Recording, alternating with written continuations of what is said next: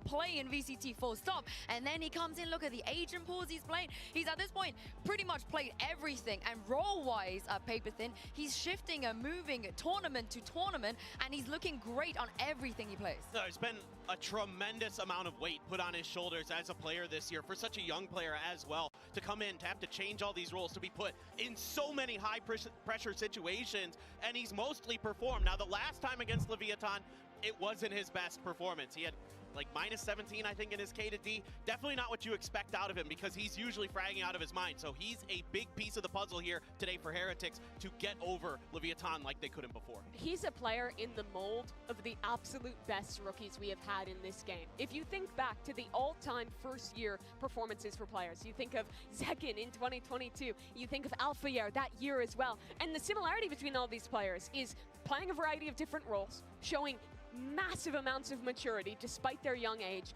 and stepping up and finding massive performances with their team. It's been a while since we've had a guy like this, but Woot is finding his absolute stride, no matter the role, no matter the circumstance, on this Team Heretics roster. I mean, rookie aside, I think the last time we had a guy like this was kind of forsaken last year with the peaks that Paper X were able to hit, just given that flexibility. Yeah, and I love the word year, because he hasn't even been here for the full year. He literally, it's been like 6 months. He wasn't even 18 before the season started. But let's catch up with the man himself. Here's Mika Fabs with Woot. Hey guys, I'm here right now with Woot of Team Heretics. Now Woot, you guys had a massive victory against Sentinels yesterday. I feel like I have to congratulate you for that. But how confident are you guys up against Leviathan? Because previously they won against you guys 2-0. We are always confident about who we're playing against. But this time we're not gonna focus on the names. We're gonna focus on ourselves, and we're gonna play our game. So it's gonna be easier than last time. Gotta love it. Gonna play your game. Now there is a bit of a question with the team's history with best of fives. Do you feel like the team's stamina has improved, especially with all of the events that you've qualified for this year? I think, yeah, we had a lot of experience about the best of fives, and we're gonna use it in the stage. Especially in Shanghai, we played all of the stadium matches. So we had a lot of experience about it. Okay, excited to see it. Best of luck. Thank you. I mean, this is definitely could be an issue for them in this best of five. Benji, yes, Benji, you show them. You show them. Don't headbutt the camera. But let's That's talk. very expensive. Let's talk about this best of five record, Kilios, because it's not looking good for Team Heretics. No, overall, across the board, in best of fives played for the side of Heretics, they've only been able to get one win Just the one. so far. So it has been a bit of a struggle, whereas for Leviathan, they have had a couple of additional victories here for them. I think the biggest key difference to really keep in mind, though, is that for Leviathan, these are regional victories that they've been able to accrue for themselves over in Americas. For Heretics, however, they do have one on this global stage. The question is, can they get a second? Can their second ever best of five win be once again here in this moment that allows them to get back into a grand final?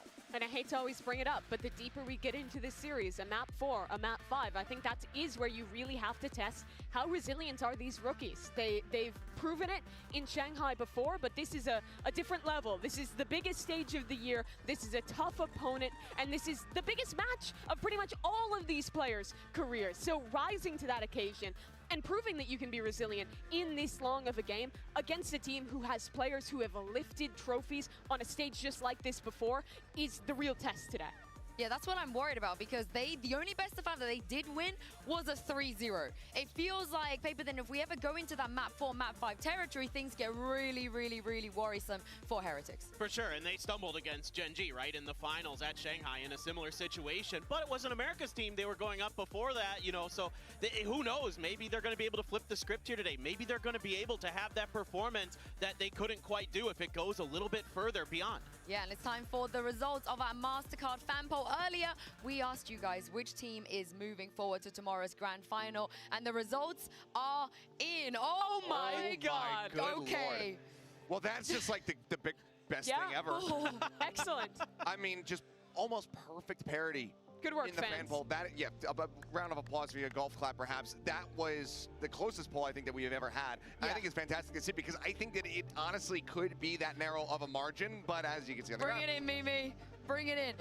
Now, my reverse curse has been very, very good. So I'm just going to confess straight up, I'm doing this for Heretics. I think on paper, Heretics are the favorite in this matchup. I think they looked so good in that last series. They've proven a real depth. I think strategically even, they have better ideas in a lot of rounds than Leviathan. And honestly, I feel like despite how young they all are, the firepower they have on that team can compete, even against this Leviathan that people have called the super team all year. I think they're in a great position. We saw Gen.G struggle versus Sentinels in their first best of 5 at a global event. They went on to go to Shanghai. They beat Heretics in a best of 5. I think Heretics, they take that as a learning experience. They see, okay, this is the endurance that we need to be able to get through a series like this, to be able to lift a trophy. I think that that is going to be such a huge boon for them here in this arena. I know. Why did you go for Heretics? I mean, I think it's two things. It's the run back, so usually the team that wins the first time, loses the second time at an event. Could be an anomaly, who knows? The other thing is I think Heretics just have a deeper map pool. I think overall yesterday, Leviathan has looked shaky in a lot of their wins, even on Icebox, their best map. It's always overtime, it's always very, very close, so just minor adjustments need to be made for Heretics to beat Leviathan this time. And there's a lot of comparison there as well. The Icebox, the Abyss, I think Team Heretics are competent at both those maps that Leviathan are likely to pick in this pool. It doesn't matter, right? They're both Pacific, so you're happy either Pacific. way. I'm fine whichever way it happens. Doesn't matter what happens in the grand final. We're all set. Where's my tinfoil hat? Achilles. In a world of all the stresses, be like him, because it's time to kick off this best of 5 and find out which team will be playing for the trophy tomorrow. It is Leviathan taking on Team Heretics. The Champion Seoul lower bracket final starts right now.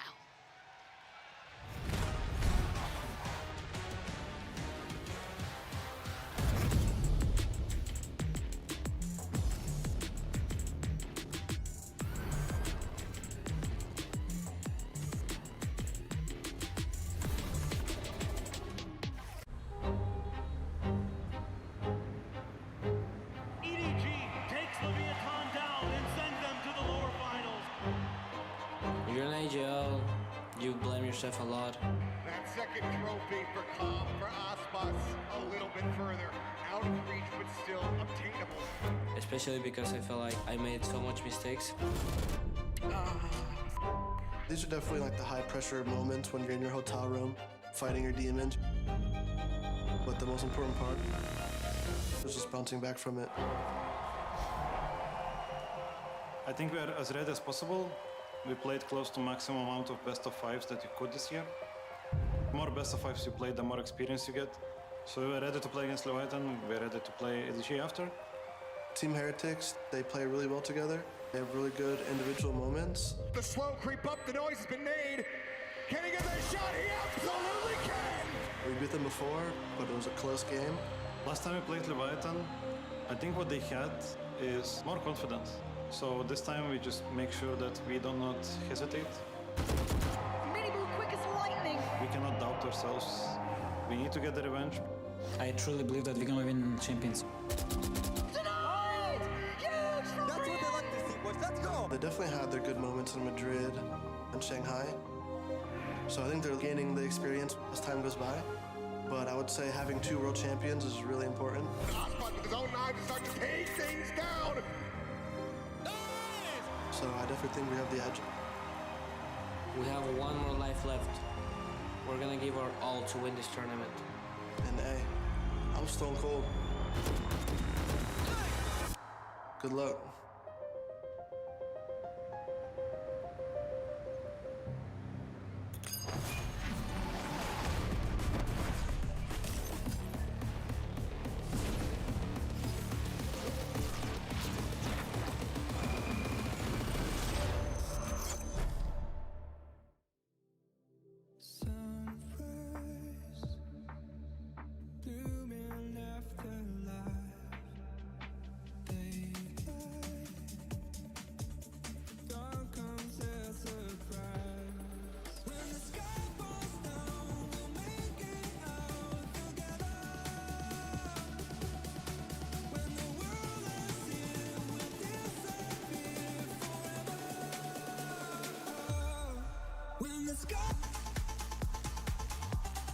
Leviathan.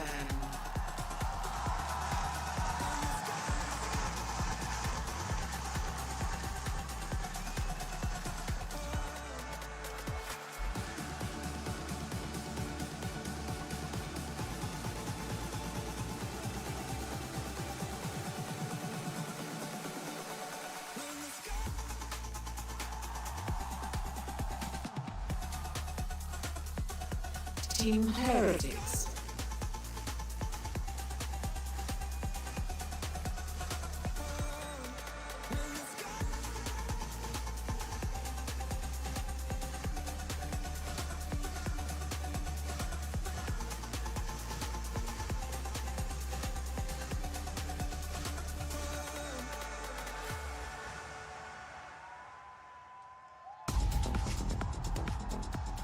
The grand finals is on the line here. Just one best of 5 stands in the way of either Team Heretics or Leviathan making it. But this is a best of 5, like I said, and the maps are going to be very interesting. What do we think is coming up today? I think we're almost guaranteed to get that icebox early in the pool, and I think that map is going to define how this series goes.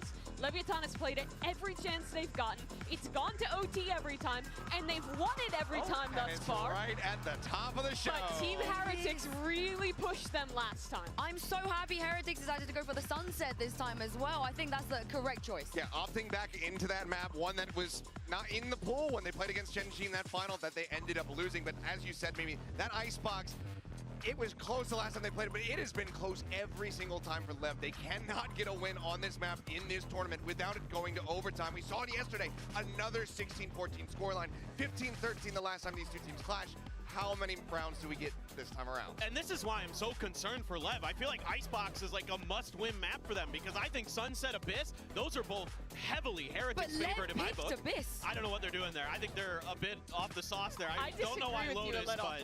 I think that Abyss is better than we think. I think they made some individual mistakes. The coordination wasn't on point. I think that led to the map slipping. I think the way they play the macro on that map, though, is one of the best in this tournament. The way they're controlling mid with the Harbor dominating that space, especially on their defense, actually looked really good. But for me, Clint, it's all about them shoring up those mistakes, the coordination issues that we did see last time. 100%.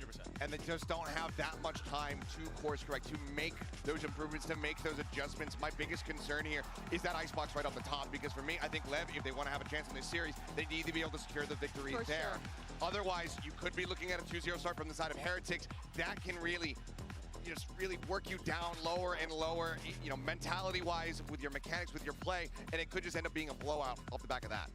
And for the rookie players as well, being able to get out of this best of 5 in a 3-0 before going into that finals, I mean, that is best case scenario for a possible Team Heretics tournament win here. There are two things that I'm looking for, one for each team. The one that I'm looking for Heretics is for the squad to big up that guy right there. Miniboo, he was not in that best of 5 versus Genji over at Shanghai. He does not have that best of 5 global event experience, but the rest of the players do. They need to be guiding him. They need to be keeping his spirits high if he goes off to a bit of a rocky start. For the side of Leviathan, I'm looking for a Vandal in Aspas's hands when they are on the attack.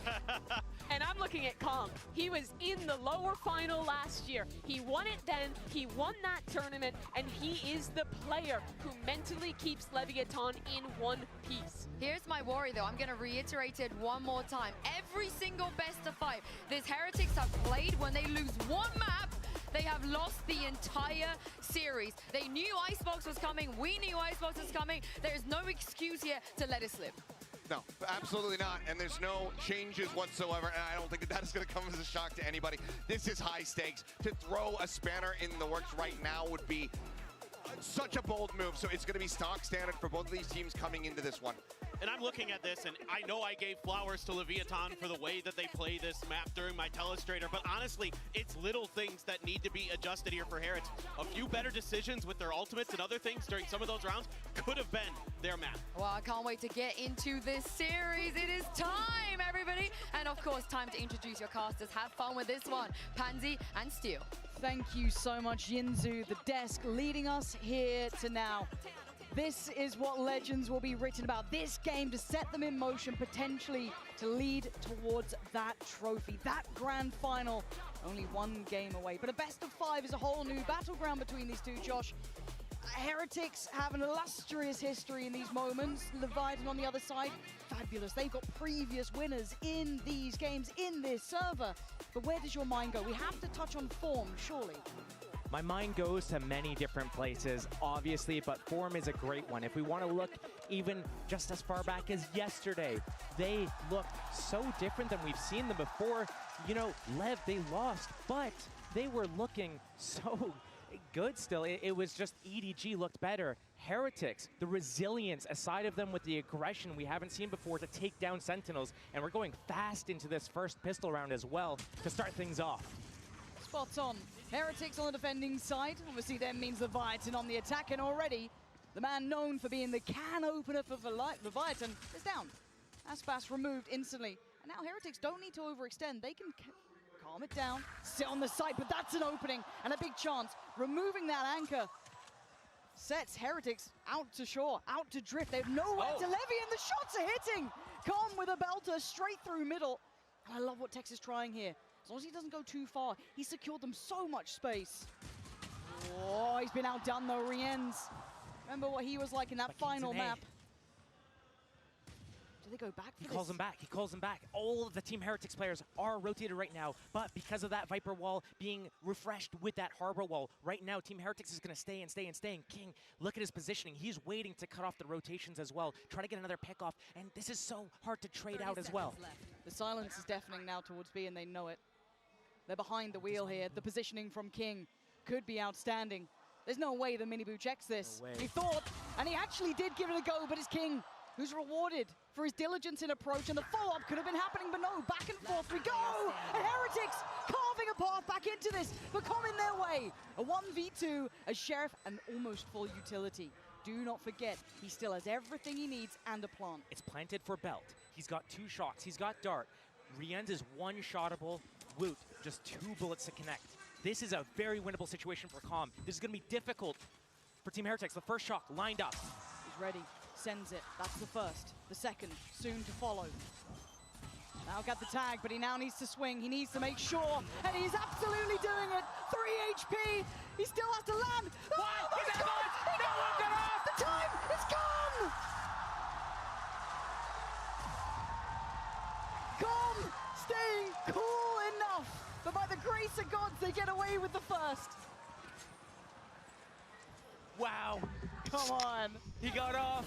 Calm ran out of bullets, though. The only win condition there is to stick it. You don't have time to get off and then get the kill and get back on.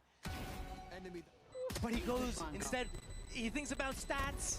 No, you're going to be kicking yourself from that one. And Heretics, they had a rough start yesterday. They were missing their shots. They lost the pistols, and both pistols in that first map against Sentinels. They lost versus Classics.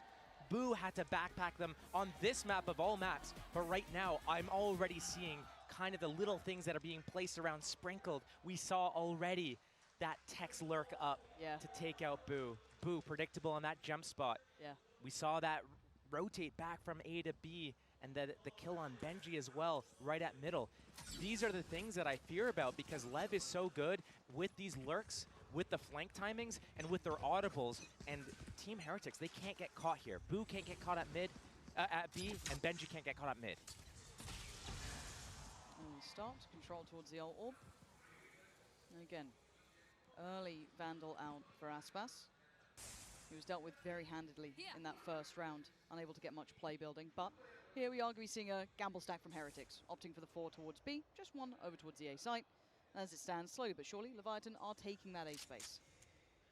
We saw Team Heretics actually doing a few of these gamble stacks towards B yesterday against Sentinels as well, where they had 2 or 3 players where normally it's just Boo to defend, but Lev's just going to walk into this A site for free. Maybe Benji goes for a fight, but it's going to be a plant.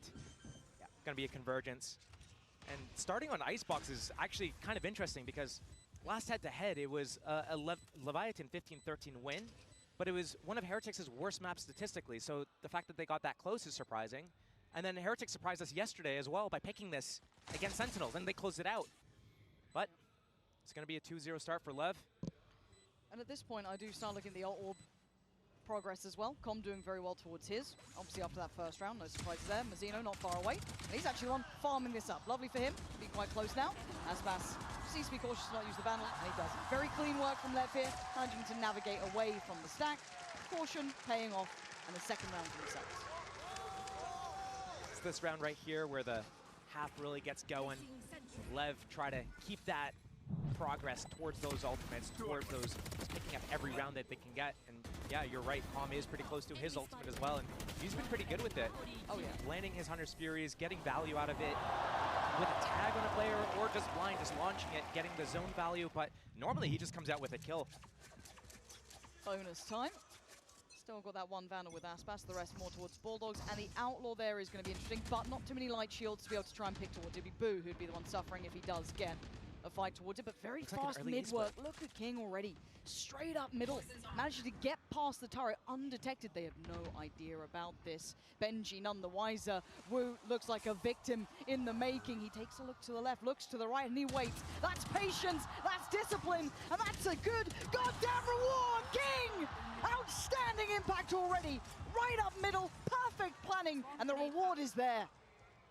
That's a tough pill to swallow for Team Heretics right now. They're in a 2 versus 4, and it looks like they're looking for an opportunity back in here. Spike hasn't been planted yet. Benji. You're not going to isolate a fight on the high-low there.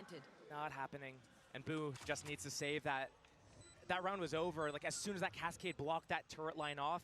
And sometimes we've seen Team Heretics start with a player on that boiler to stop that Killjoy Molly from taking out their turret. But the way that LEV play, because they have that second control in Harbor, they can send that Cascade out towards that boiler, block off that vision, and sneak through that gap. So Team Heretics needs to figure out a way to stop this from happening. Alarm bot, maybe play that player in that position, but great bonus round strat from LEV. And I'm glad you noticed that. The fact that it came out in round 3 here, in my mind, really sets the standard. And it's going to force Heretics to make an adjustment now. They have to respect it. Exactly. It sets the tone. So do you pull Benji now away from where he was? Focus him now towards Boiler. Clearly, they have to make their minds up. And to go for a little bit of a high, I wouldn't even say high risk, but it was a slightly risky approach from King. Why not in your bonus? You have that extra round as a buffer. A lovely concept. There's 2 things I've noticed now about what LEV has planned here on their attack side in these first few rounds. So the first one was punishing Boo on that jump spot in that Tex 1v1 lurk at B. The second thing was now this A split by denying middle. Right there, that tries to force more of Team Heretics over to defend B, to defend middle. That's going to be less players to defend A. So let's actually look at the tangible impact of that already. The adjustment of the Killjoy utility is there, Benji far more present. Now, they've said that. They've conditioned them to respect this, but you're going to see the buy obviously suffering. Only Boo making it away with that Phantom in hand. Sheriff's outside of it, but we know the Heretics can hit with this. And they've gone for a bit of an aggressive lean as well. Stinger close enough by. You've got Woot looking for a brawl here, but Aspas waiting. He's got a read on this one. Yeah, he absolutely does. Eyes on the prize for Aspas, but not perfect on the follow-up. Hold on. Heretics just found 2. King again, though. Anytime there might be a swing moment, he finds so much impact, even if it's just 1 kill. Mazzino, got to be cautious to not get overwhelmed here. You can see Benji desperate to get him, and Benji's going for the ends on the follow-up as well. They know where King is. Spike, and they've got to know about King. He was the one who took down Boo. How do they position around this? Let's see. An upgrade for Benji, a stinger still, but it's perfect from Heretics. What an adjustment! A couple missed shots here and there from Aspas, but they planned that from the get-go, Josh. That couldn't have been more perfect for Team Heretics. And I was looking at Boo's positioning, aggressive on B. He actually goes 1 for 1, but that first kill, it was unpunished. Aspas, I thought for sure, yeah, you're right. He's sitting under belt, he's waiting for it. He knows his pipe aggression's coming. But this convergence at Maze with that dizzy and swinging from 3 different angles to clean that up, wow, that's a must-needed swing round for Team Heretics there as they lost that first gun round. And a stark reminder that this was a very close series last time they met on this map as well. Heretics deserve and they command respect here. And aggression seems to be the name of the game. They're doubling down on this. Mini Boo, too far, has to back away. He goes forward. I see that. Woot goes forward. He takes away Aspas, and now they once again try and do more damage. Rien's from further afield, finding Mazzino. They've left Lev in tatters. Down to Tex, King, and Com. How the hell are you meant to make this one work now? So many bodies here. Lovely little off angle for Mini Boo in case they try and push up. They can swing together, they can work together. And let's see, that's exactly the case. He gets a fair free fight near on King. And Tex and Com, what options do you have? A beautiful shot, no follow-up. Benji on the trade. Heretics starting to hit together as a team. Not impossible, but improbable, Josh. I'm loving the repositionings together. They realized 3 versus 1. Let Tex get to the site, plant that spike, and lock himself out. I love this. Fundamentals. Showing that heads up, that calmness on stage. Just look at this little stack here. Knowing that Tex might want some security. He might want some safety. Oh my God, but he got the thing, 2 HP. What the hell, Tex? surgical precision, and now he's got a real game. He's got a real chance in this. This was a 1v3, bear in mind. He's looking for another body to drop, but no one's giving him that game because Miniboo's been left having to scour away. Now, Tex with just basically that gun in hand. But 2 targets, that's 1. Oh, Miniboo with 2 HP! More than enough for that man. Keeps this strong, but you saw the danger starting to creep in. It's only been 2 rounds in a row that LEV has lost, but I would not be shocked to see if a coach calls a timeout right now with the way that they were moving up there. First round that Calm gets his ultimate, he doesn't even get to use it. They walk up, look, through the Viper wall alone, no trade potential, just everything is just so sloppy this round from Team LEV. They need to be more grouped. They need to be more... Bro? How did he kill? That was insane. I mean, it was good. It was. It was insane. That's true. So, watch your back. Yeah. LEV, they need to tighten up a little bit more if they want to do this. And they win off the back of their individuality and finding these openings, especially on their lurks. But the way that Team Heretics right now, they just won at A, they're stacking B right now. I love this switch up, and it's only one initiator to deal with this. So this dart from Calm needs to secure the info in back yellow. Otherwise, this setup from Team Heretics is going to crush LEV. Feels like a trap, doesn't it? And now they look to get proactive. Heretics bringing the fight to Leviathan. The second they showed, even just a centimeter, even just a pixel out of place, they pounce. And now, once again, they're down 2 players at the very start. These early fights for Team Heretics, it was working so well for them yesterday. They keep doing it, setting up that fight with Miniboo and that Gecko, the Dizzy Flash. But into A site, Team LEV go. They have that Viper's Pit. They might use it to secure this round. If they get a good spike plant, they get the good positioning on that Viper's Pit, they might be able to turn this 3v5 around. But that Thrash on the other side of things makes them second guess it. Tex holding his ground, so good in these positions to tap them out. Time to go though. Miniboo set into motion, and it's just poetry. Look at his connection on Tex. Caught King as well. Com, the only one alive, trying to secure his teammate at the least, but you can see the killer's on the way, and he is hungry for blood. Com can't defend them here. There's nothing more. How deep can Com go on this though? Not at all. Heretics are in control, Josh. The early aggression is gorgeous. They're taking the fights. They're playing together. They are putting ticks in every single box. Not only that, but the way that Team Heretics defended A with aggression 1 round, and then instantly, as they crush Team LEV, they instantly decide to call B the next round and catch these guys. Pants down, in the back, Miniboo goes, Dizzy, everything, just perfectly timed. This reminds me of early Heretics, when they felt like that unfathomable team where no one quite understood how they were so good. The synergies there, the little game plans were there, and we are seeing them look so good here. But it's only 3-3. Early B split as well. Oh, Benji through the was smoke. that just straight through? Yeah. Oh man, I don't know if there was a gap maybe or something, but he's got his man. You see King wanting to trade that, but there's no play allowed now. You got away with a little naughtiness in middle. They're not going to let it happen again. But for LEV, they're losing out on bodies so early here now, so consistently. This is the first time they've at least got towards yellow. They've got that, but they've still lost a man in middle. Benji brought back to attention, but already cleared a little by Miniboo. I like this. They're so proactive. Com's had that ultimate for 3 or 4 rounds now. 4 versus 5 here. Aspas has the Bladestorm popped. We know how deadly he can be with this. Already, Team Heretics, they have that man advantage, so they're trying to value their lives a little bit more, play for that retake. They have that lockdown. Yes, Com can counter it. And Boo was marvelous playing from here before in just their earlier series. Let Aspas get a little bit closer. Take the space.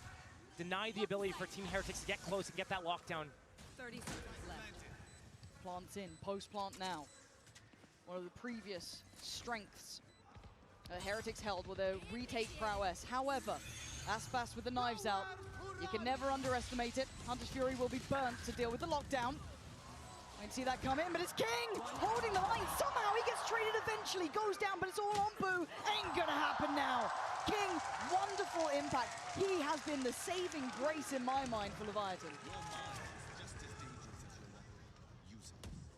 Finally, LEV pick up another round. That was a 4 versus 5 conversion there too. The way that they played that was so well done with getting close to B, getting into the site basically before they take out that molly, knowing that they're going to save that Hunter's Fury for that lockdown. But I have to wonder about Team Heretics. When they get this man advantage, they give too much respect, and then LEV is able to exploit it there. No break in the trend. Just what the doctor ordered. A little change in the approach from LEV as well. They're faking this B pressure, but they're grouped towards A. They want to contact in here. But Team Heretics, they're not advancing. Yeah, Miniboo and Woot waiting. And there's been aggression here, so they should be heads up to it. They should be aware. Still. They still have to deal with it, and it seems Tex was none the wiser. Woot can now evacuate as well. Again, early man advantage. How many times are Heretics going to get this? Last time Heretics had that early man advantage, they backed all the way off here. They're trying to stay in maze. They don't want to back off all the way. They want to keep some pressure up. Rians pops that drain, gets this info. And this is valuable information. Pulls Benji and Miniboo back over towards A. 4 players to defend. Yeah, but again, we saw them stick the landing in the last one. Leviathan closing that gap. King giving them masses of safety, but Woot still wanting a little more. Looking above the wall, and he finds a player, and the follow-up for Rians. Heretics finding the perfect balance. Aggression, discipline, back and forth, and Leviathan struggling to match this step by step. I have the spike. And LEV. 30 seconds left. All these rounds are developing so slowly, and they're getting picked off. Some of these players, last round it was through the smoke at middle here. It's at lower A after they try to fake their B. A different approach every round from LEV, but right now Team Heretics is almost perfectly reading them, staying a step ahead. Calm, trying to save here. Not much else he can do, not when his teammates go down in that fashion. Team Heretics is going to pick up another round, and when I look at the first 3 maps, when talking eye test, this should be in Heretics' wheelhouse to close it out. Very much so. Having said that, we did say that about Sentinels yesterday, and you see how that turned out.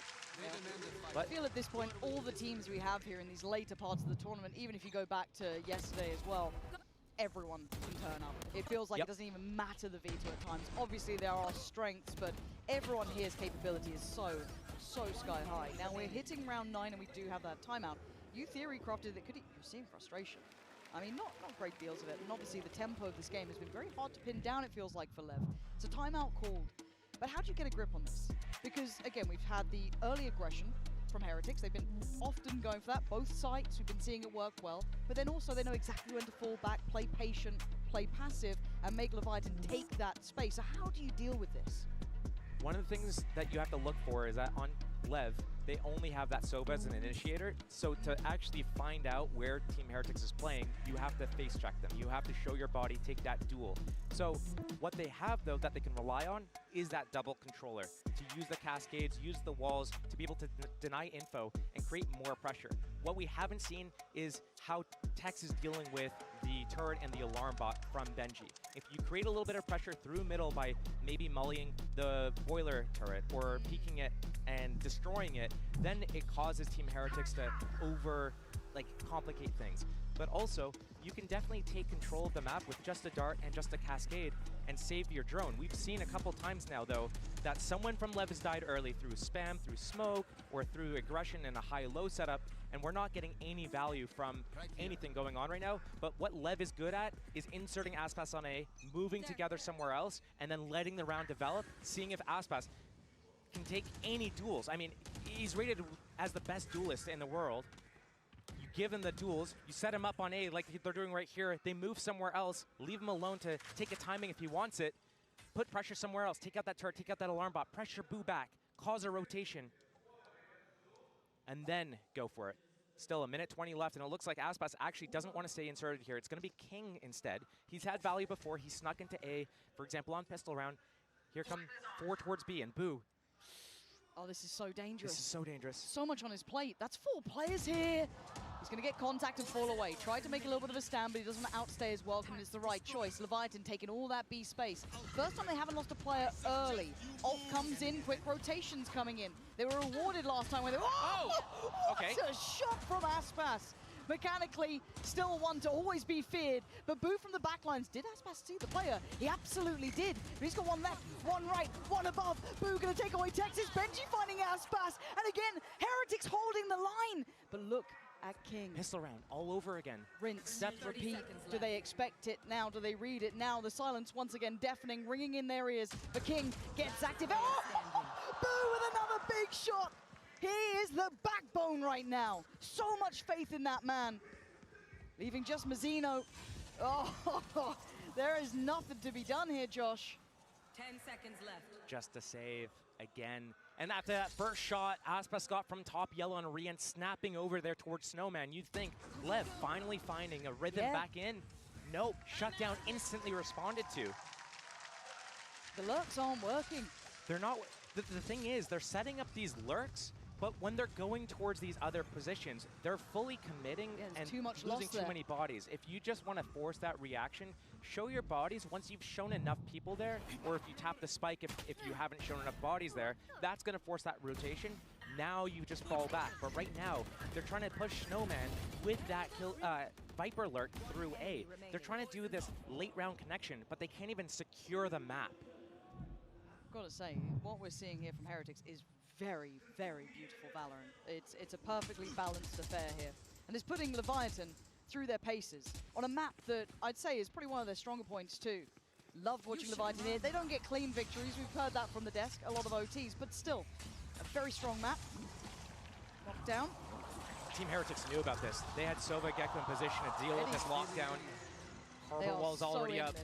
So locked in, reading everything, still struggling to break through towards the site. Leviathan making it up towards Maze. You're looking at the crossfire. Woot on one side, Rien's on the other. One up towards the belt. The swing from Rienzi gets cleared. That's better. Mazzino going to find the first. Untreated either. Now Benji gets involved though.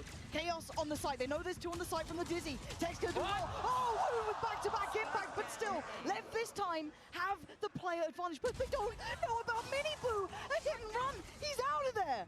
And down to a 2v2. A quick upgrade for Com.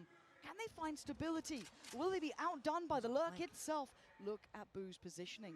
But already Lev, they feel something's wrong. They can feel it in the air. There's something happening they don't like. They don't have that full picture on A. But being proactive may not get them where they want. It's Miniboo on the angle. He's going to hear these steps. He's ready. He's waiting. And he's doing absolute wonders for Heretics. That is so good from Team Heretics there. So often, Boo will rotate so late from that B site, afraid of a lurker, and wait until it's a full commit.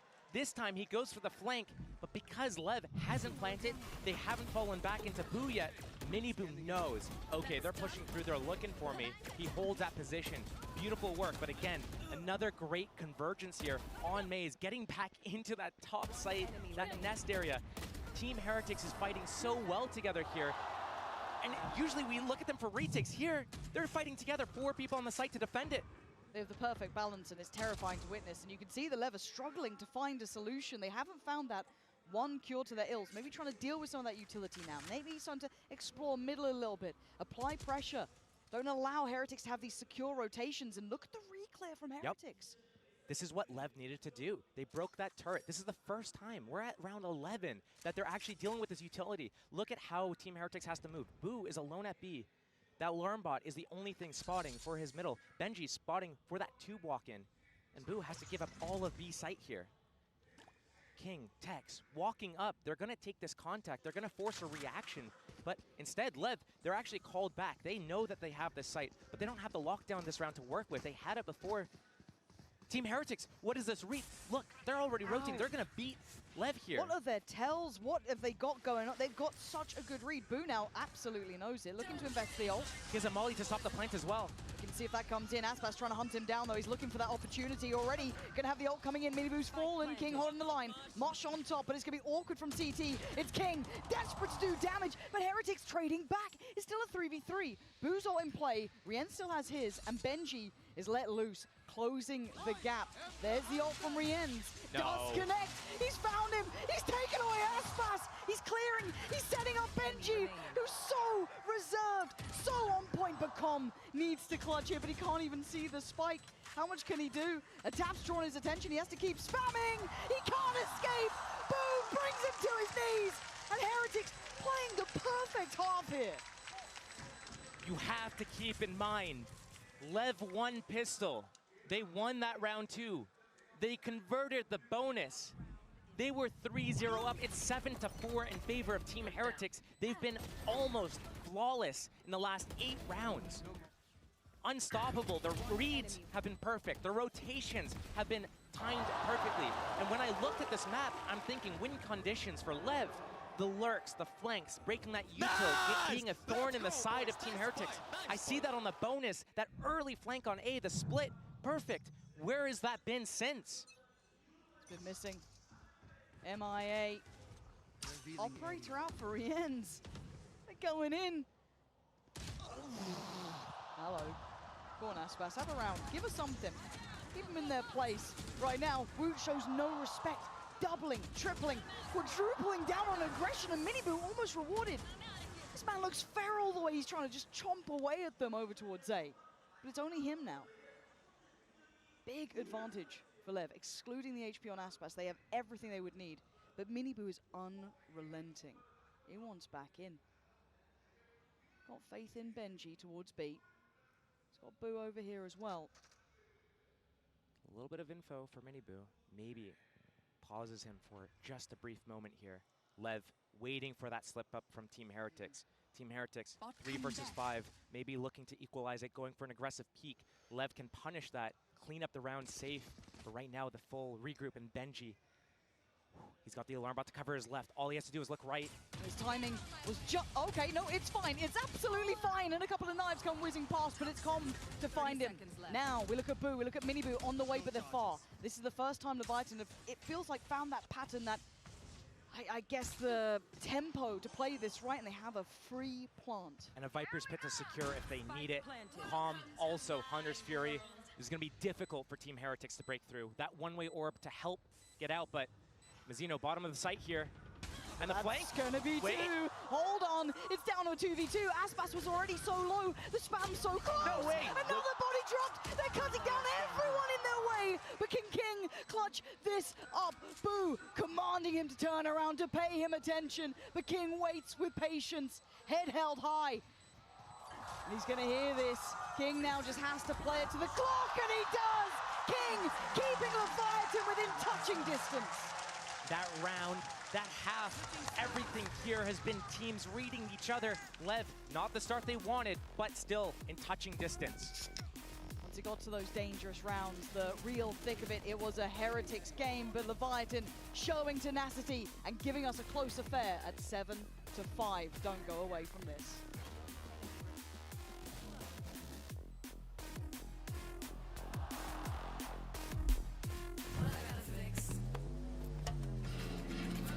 Oh, come on. Trade in any phone in any condition guaranteed and get $800 off the new Galaxy Z Fold 6. Only on Verizon.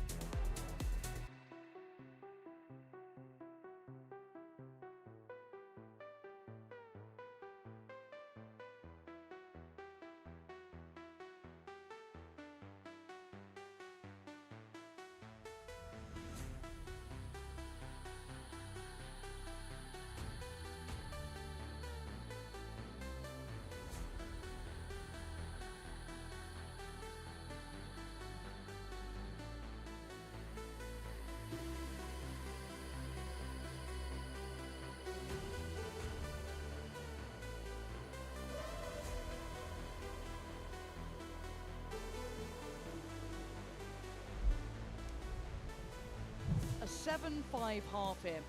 And scoreline-wise, it feels like a close affair, but let's discuss what that really means, Josh. How these rounds went down. You said it perfectly, of course. Leviathan started very well. They got the pistol, they did what they needed early doors. However, Beyond that, you got to look at King for finding them impact. He got them, I'd say 2 rounds in this one, easily, if not more. But beyond that, it was a whitewash for Heretics.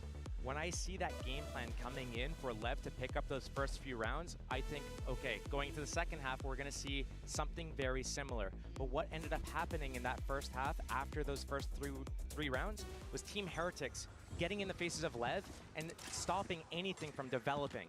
So here, is LEV going to be able to get away with their game plan again? Already very aggressive contact play. Taste of their own medicine perhaps here. Heretics are going to have a horrible surprise. They've heard the jump spot, but look who's waiting. Boo, they're aware. And now they're very aware, and it's an effective trade for Heretics. Boo, breaking the backs of Leviathan with 2 quick kills, giving them the man advantage. Tex and Com have to respect this. You can't stick around. Com trying to make a quick escape here. And they've noted the follow-up player. They know where both of them are. They spotted Tex's leg. They know it's both here. Tex now. Oh, they've run him like an absolute bug. Heretics starting with a bang in the second half. That wasn't a book, that was a pamphlet. And right there, Team Heretics picking up that pistol round in that second half. LEV, they thought they had the read going in there for that aggressive push through lower A, but Team Heretics ready and waiting there.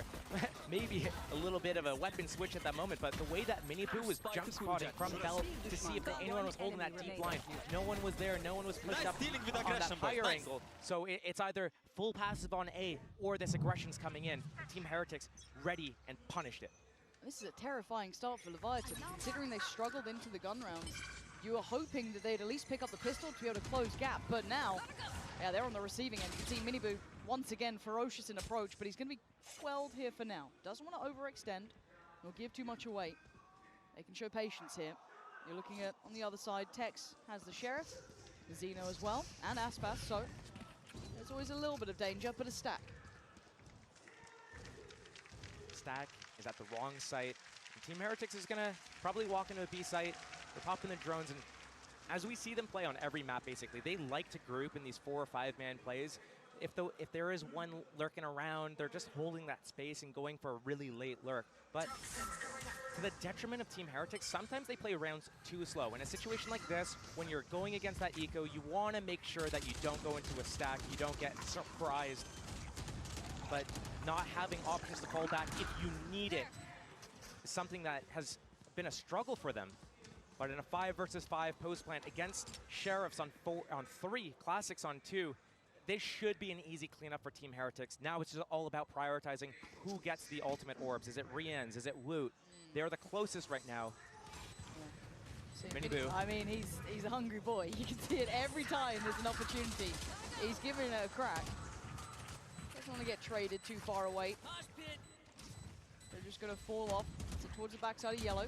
Leviathan testing the waters, but so far it's Boo to find Mazzino. Again, Leviathan probably opting now to go down to the spike at this point. And Heretics going to back away. Really, the only one they didn't want to lose out on would have been the likes of Woot, Boo, potentially. Maybe Miniboo keep that SMG in hand. That would be nice. Still very usable on the Neon. But Leviathan having to go through their paces here. They are watching this game slowly be taken away from them. When we look at the context of things, best of 5, lower finals, you go home if you can't collect these. A lot of teams will use that first map as a warm-up map, kind of feel out the temperature of the room, understand how you're feeling, is everyone on point. So if this was LEV thinking that they were going to take that first map, and this is the way it's going, maybe they should have thought going a different map, perhaps the side of Lotus, for example, instead of Icebox, the way that Team Heretics was looking yesterday. Because if LEV cannot convert this, again, I look at that Sunset map 2, that Abyss map 3. Those are Team Heretics' best maps. If they start 1-0 up here, LEV, big trouble for them. Yeah, the red flags are starting to wave, but this is the big moment, though. Do we actually get a game here? Leviathan do need to convert this, otherwise it feels like it's so likely to work out for Heretics. But again, you've got quite a few rifles here. Boo's got one, Benji the other, Bulldog with Woot. Oh, good start. Big impact there. Taking away Rienz is huge. And for as many high impact, high energy moments this game has had, there's also been all these pauses. Oh, that's 2 players spotted on this drone. Right now, Team Heretics, they're down a man. 4 versus 5. They've been spotted 2 other players towards B. Right now, they have the option to either continue going B, where they've been spotted, or they go back to A. Right now, LEV, though, they want to re-clear middle. Make sure there's no lurk. Make sure that that rotation between A and B, they can catch someone on that rotation, but they just missed the timing.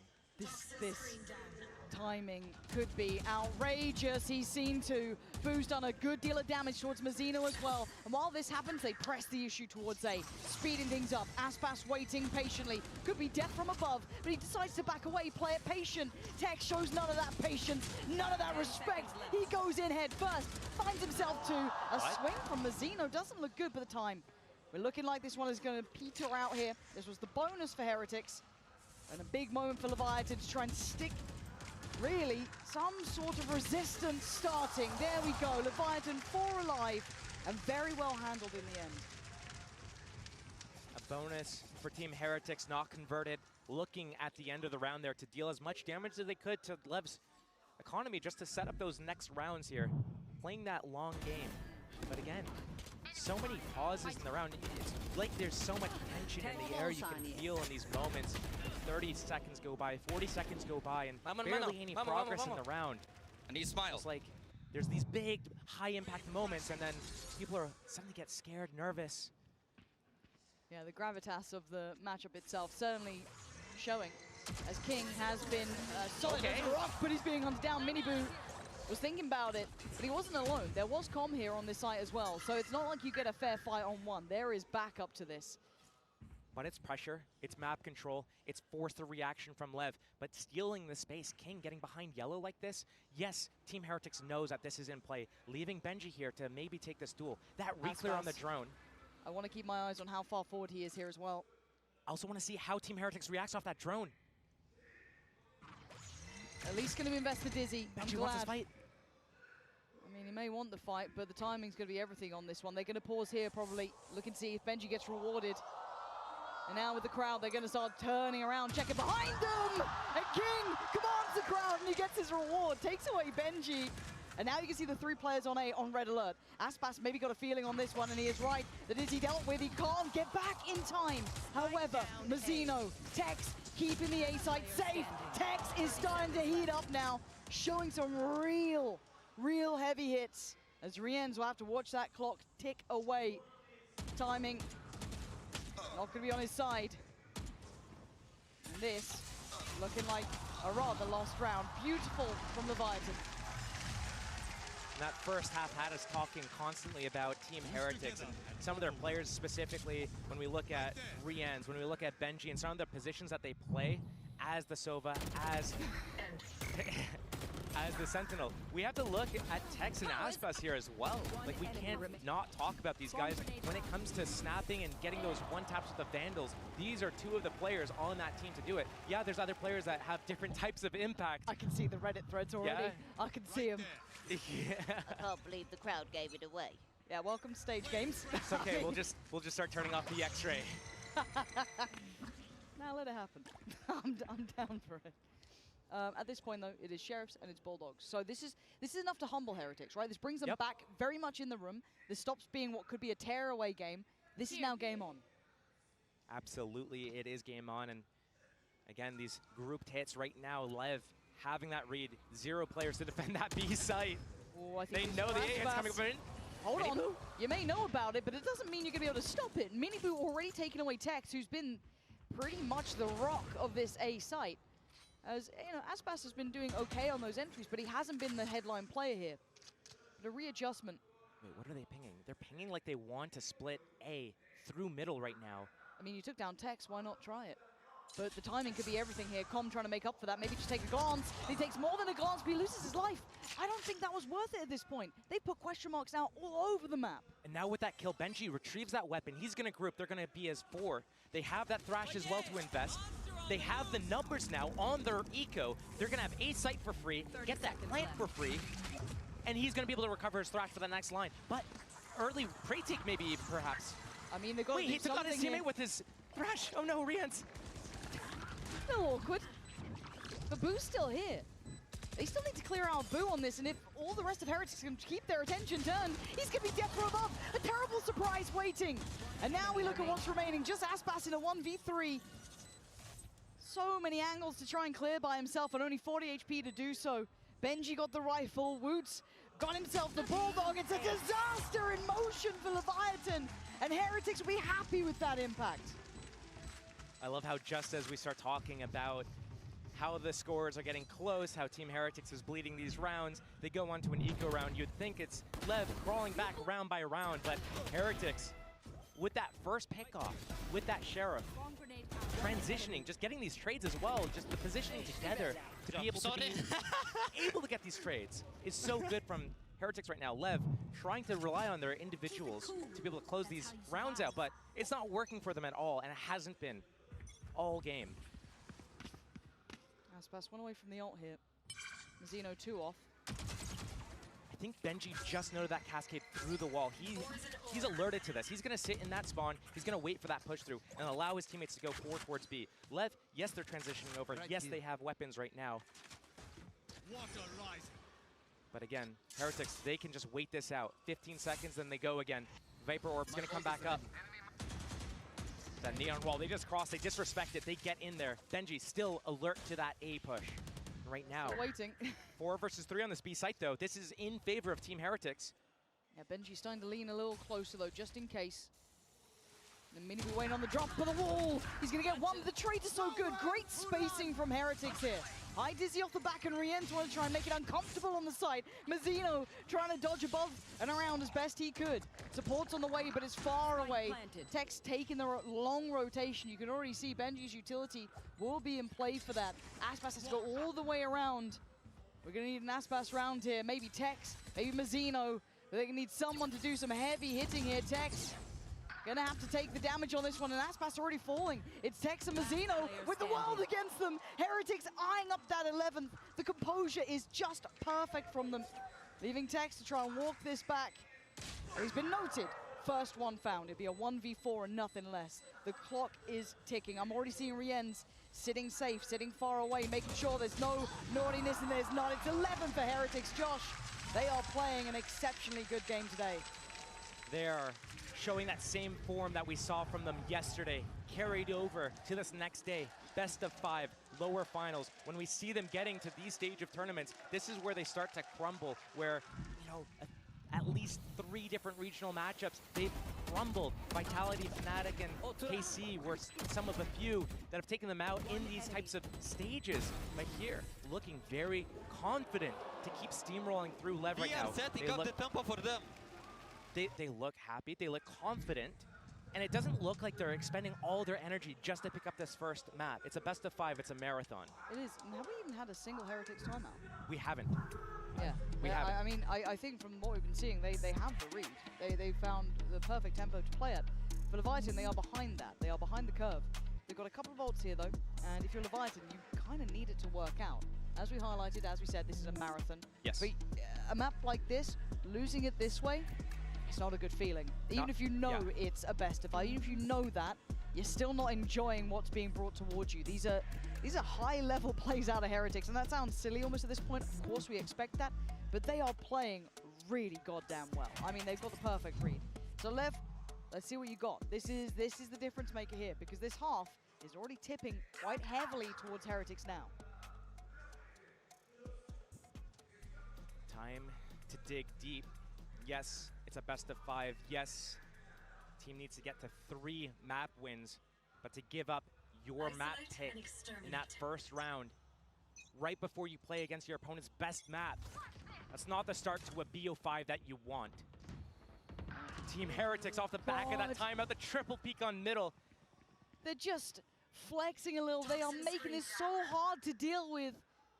Even if it was a Leviathan timeout, obviously Heretics can check in as well, and they use that time perfectly. The crazy thing about that is, so many times I've seen Team Heretics play on this map and wish that they would do a play like that, and I never see it. But they pull it out, and it works. And Aspas already checked on. He's had to fall away initially, still wants to stick by yellow, but he's the only one on this side of the map. And it looks like a double pump. They're going all the way back around towards that A site. 2 things I look for here on that LEV defense. That lockdown, that Hunter's Fury. It's going to force Team Heretics all the way back. But can they capitalize off of it? I'm not sure about that. Yes, the spike's going to get planted. Yes, Team Heretics is going to back off. But right now, The rotation's in, and they might use that Hunter's Fury early to take them off the spike. Mini Boo clears side out for them already. Hunter's Fury, normally Com is good for this. He's not getting his usual reward, and Aspas doesn't get his connection. It's Mini Boo showing control, keeping the site safe. Lockdown is in, plant is there, however. Rien's looking for his man, looking for a body to drop. He finds it, lets him loose. He'll give his life up, and he's done his damage. He'll accept his fate. He's basically given them 12. As now Com has to face the music, has to go and fight. Otherwise he has to watch this round tick away in front of his eyes. And now a 1v4, look at the angles, look at the positions. They're gonna have to move towards this though. He's gonna get half. A great attempt, but not enough. Heretics up to 12. Beautifully played. And they have turned up here today, eyeing up that grand final.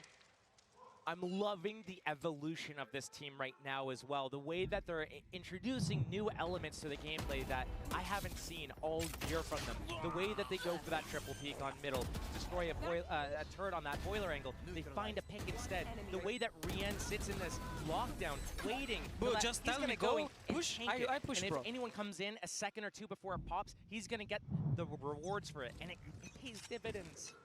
And now look at them suffering. Mazzino can't even afford armor. They're just trying to make something happen, and Aspas just sent into the blender, sent probably into an early body bag. King affected by the dizzy as well, and now they want to turn the screws, apply the pressure harder. But Heretics showing some cool composure here, and just pumping the brakes. A big test, and then just slowing it down. Benji looking for that A push. He's got that higher belt line. Alarmbot to watch lower, turret to watch middle. Heretics pumping the brakes, waiting for this wall to come down.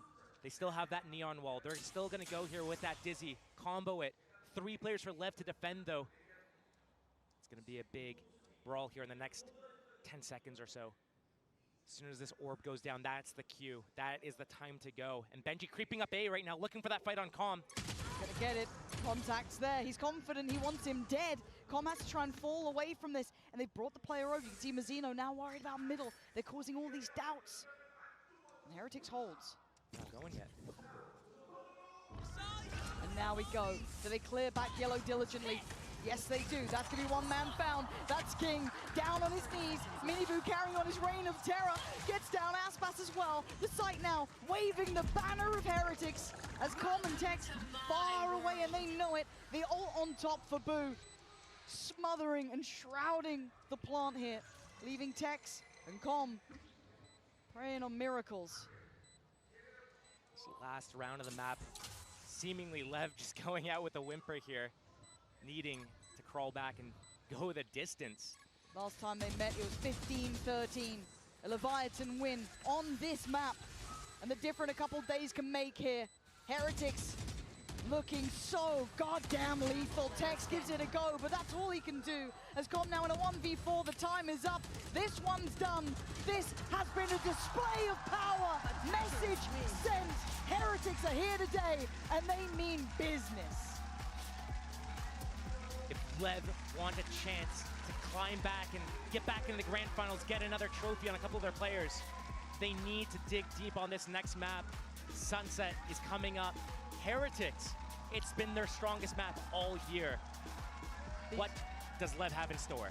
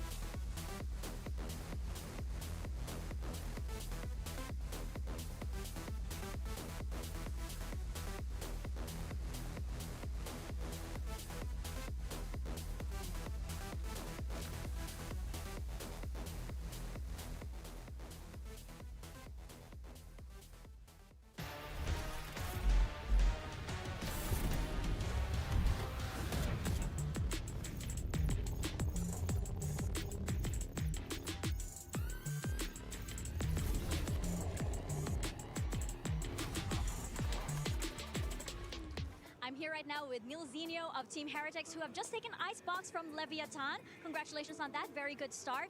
Now, of course, this is a high-pressure best-of-5 scenario, but the boys have been here before, most notably Master Shanghai. So as you reflect, as you look back on those games, what mistakes from the past are you ensuring do not happen on this stage this weekend?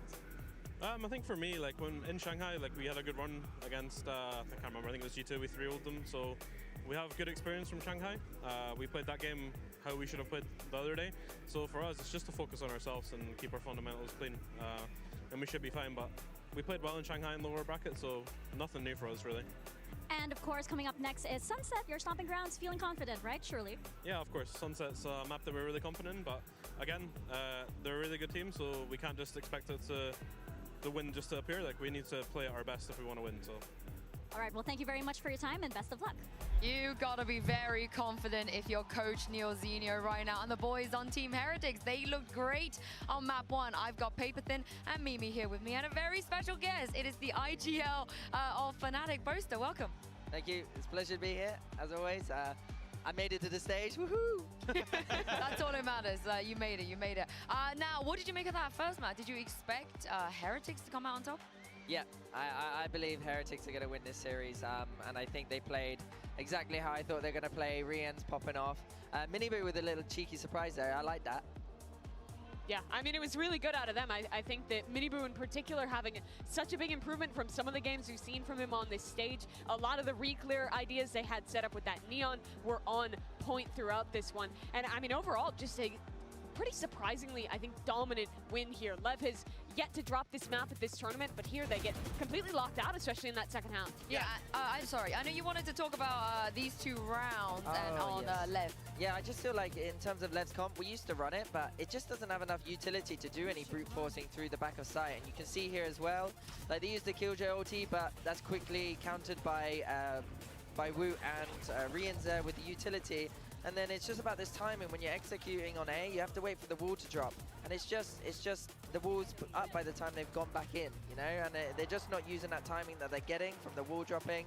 And then when it comes to fighting on site, Heretics just have extra utility. They got the Neon stuns, they got the Gecko Flash, Gecko Molly. It's just like, what can you do? You got a Harbor Wall. We're suffering here. Yeah, and you can see the change-ups that they made since they played them the last time on Icebox. Like, they were giving up all that space to the side of Leviathan, and now Heretics is disrespecting it. They're getting ahead of it. They're finding those timings to push forward, to pressure those post plants that Leviathan was trying to set up. Yeah, it's time for the Verizon high-speed moment as well. This one is from Miniboo in round 6, and a Miniboo Mimi that's looking on form. Yeah, he absolutely is. This is one of those set plays that Team Heretics have kind of become known for, especially earlier on in this year. They've moved away from the Neon on a lot of maps, but have stuck to it and look good here. And I think Miniboo playing well is so critical for Team Heretics to go from a team that is good to a team that can be great and compete for trophies. He's putting himself in a lot of positions where he's set up to get these opening kills, where he's ahead of the team, taking some of these risks. And when he's in his best individual form, I think you really see that carry them through. Leviathan on their attack side could not find those opportunities to get that pick, get themselves in a man advantage. And you contrast that to a Team Heretics that was doing such a good job setting Miniboo up for these opening opportunities and then converting those rounds in the post plant. And I think when it comes to Miniboo, Neon is an agent that he's really super comfortable on. This whole year, he's showed how dominant he is on that agent. The other agents, not so much, but Neon, I always have a bit of faith in Miniboo, and he loves to dash and slide, and he doesn't whiff, so yeah, it's good to watch. He was not whiffing. I mean, his improvement versus the last time they played, he was even in his kill to deaths, he was even in his first kills the last time they played. This time around, positive score line. I think he's like 6-2 in his first kills versus his first deaths. You can see that not only was he more confident, but the game plan was also built to accelerate him as well. Yeah, I want to talk about Itopata real quick as well. Of course, the coach of Leviathan. You know him. Yeah, You're familiar with him. Yeah, that was back in the beta. I ended up joining one of his squads, and I was the IGL. I was a little bit whiny, and I wanted to play Viper on Bind when Viper on Bind wasn't a thing, so I got kicked for it. So so there we go. That's a good story. But yeah, he's a nice guy, really nice guy. I met him in the lift, and yeah, he seems to be doing pretty well, taking over the reins of GoKid, was it?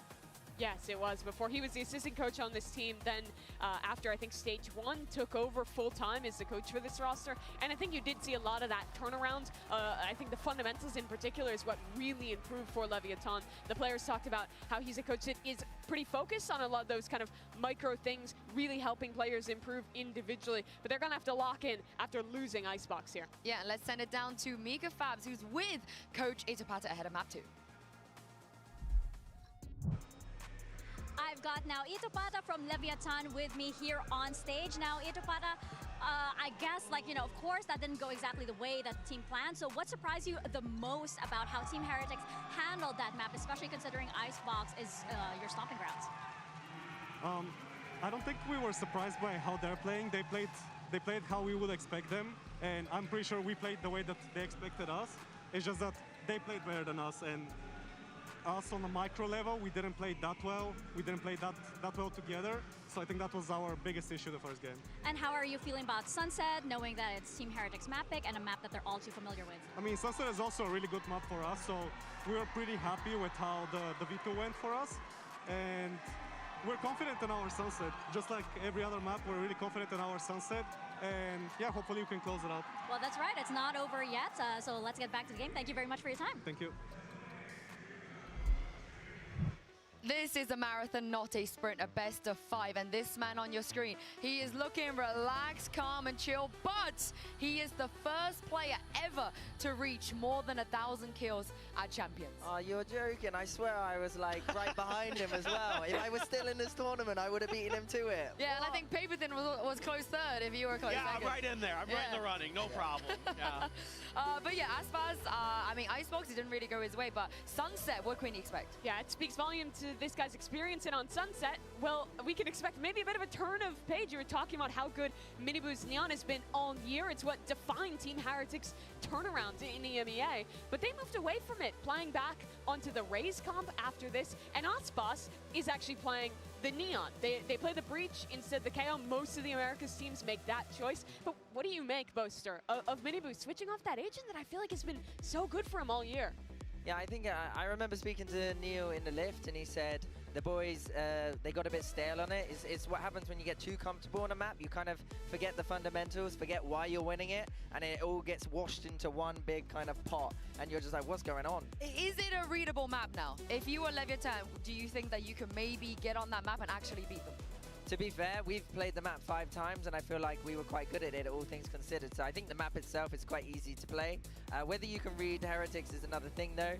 Who knows what they're going to be switching up with the Cypher and all the other U2 as well.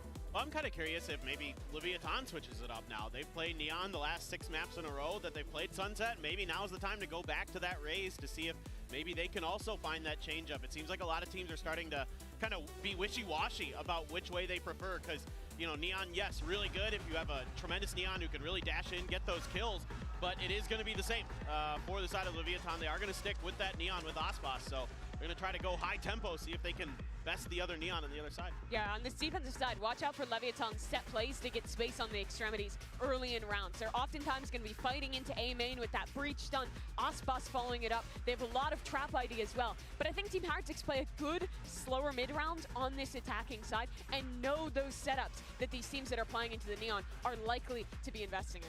I think the big thing about Sunset is that B fight, you know, whether you're fighting the backside or if you're going to stop them coming out the main, whether you're playing retake, the teams that kind of can adapt to the enemy team situation, are they playing on-site post, are they playing off-site post, are going to be the teams that are going to favor the defense and win it.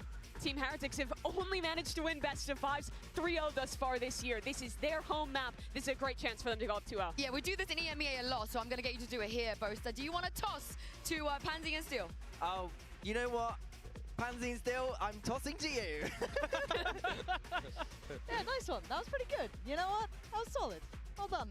But yeah, let's talk about this map, because Sunset is actually pretty strong for both sides. Obviously, we've had more experience watching, I could say, Heretics play this. It was one of their strongholds during the regular season. However, they've lent a little away from it here. Not the highest priority in their vetoes. However, on the other side, of course, Leviathan, another good map for them now. But depending, I guess, on who you watch more, maybe who you have more eye test with, you could imagine this being a 2-0 potentially to Heretics if you're more familiar with them. But Josh, Where do you see this being defined then, when you have two very solid teams going head-to-head in a map like this? Right now, I'm looking to the form and I'm looking to the little micro adjustments, especially when we're at this stage of a tournament, how the little subtle things get changed up a little bit. Team Heretics, obviously, this was their strongest map. We haven't seen them picking it this event so far. Maybe hiding it, maybe they wanted to play to other strengths.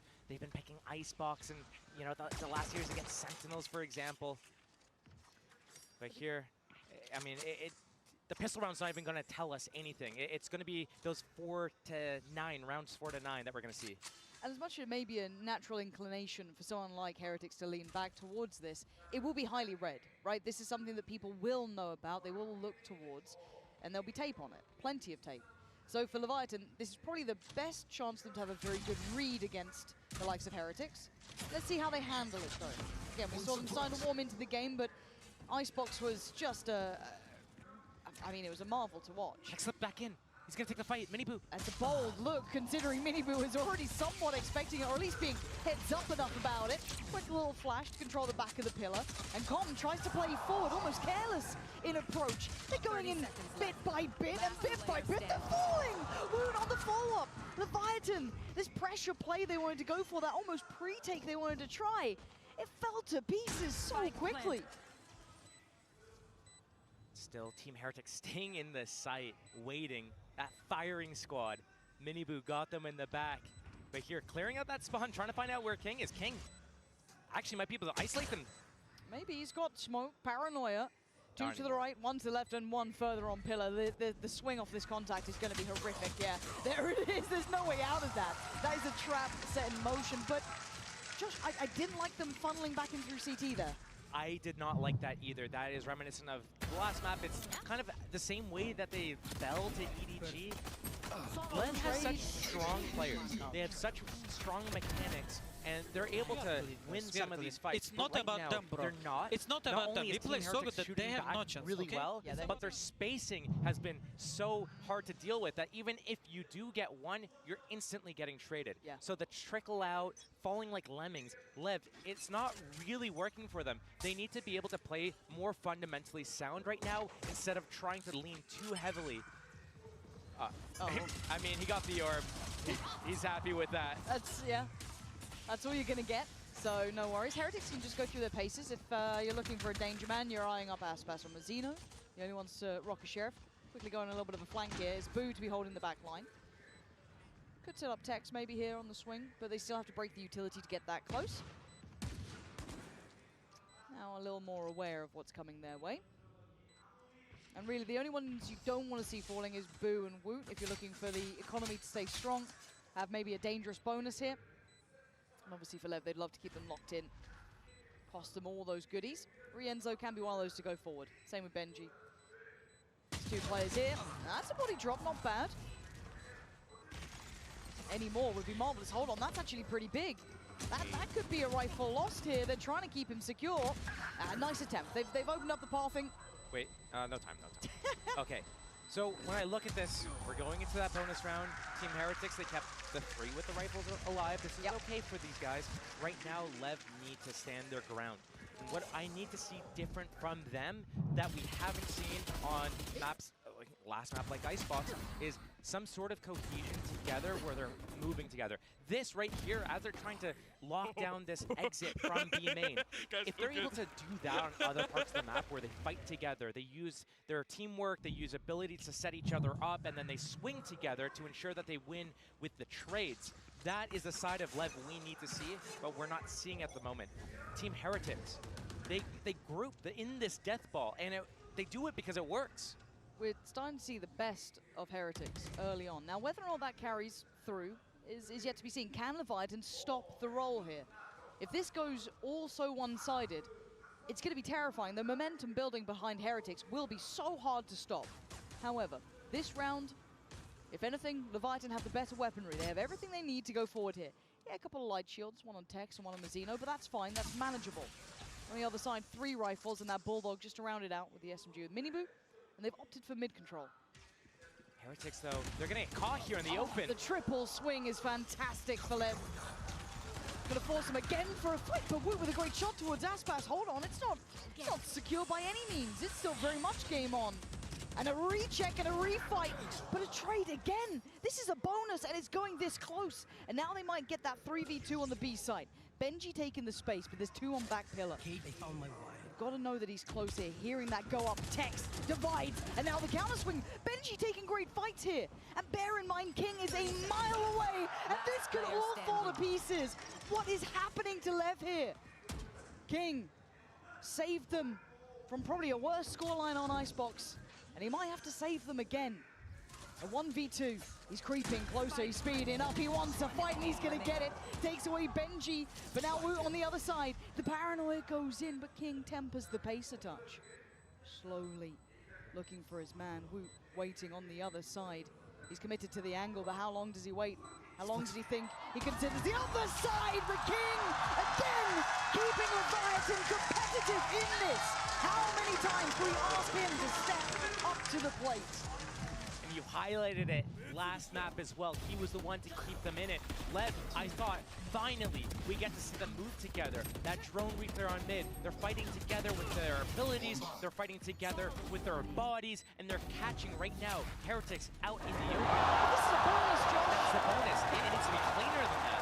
What happens when all of them have a clean set of shields, all of them are on rifles, and they actually keep their guns out? I mean, look at the economy damage going forward. Lev won the last round, and they're coming back in with SMGs, light shields, guardians, and bulldogs. It was on the shoulders of King. That is how this came down. And for Heretics, now it's time for the rifles to come into play. Woot's got ult as well. This is where it can go from bad to potentially worse. Knife does not connect. But Mazzino on a platter here. They've already managed to navigate past most of the Cypher trips by going towards that elbow side. They've got control of CT. Benji put to task, controlling that short play back in. As soon as this KO ultimate stops, though, what is the reaction, the response? Boo. That's a good start. And that's a heavy hitter gone. That's a man that's been keeping Lev looking competitive. Look at Boo. He has that paranoia. He's ready for this. And I'm waiting to see if Benji's got his head tucked down by the stairs. It's such a key place for him, but he's going to just play it forward. They're getting confident. They're working off the util. They are absolutely decimating Leviathan in this round. Mazzino, a 1v5 is commanded of, and you're not going to get it. Heretic showing why this map was their bread and butter. If you're wondering why I'm getting excited about seeing that paranoia being set up, Heretics is traditionally a team that falls back once they have that space and they try to play these crossfires. But here, pressing the issue forward, keeping the other team from being able to get close to starting a retake.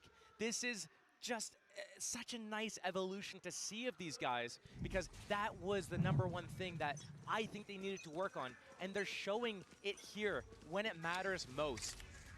And Lev, I don't even know if they're used to this. They're not prepared for it. If you look at all the tape of Team Heretics on Sunset, you're not seeing this. You're not seeing that at all. You can tell the difference, the tangibles from map 1, the scoreline of when they met earlier on Icebox. How close it was, and it was an eventual Leviathan win. Now today at 13-7. And here on Sunset, probably something that has some of the most tape of Heretics available. They look different, they look in different form. I like this though, proactive from Leviathan, and a good shot connected. Hold on, ult from Aspas. Oh. Well, the ult from Aspas was there for about a second. And the stack, not really working out as they'd like so far. Frenzy in play, a Sheriff. Surely they check on Tex. Maybe unaware that he could have slipped through. Maybe a chance, maybe not. Boost. Yeah, nah, they ain't falling for this, Heretics. They're striding through it now. We asked a lot of King before, but with just a Ghost, I think that might be a little unfair to even ask for such a task. What I want to highlight there, though, at that B main, this is how locked in Team Heretics is. They send one player ahead. I think it's Woot. He's trying to spam that wall to break that camera. Cyphers normally place the camera inside B main. They might not activate it all the time, but they are so aware that because there's a breach on the other side, a trap at B main can be set. And if that's the case, they don't want to be caught in it. So as soon as Woot goes in to try to break that camera, he's alone doing it. He backs off, the stun comes in, the swing comes from Lev, And Team Heretics, none of them are effective. They get to swing out and just instantly deal with that. They are so aware of everything that can come. They're locked in. They're not tunnel visioned on anything. They're aware of all the possibilities LEV can throw at them, and they're handling it so well right now. Pause for Leviathan. And at this point, after I think we have to talk bigger picture. As much as a best of 5 is a marathon, if you fall down in the first 2 maps, you're looking at it being cut pretty much in half. You don't get to play it out. And the first 2 maps look pretty solid here for Heretics. Already at a 4-1. The form they're approaching with as well looks good. It's passing the eye test here. If I'm Leviathan, I'm watching the chances of that final start to dim away a touch. It's not impossible. It's not completely out of the realms yet. You're only onto the second map. First 6 rounds, it's fine. But there is that reality check, and it's starting to feel a bit realistic here. They better turn the tides now, or soon. They might have just watched their chances fall away from them. Now, we come back through. Heretics, let's look financially at their situation. Very solid, very robust. Gonna have those ults hitting soon as well. Mini Boo not far off. TP for Boo, and a couple there. On the other side, very big ults coming into effect here. Very close for Mazzino as well. We could be seeing them having a big round to bank on. Quick little flash and a push up. Heretics taking early control of elbow and posting Mini Boo towards middle. Looking like maybe a crunch could be in play, but 3 players from Leviathan playing back towards the A site now. I looked at Mini Boo's positioning towards that tiles area. You don't dry re-clear this, do you, Lev? Might? Very risky, but they do get a reward on it. Tag is there. Hold on. Maybe this is the stand they needed. Con with the connection. Takes away Rien's. A 2-player deficit for Heretics, and the man to the good this time for Lev. Big impact, and they have no idea about King. Well, now they do. Benji's in danger. He's on a platter, and he is beheaded. King holds the ground, holds the space. Mini Boo and Boo dealt with. Leviathan suddenly stand strong. At least when they go to re-clear that elbow, yes, it's dry, but they do it together. They get the trades, they move together. They clear the area. That backup from Calm as well, that Hunter's Fury. But I look to Team Heretics. The 4-2 up. Don't give them their B-main defense side is as strong as their attack side. And their attack side's good. Like, when we look at this map, oh yeah, they're cheering them on. Look at that. They're watching us right now. I mean, to be fair, they know what it's like on these sort of stages, right? They've been on the winning end of things. But now, though, Aspas looking to try and at least give them a chance further forward now. Work off that momentum, build back into this series, keep Heretics humbled. On the other side, Tex gonna get a glimpse of Boo, but they've lost out on that B main space. How does Heretics react to this? They see that Cypher camera towards A. They know it's probably just Tex playing that retake by himself, or, I mean, he hasn't even been playing retake, he's been fighting, and it looks like he's gonna push up and fight again. The timing is everything, and it's atrocious for Tex. Couldn't have timed it worse, but King now trying to make up for the mistake. You don't go individually, no. Bloody hell. Slowly clearing through. Don't actually get a glimpse. Mini Boo gonna take towards the side, and they've got what they need. A fight on the cross, Mazzino wins. Denies a fair fight for a trade. Good follow-up from Mini Boo, and a quick push back out from Mini Boo. They are trying to take this space. They have to respect this. This is gonna give them enough security to get the plant in. Holding now. It's done its job. Kept them secure. And a 4v3, King, Com, and Aspas. The smoke to isolate. Yes, it lets King get inside of it, but still the crossfire, once he exits the other side of it, Calm already. So far away. So far. He's so far from this. You'd need like back-to-back kills almost instantly. And Heretics aren't going to give you that. You've got to make that space yourself. How do you do it? That's how you do it with a shot like that from Aspas. More? Absolutely not. Boo, the backbone of the Heretics side, not going to let it slip. Now down to just Rien's in a 1v1. King, again, running low on time. I think he's going to be out of it. Rien's can just play this to the clock, play it to the time, and he does! Heretics, it may be close, but the round's still theirs. Another round in the bag for Team Heretics, and I have to start questioning LEV right now. Tex, 2 huge rounds. Pistol round, round 7, given up by trying to re-aggress by himself. into a position where surely you just have to play for the retake. You have to wait for the reinforcements. You cannot do this on your own. It hasn't been working. You're 2-7 right now on the scoreboard. You cannot keep going for these. It's costing your team the championship at this point. It is. And there is always that desperation to try and make the big play, but Miniboo's not allowing it. Aspas again sent back to the spawn. No hope of impact this time. Their money's starting to dwindle, suffering under the control of Heretics. Zeno on the back of the site, just don't look like they're hitting as hard today, and Heretics have all the answers. Zeno has to respect that now. Forced off. That's info, that's Breach, that's Sova. At least 2 players here, at most 2 players on the other side of the map. And right now, again, Tex in a very precarious position, pushed all the way up, waiting for that comeback from A. Boo does have his ultimate that he could use to get in the back lines here. But Tex, we've been questioning his composure. Now he needs to keep it focused. He's going to hear the steps. 2 kills is all that he's got to his name so far, and he's got to bail him out. That's big. Looking for a follow-up, can't do it. 1-for-1 trade. King now gets brought into play. And oh, the shot was messy. Rien's not going to let that slip. The only unpredictable factor is gone. That's all they've got. The only saving grace right now is that Benji's dead, the trips are down, and Calm goes for the flank, but Rien's on the read. He's so aware, so heads up. Rien's gonna catch that flank. And this is the round wrapped. Mazzino's got no impact here. He can't do anything. Heretics are playing like they're already eyeing up that final. Josh, we have to kind of call it how it is. And now it's gonna be a 6-2, and seeing how these rounds have gone. At this stage. What are you meant to do if you're Lev? It's Team Heretics' series to lose at this point. Yes. They're in full control. The reads are just so... I don't know how they're able to pull it out, staying 1 step ahead. They know exactly what's coming. They are dodging every sort of aggressive push that Lev's throwing at them. But then on top of that, Lev is also doing these questionable plays, trying to, on the back of solo efforts, try to swing these rounds around. And I could understand if it's been working here or there, but... Yeah, and if you're hitting, if you're able to punish it, okay, but it needs to be the right player at the right place. Like, King has been doing it for them, but it's been in very specific scenarios. It hasn't been working for other players. And Tex, again, he's putting himself in positions where 1 kill isn't good enough. You need to get 2 at least, maybe even 3 for that play to work out. And it's been multiple times that he's caught and punished for doing these sorts of plays. Right now, Team Heretics building on that lead.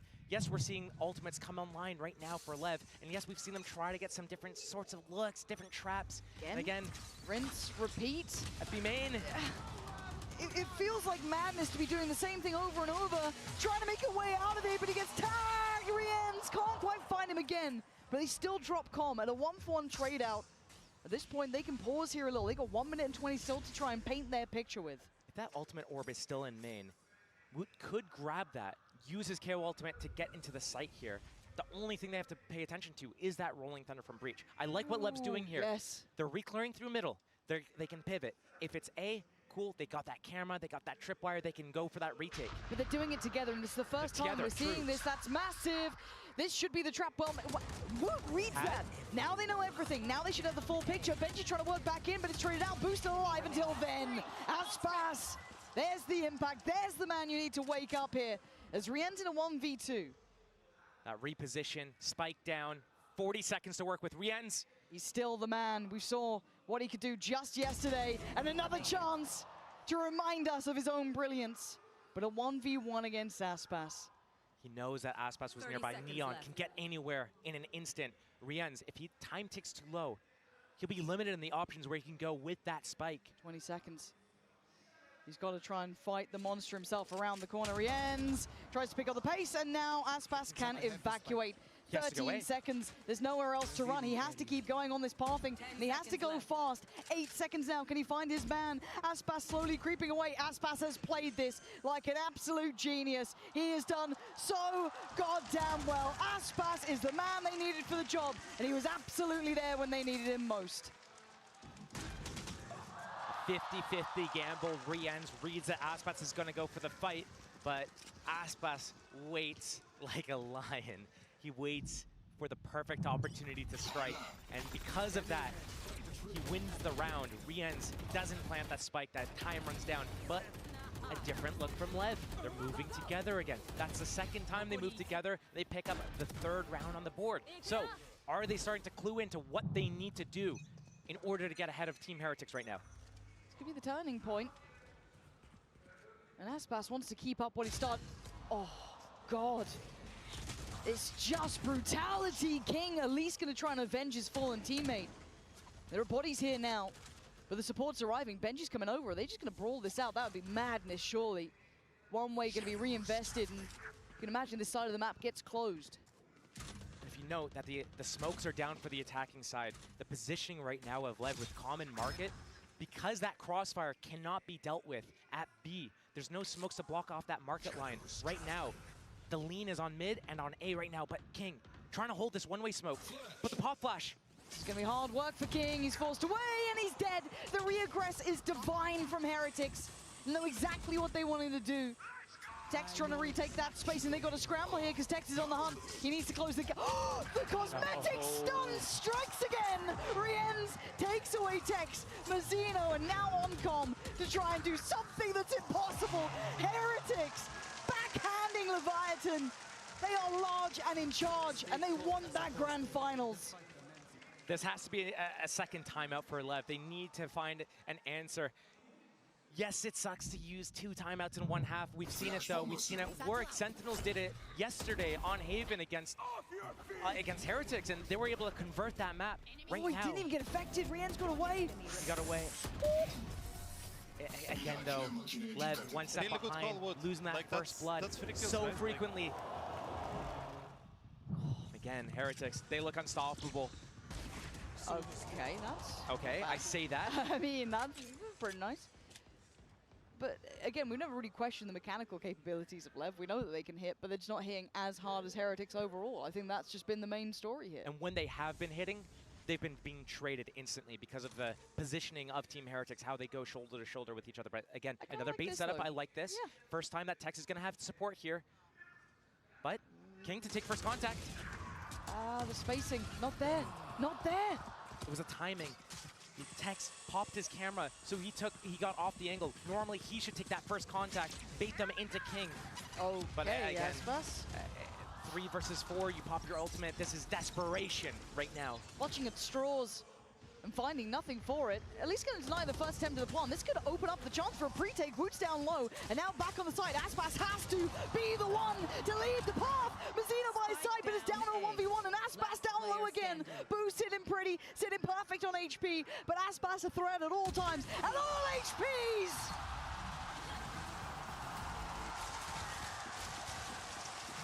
They were clutching at the straws, and they got them. A round pull out of the magic hat, starting with that first pick that Mazzino got. You thought right here, there's no way LEV is able to clear this up. You see Addison pop his ultimate there.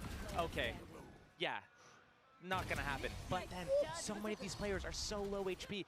Even in the end there, Aspas is down to 20 HP. One bullet changes everything. But that pre-aim. Real nice. Real nice. To get back in the game. And Aspas, if he has to do it himself, he will. But we've seen they've been able to best those odds before. You could say Zekken tried it. You could say Tens tried it. Say a couple teams tried it, but you can see what that happens. Heretics still the one standing. As 5, they can still come together. They've taken the site here. And plants in. Ults on both sides pretty much. Miniboo trying to at least secure some space with his comm to connect. We know that he does this. We know he's always so good on that Hunter's Fury. This time they get the plant down, 4v4 here. Benji in his position, in the spot that he's renowned for, waiting. See if Miniboo can maybe draw their attention and bait him into play. But if you've seen their VOD, you know where he is. And away we go, dart to the brain, King's gonna fall. Benji still waiting, still looking to strike. 2 more players, the time's gonna be ticking here, Josh. They gotta get a move on.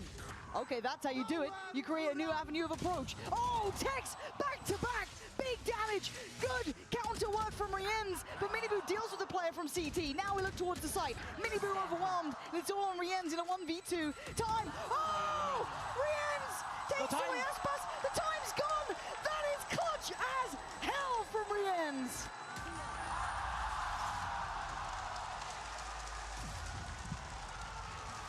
Oh even if that shock doesn't go off, we can see both teams are starting to hit their strides. Both teams are hitting they're heating up.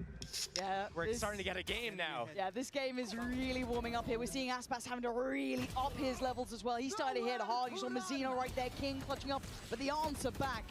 Maybe there's still more to be seen. Maybe that next half is going to be up to par. 4-8, it is not over yet. We've seen Lev pick up the pace here. But we've got a treat for you coming up in a couple of seconds. And you want to stick around for this one. You want to hear this halftime break, so sit down in your seats. You want to hear from Buzz, waiting by Jen. Hello everybody, standing right here with Buzz, of course. 버즈 선수 만나보도록 하겠습니다. I see. Everyone loves you. You're so popular over here. Now, Buzz, just really quickly, how are you enjoying Inspire and how are you enjoying the match today? 오늘 이렇게 경기장 와서 팬분들도 만나고 경기도 보고 있는데 어떤 시간 보내고 계신가요? 일단 경기장이 너무 멋진 것 같고요. 사실 여기서 게임을 했어야 되는데 그러지 못해서 굉장히 슬프지만 또 이렇게 보러 옴으로써 또 동기부여를 얻는 것 같습니다. Man, Inspire Arena looks amazing, and I feel like that could have been our stage as well. So it definitely stings a little bit, but I'm super happy. And it's just a source of motivation for me to do very well next year as well. Now, I saw you guys sitting with T1 boys, back with Stacks, of course. Who are you guys rooting for today? 오늘 누구 응원하러 오신 거예요? 좀 T1 선수들이랑 같이 경기를 보면서 응원하더라고요. 뭐 누구 응원하러 온 건 아니긴 한데 막상 와서 보니까 또 레비아탄 콤 선수가 보이더라고요. 그래서 개인적으로 좀 친분이 있는 선수여서 개인적으로 레비아탄이 이겼으면 좋겠어요. Coming in here, I just came here to watch a great game, but you know, during today's game, Calm really stood out, and him and I are good friends. So I would like LEV to win today. So, Buzz, with that in mind, I would like to ask for your predictions for today and tomorrow as well. 오늘과 내일 승부 예측 부탁드려도 될까요? 마음은 레비아탄이 이겼으면 좋겠지만 팀 헤릭틱스가 3대1로 이기고 이제 내일 결승은 EDG가 3대2로 이기지 않을까 싶습니다.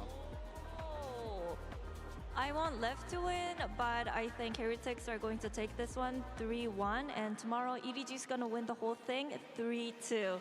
Well, thank you very much, Buzz, and enjoy the game.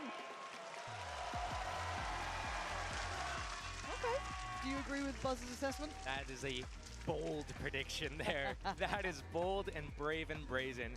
I respect it, though. Oh, yeah. So we did just start seeing Leviathan show a little bit more strength, right? I think a lot of us kind of expected Heretics to look good on this map. It has been one of their better maps throughout regular season. LEV, similar scenes, yes, but we didn't see them hit quite as hard. I think that's a fair assessment of what they've looked like. Maybe it's time to warm up here. Maybe start seeing them look like they're fighting together. We do see them, well, all standing together currently. Oh. But where's the trade? The spacing again. Fundamentally, we are asking questions of LEV here that they are not answering. But again, Aspa slows down to wait for the team. There's no team, but the push through, LEV the flash. It was so good, and Tex's shot is better. We can follow up as well. Tex trying to do what he can. That's 3 kills, but still, it is a 2v2. And Rienz is up. Okay, Plant's now in play. Time's on LEV's side. He's got shocks for Mazzino back here. See what Rienz goes for as well, yeah. Lots of util still to play with. Boo still got what he needs as well. Spotting out Mazzino. That's shock dart towards him. Forcing him out of the angle. A little bit of a shot towards it. Rienz, if anything, just tunnel visioning towards what he knows, which is Mazzino. But there is still the unknown element of King, who's been pretty much the one to full stop these rounds. Leviathan giving themselves the gateway back into this game. The gap is closing, and as we saw in some of these rounds here, what was the real difference maker? Team Heretics, they were opening the rounds really well. They were closing the rounds really well. And LEV had them kind of in the middle rounds, some situations on some of those reflares at middle. But right now, LEV trying to open really quickly. Spacing's bad, but again, the convergence in that. Bombs! I knew that was insane! LEV, we see the flashes of brilliance on their individuals, on some of their mechanical prowess.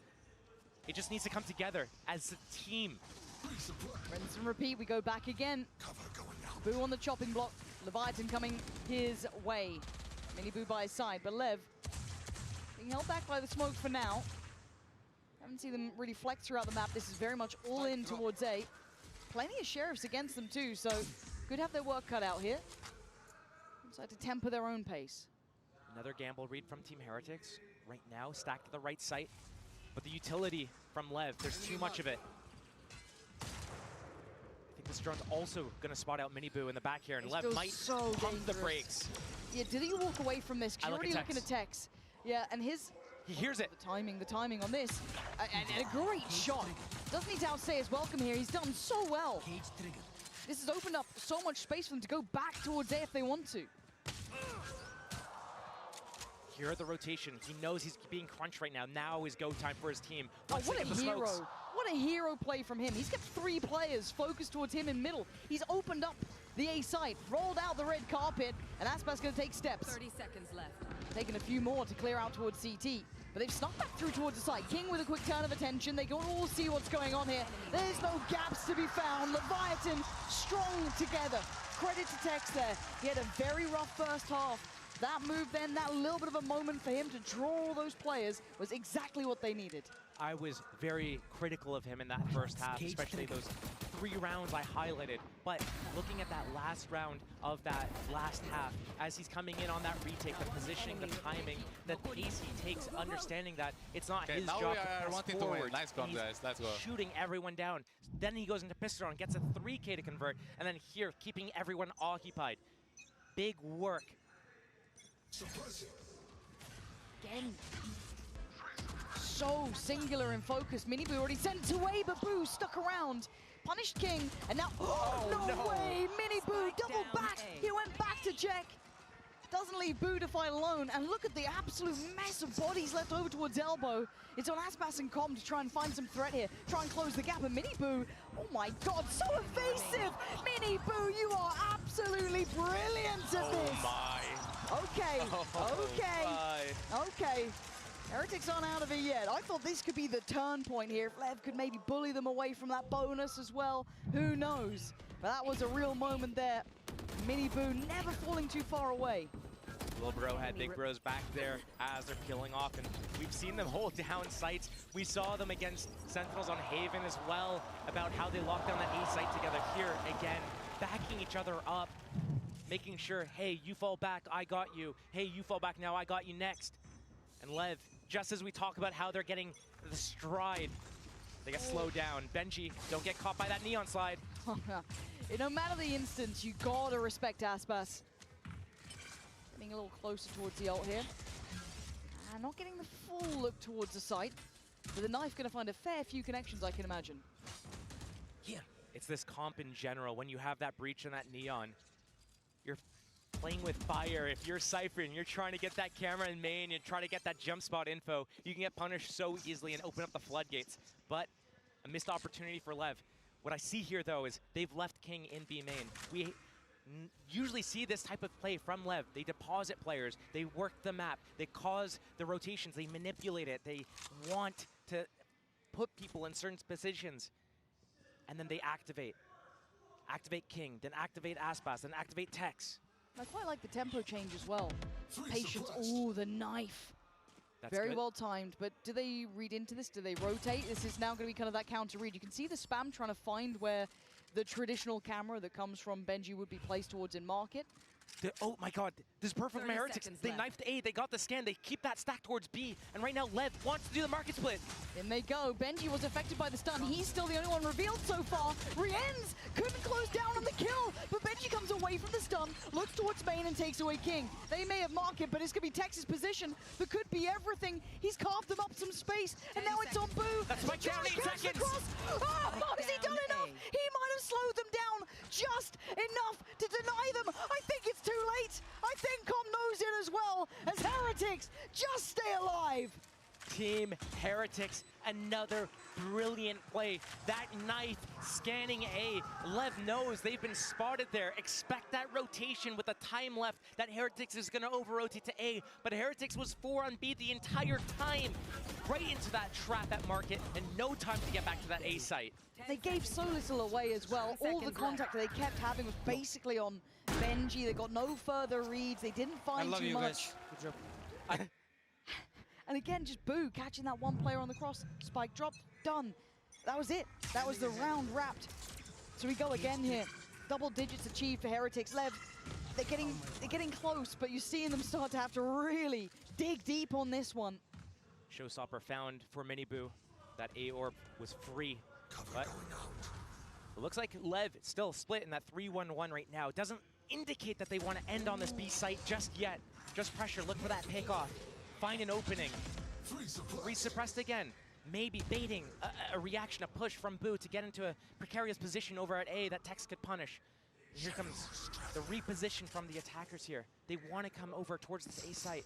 And I look towards Miniboo with that Showstopper. And how is he going to react once that drone gets popped by Com for this reclear? It's on Miniboo, really. Paranoia plus Showstopper. The timing could be everything. Right there. When do they find out? When do they know? They're contacting him. Yeah, contact piece does kind of remove some of the set in motion play that could have come through. They actually managed to do some serious damage on that. Taking away Miniboo, takes away the biggest danger, the biggest threat, but Boo's still alive. Can he get away? No, Com catches him before he can escape. And now the site is in Leviathan's hands. Plant's gonna be there. They got past that by doing that contact piece. They managed to evade the threat of the Paranoia, the Showstopper combo. That was so diligent. But now, looking for the way back in. It's gonna be King played back through. Do they check?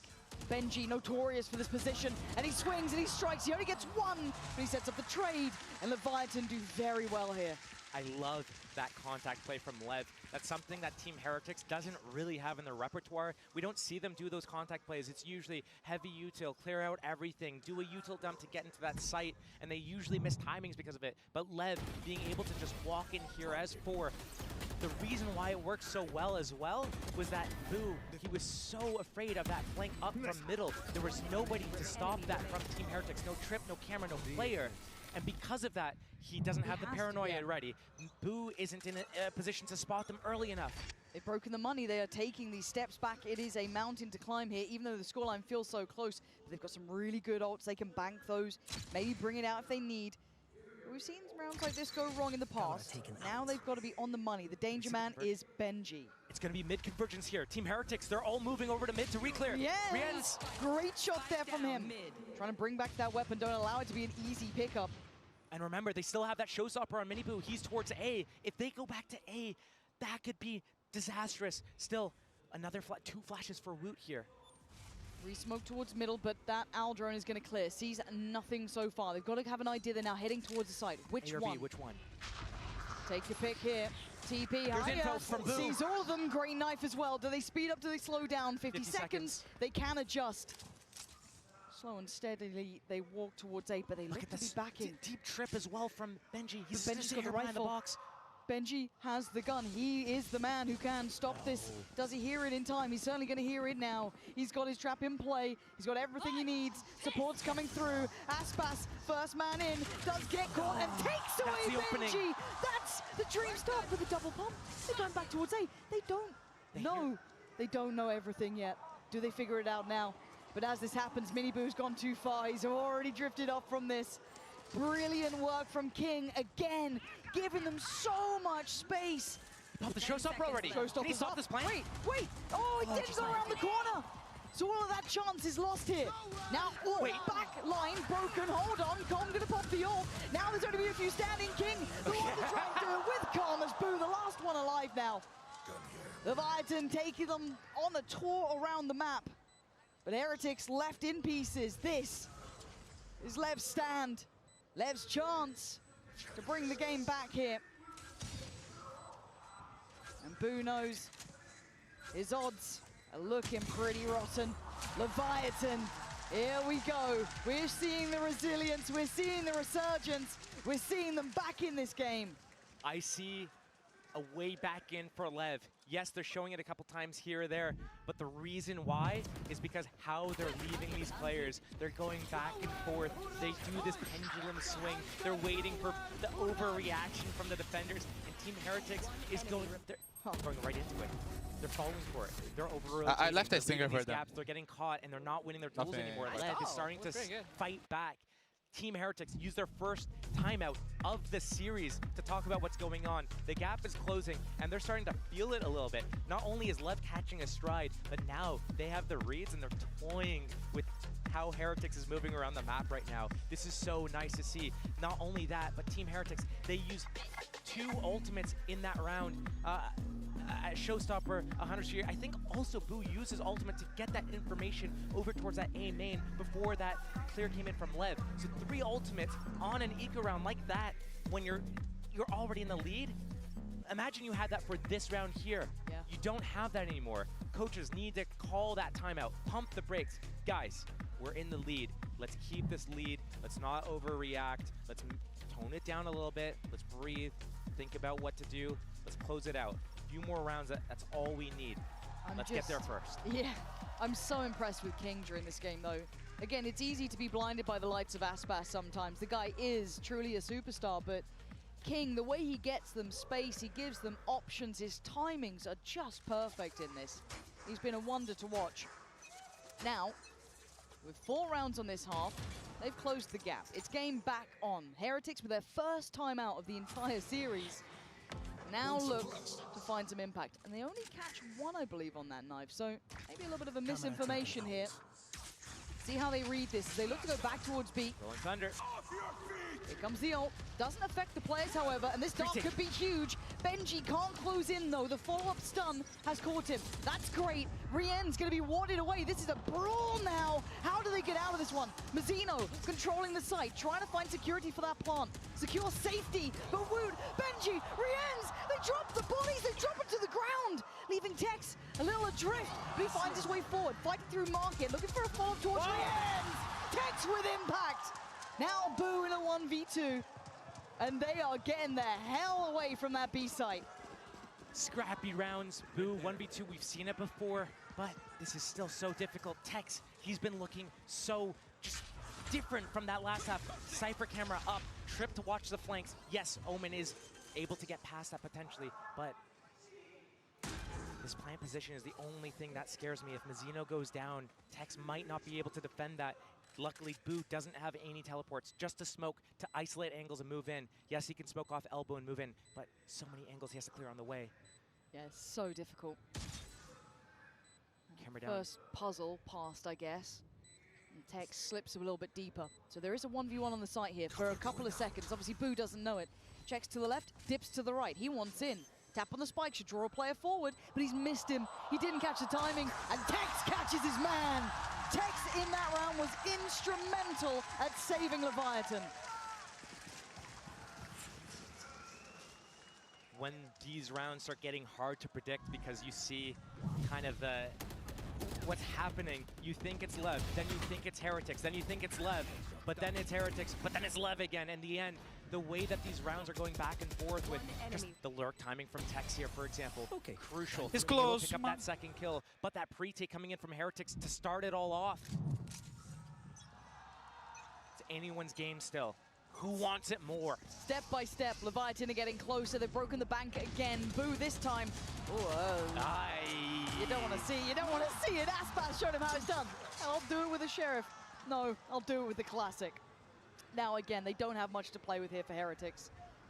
It was just really that Guardian on Rien's, but at this point, Leviathan, there's no world where you see them just cower away from a game, just fizzle out. It's trying to heat up, it's trying to show how they got to this point. Nice little shot on Aspas, sure. But again, once they've decided to let these rounds simmer, they've been getting the upper hand on Heretics. They're gonna swing on the timing. Oh, but King and Mazzino, absolute hero, saving com there. And Rien's, nice try, but not nice enough. Some opportunities, sure, Aspas being low, a little bit of chip damage, but still, Leviathan have taken the hard road. It was an arduous affair, but they are now within touching distance. They are at the door, they are knocking to come on in. It's 10 to 10, game on now. All tied up. Yeah, get the crowd involved, get them on your side right now. Second timeout in 2 rounds. The last one they used 2 rounds ago, but they saved them both. They didn't need to use them before. And now, what do we look at the difference between how Icebox was going on defense and how this map is starting to shape up. On Icebox, so many good reads from Team Heretics, staying a step ahead of LEV. We shut you down at A, we stack towards B. You come towards B, we shut you down, we move to this other spot. And LEV never found the answer of how to get into the game. Right now, though, the pace changes from LEV. The inserting of players, King, Tex, the lurks, the audibles, the back and forth. It's been working so well for them. And Heretics needs to be able to find a stop to this again. Well, this was the thing. It felt until this point, until this half, LEV didn't look present in the game. Yes. Icebox felt a little uncharacteristic. The first half didn't look good. Heretics had turned up to play fair. But where was the opponent? It took this half, and suddenly we see Leviathan showing their diligence, showing how they got here. This is the team we wanted to see, and at 10 apiece, now we get to see who really has this map in the bag. I also look at the scoreboard here. This is a good game. Not only are we tied up at 10-10 right now, but 12, 13, 14, 15, 16 are the kills on the Leviathan side. And on Heretics, not a big disparity either. Nope. 16, 15, 13, 13, 11. Everyone's firing. Contributing. It's back and forth. It comes down to these clutch moments where some of these rounds are in 2v2s, 1v1s. It's anyone's game. Oh, LEV it certainly is. LEV have been doing better more recently on this attack side. This dart scans them in main. LEV, do they speed up off this? I don't. Maybe adjusting their plans a touch, but eyeing up middle still. Want to split through market right now, potentially, and crunch on this B guy. They do have that stun ready for Boo in main. Hold on, Mini Boo. Did he spot Aspas then? This defense is going to be too hard to break through anyways with Rian's Mini Boo. Mini Boo can swing left, spots a player. Careful now. This is so cautious between both sides, so careful. I like how they back out together. They're ready to deal with this CT push. They don't know. They left that gap open. But Boo, you need to be able to play your life here. He's also retreating. Market's compromised at this moment. He backs off as well. They're re-clearing together, moving around together. They don't want to get caught and split. But they're going to give up that B site as a result. Nothing they can do about that. Boo needs to go big, though. Yeah, Committed. Boo's sticking around. He's staying on this, maybe the unexpected. Wait, the neon wall protects him from the drone. They have no idea. Oh my god, wait, Boo could do something serious here. Rienz gets denied through market. But the ult, I mean, they know where he is now. All that surprise is gone, and look at it. The firing squad swings. Leviathan in control now. Heretics, whatever the adjustment was, maybe a couple players changing place, it is not enough. Leviathan are in the lead now, taking finally the series back into their hands. When Buzz was up here making his prediction, 3-1 for LEV, it was bold looking at how the game was going, the 8-4. But right now, again, only two real solutions for Team Heretics if they want to be able to fight back against how LEV is playing with them. One, go back to your old style, full retake, let them have the map, and deal with it once they're committed. Or two, I don't actually, there's only that one. That's it. That's the only option. Because right now, LEV, the way they're depositing everyone, playing with these rotations, getting the opening kills, and pumping the brakes when they realize they don't have that opening, and then being able to pivot to something else, it's working so well for them. And the reason why it's working so well against Heretics is because Heretics themselves don't know how to do that on their attack sides. You can see them floundering here a little bit, held on 10. It feels like a drought of rounds. It's been 5 in a row for Leviathan. Knife early, but it doesn't seem to dissuade Leviathan. They continue forward. Aspas on a heater. Oh, my God! This guy is from another world when he plays like this. What are you trying to do here now? Has to fall away a little bit. The site is theirs. Juan can be in next. Nice try from Rienz, but there's safety to be found. Spike planted. Rolling Thunder, that's what I look to. Position safely behind that box. Just needs that info, that cue from his teammates to be able to fight back. Woot, don't know when that knife's coming back off cooldown. Should be soon. I don't know if he invests this ult. Not yet, not without a kill. Waiting.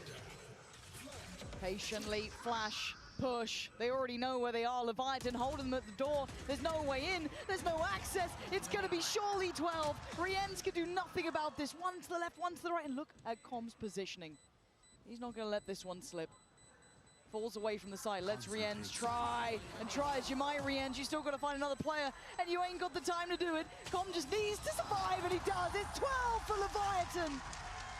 Finally stepping up, finally showing us a final. LEV has won 8 of the last 10 rounds. They're looking unstoppable. Aspas moving forwards and getting these openings. And before, when Aspas was moving forwards and he didn't get the opening, there was no trade here. But when he's able to get that, and the rest of his team's able to come in and support from the backlines as well, take that space he gets, they're looking unbeatable right now. Completely flip the script from that first half, from that first map. And Heretics look too stunned to even respond. They have no idea how to handle this. Did you see how Lev's paused at the start of the round? They've played all the way back. They want to dodge whatever dart, whatever knife comes their way to shroud their actual intentions here. They see Rienz has that Hunter's Fury. Woot has that KO ultimate as well. These are really good tools for a retake or for a team fight. Mizzino on that Rolling Thunder. Last time they used it was for some sort of B hit. They used it on market, but right now, eyeing up that A site, potentially setting up Aspas for that mid flank on this pressure. But right now, a little bit of indecision, talking about how they want to approach this. I'm just looking at the positioning of all the players with the key ultimates. That's the stun line. 5 players towards this A site and that Rolling Thunder. It's so hard to play in the site. Boo can get out with his teleport. I mean, that's 5. 45 seconds. 45 seconds. Do you commit to it? You can see the hesitation. Yeah, Benji is just taking space. Look at Rienz with his line for the Hunter's Fury. He knows he can beam this line in the back. This could be everything. He needs to find value. He needs to find a couple players here, and he's doing just that. Mizzino goes down, but they manage to survive. Leviathan now going to try and make it work with 4. In towards the site they go, and the plant is there. KO ulti flash pre-take coming in next 5 seconds or so.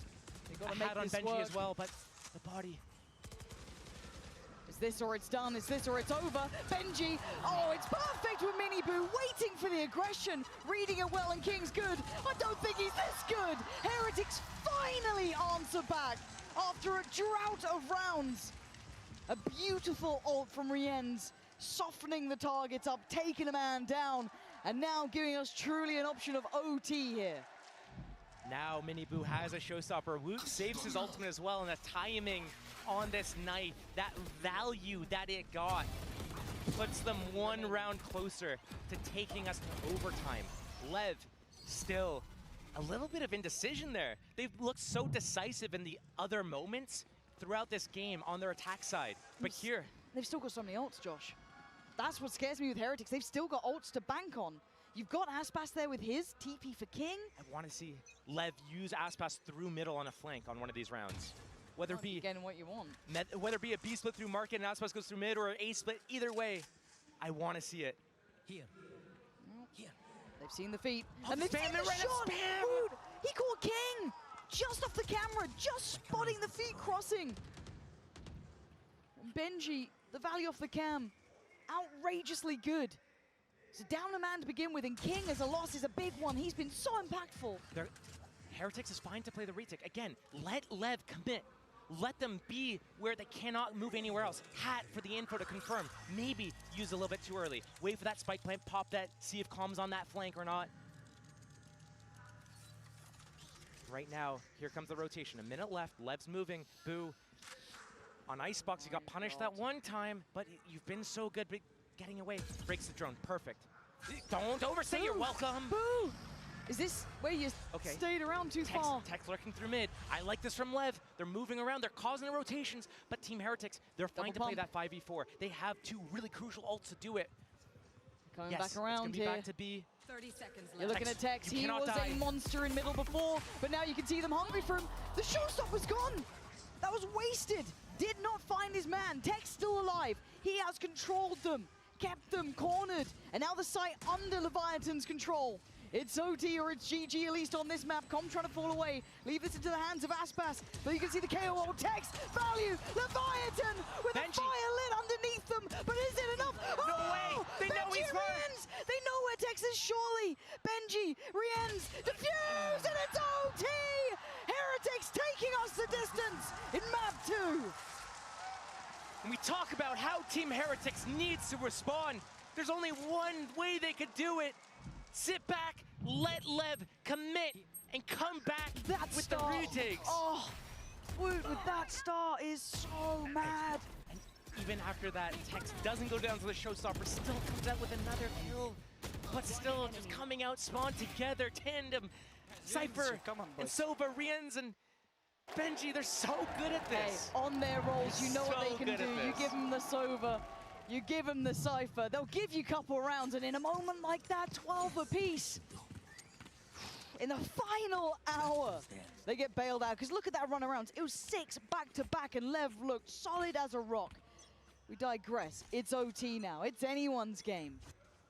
Heretics on the attack, Lev on the defending side. Miniboo, initial space taken. They can fight back now. The Ops just put the boombot into work. That's going to find connection. We've got a lot of players here, Josh. Lev's got the read. They have the trips, they have the camera. They have the players. Ooh, big info. That's not bad, but they don't know about the third man. They do not know about Mazzino waiting. The paranoia is good, but Mazzino has to show his hand, and he does well with it, does damage with it. Rienzo trades it back even better by taking away Tex. Now they saw King, and they kill the King! Rienz takes the crown in this round, leaving Aspas and Com so far away. It's going to be a very difficult retake for Lev. They have to go for this. It's OT. Every round matters. Ooh, and you know it's been a good round when Rienz is already popping that ult. Oh, he's going to get a tag too. This is so tough. Dart's still available. As soon as they get on that spike, but the crossfire also in the sight, the trip. Oh, this is brutal to witness. You can feel how arduous it is. And look who's creeping. Boo. If they even make it through on the site, they still got Boo to handle. Securing the round. This is it. Around the world, putting Aspas to bed and Com. Nothing more to do here. That's 13 to Heretics. Taking back the lead after what was a long time living in Leviathan's shadow. So difficult to deal with those situations. Team Heretics, they're all in plays with their 5 players. If you play like Lev does, where you have 2 players on the other side of the map, they cannot connect. It's a 5v3 on the site, and now Lev back on that attacking side. This is where they were putting up all their rounds. Do they deposit players, or do they try to punish Benji quickly here? Rien's already backing him up if Aspas slides at him fast. Here it comes. Fast opening, Aspas. Flash. Aspas, his attention was drawn to the back of the site. Selfless play by Rienz. Okay, it was just a fast opening. It wasn't a committal to break that trip, see if they could catch anyone. The position from Tex and King. They want to play this round out. They want to play with those rotations from Team Heretics again. It's been working so well for them. It was a real strong suit, wasn't it, during regulation? Something that worked very well for Lev. Both trips broken now. And Aspas, they bring out the drone as well. Those late knives was so nice as well, though, spotting out where Lev were deciding to eventually head towards. This is a very interesting position because that drone reclear on A from Lev at the same time, Aspas gets spotted at B. They know that Lev is split across the map. There's no real threat for the next 15 or 20 seconds or so. It's this next contact that's going to mean everything. The dart to reclear close into B site right now. And Woot, when does that knife come for that A info? Right there, right again. He's so good at the timing on this. He's figured him out. There's no time for them to commit back to B. If they do, they need to go through market through Benji. And Miniboo here with that paint shells. Gets the paint shells. Lev, Aspas, you need this. Him, and he's going to fall off the angle. Miniboo can post the paint shell, buy some time, 15 seconds now. They have to respect it. Time to work forward, time to face the music here. Leviathan going to take the first strike, though. Nice work towards the site. Sweeps it clear. Heretics go down. Plants coming in, they've got the 2-man advantage. Yeah, Com's barely alive, but he is alive. And that's the important factor here. You've got Rienz, you got Benji, you got Woot, but you got Com on the around-the-world flank. Little by little, he's closing that gap. They may be ahead of the smoke, but they won't be ahead of him. And Woot, yeah, oh my God, hold on. But Com, the back line hero, removes all danger, all threat, and we go again. Man, that round was so close. The reason why Lev was able to swing it around, that stun line coming in, Boo took his crosshair away from that one-way smoke. I believe it was Com's dart that might have scanned him. Com, he's locked out by this one-way smoke, but once that dart comes in and scans Boo from the back, that opens up the floodgates for everyone to come out. Beautiful work, and again, Lev on their attack side, showing why they're so good in these mid-rounds. Team Heretics, now they're on their attack side. Death ball versus slow, methodical manipulation plays. Pretty sure Con might have pulled his headset on that one, if I'm honest. Might have turned that around a little bit. Let him have his moment. It happens. I do love the reaction there of seeing the old EG team, obviously. Potter and Jorgamo in the crowd, watching Com playing here in this situation. A little bit of pride between the two of them, but yeah, I think it's probably just going to wait for his headset to hopefully get fixed. I mean, maybe I'm making assumptions, but he hasn't bought and he was pointing to his headset. So you know what? I'll put those pieces of the puzzle together. When you stand up abruptly because you win a big round, especially when you were the difference maker there. Absolutely. I have no idea when he launched that dart or where it landed and why Boo wasn't able to take care of it, but that opening kill that Boo got, I mean, you have to think about it. There was like 13 seconds left on that clock.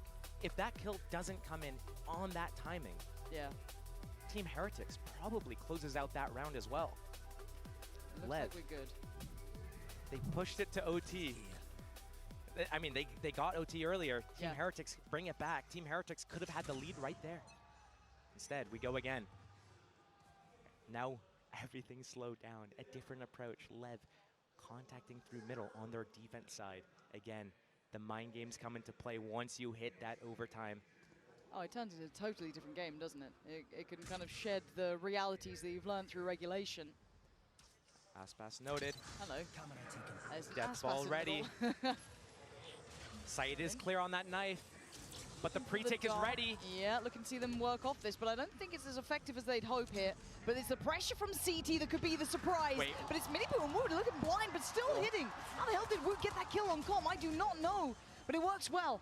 And look at the advantage so early on. I like that tempo change. I like that pressure through CT, but somehow Heretics was so ready.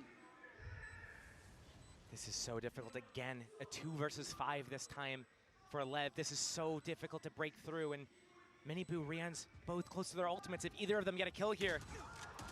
Oh, Zeno trying so desperately. It's not pretty, and you think you know that the round isn't going your way. Texan giving it a good old try, but I think they've done more than enough here, Heretics.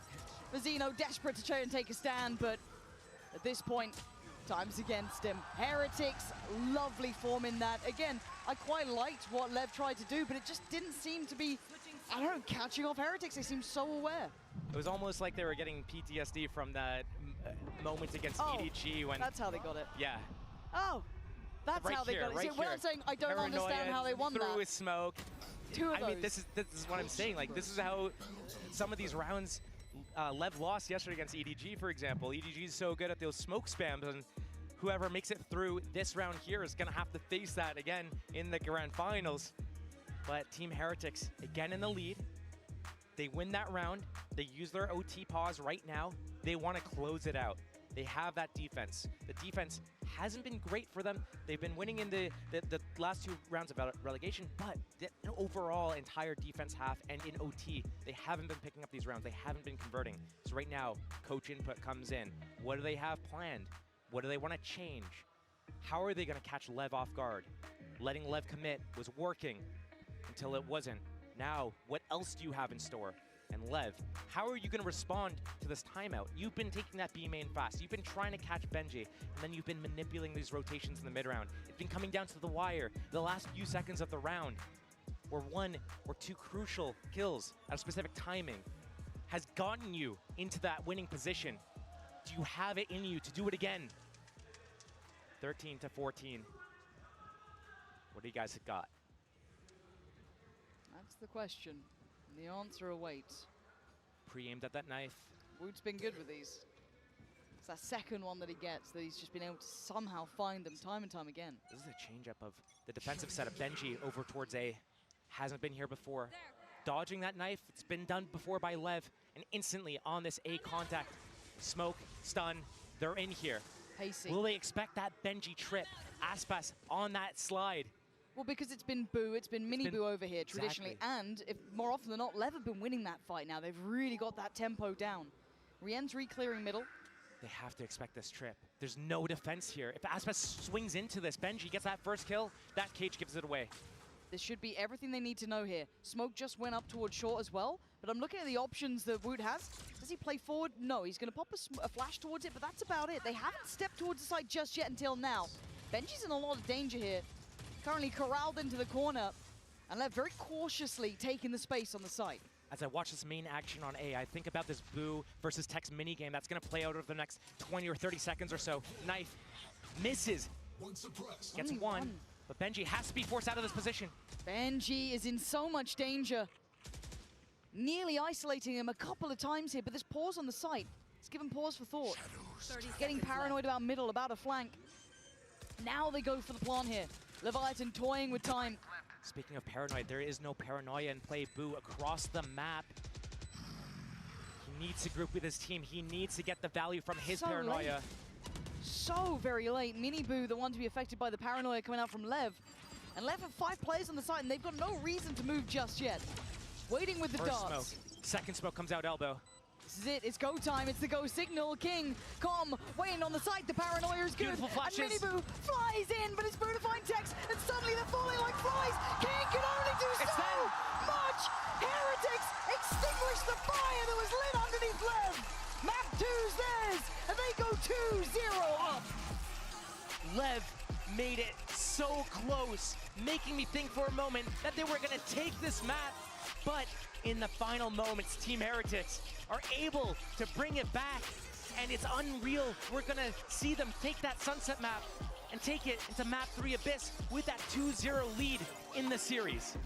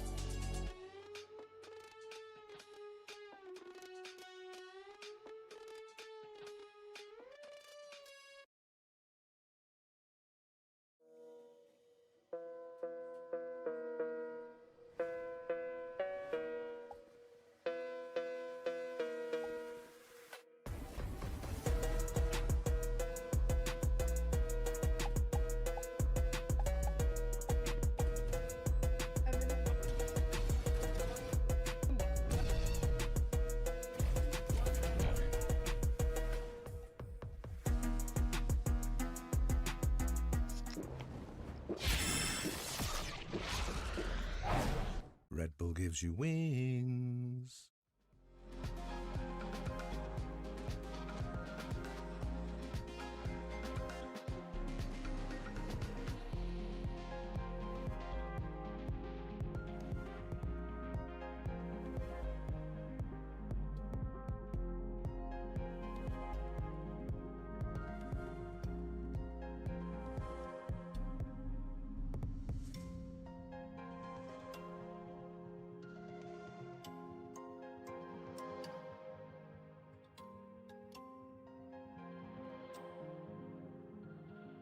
Hey, I'm Chrissy Costanza. Come spend the day in Seoul with me. Anyone who knows me knows my favorite animal is a raccoon, and I've never met one, and we're about to right now. My birthday's tomorrow. This is the best birthday gift ever. What's up? We're in Noryeongjin Fish Market, and we're gonna go get something to eat, and I'm starving. We have 3 types of fish: a flatfish, rockfish, and pollock. Now that we've picked out all our fish, we're gonna go upstairs where we can get it cooked and eat it. You make your lettuce wrap, you wrap it up, and you eat the whole thing one. Photo booths are huge in Seoul. You can find like 10 for every block. So we're gonna go in one right now and take a bunch of pictures. And it's my birthday tomorrow, so we're gonna do some happy birthday themed ones. Some fans might recognize the arcade behind me as the location that FPX shot their features in for this tournament. I'm gonna go play some games and hopefully I'll have better luck than they did. As a musician, I feel like no trip to Seoul would be complete without hitting up the K-pop tour of Gangnam, and most notably, of course, the statue of Gangnam Style. All right, last last stop of the night, getting free barbecue. I've never been in this spot before, so let's get some meat. That's it for our day in Seoul. Thank you so much for joining me. Do not forget to tune in for the Valorant Champions final this weekend. And I'll be hosting the vertical stream along with Victoria. You can check us out on TikTok and on YouTube Shorts. We'll be there all weekend long with a bunch of really amazing guests. Can't wait to see you there.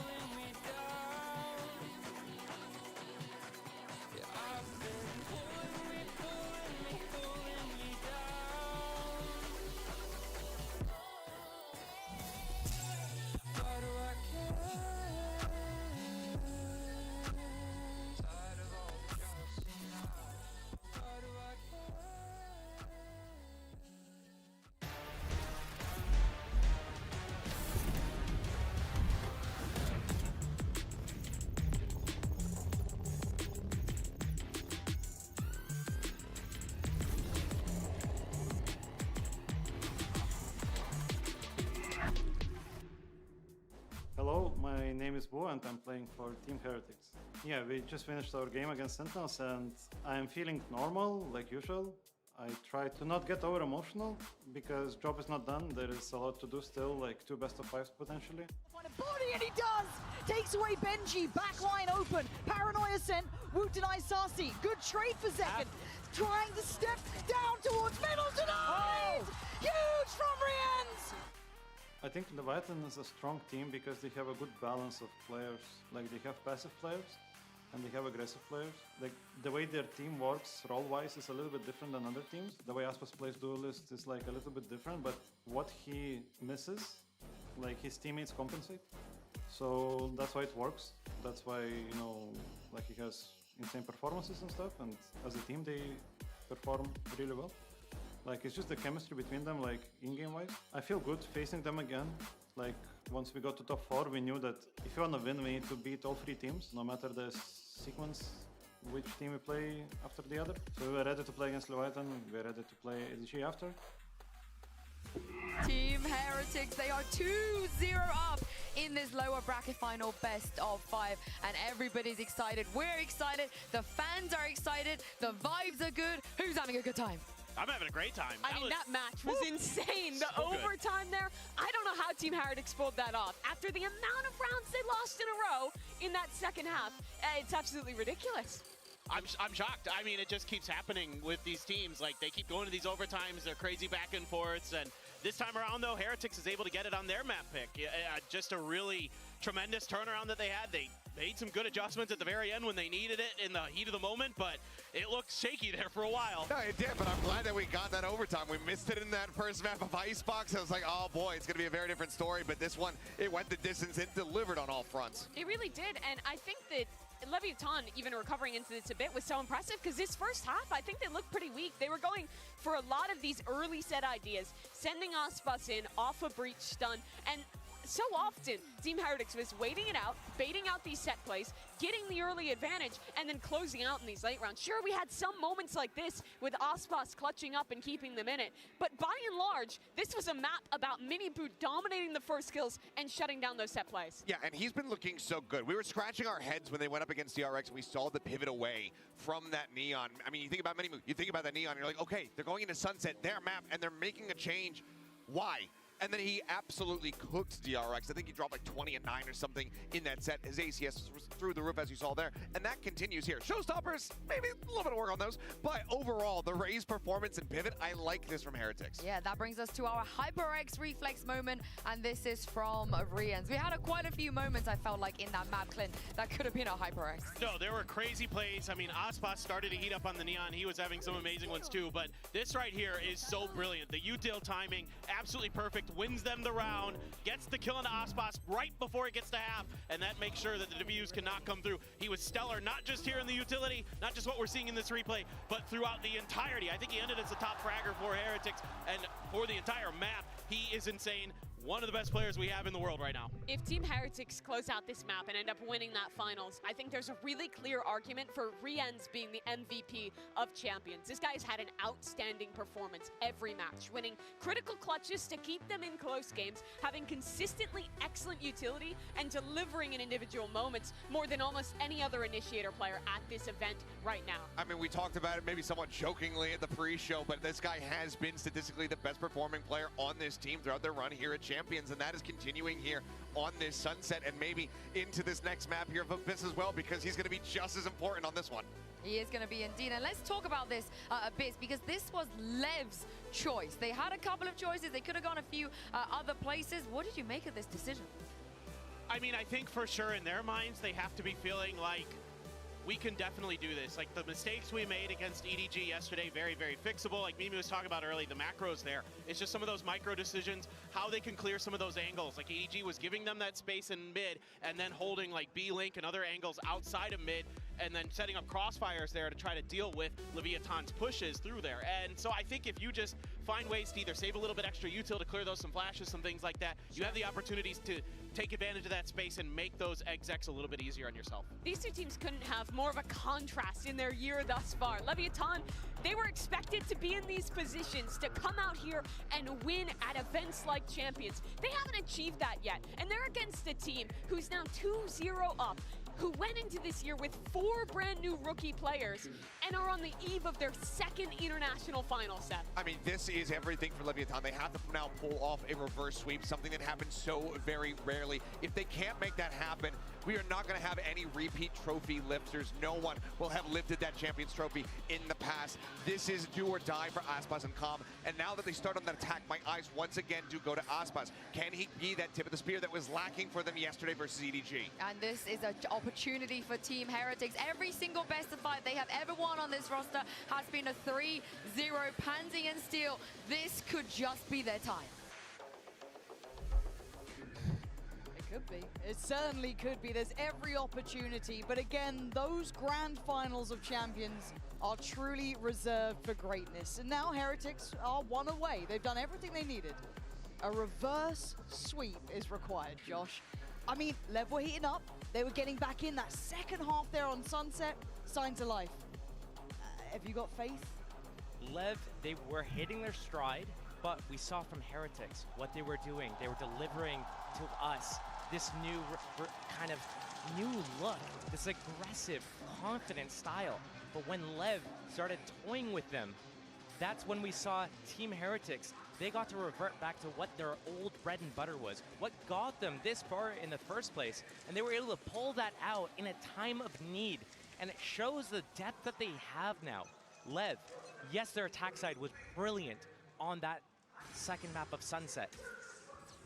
It needs to be brilliant again here, and they need to be able to close it out in that second half once they go defense. The double controller is going to help them with setting up these plays that was working so well for them on Sunset, depositing players, causing misdirection, setting up these lurks that Tex is able to capitalize on. Aspas getting that front lines.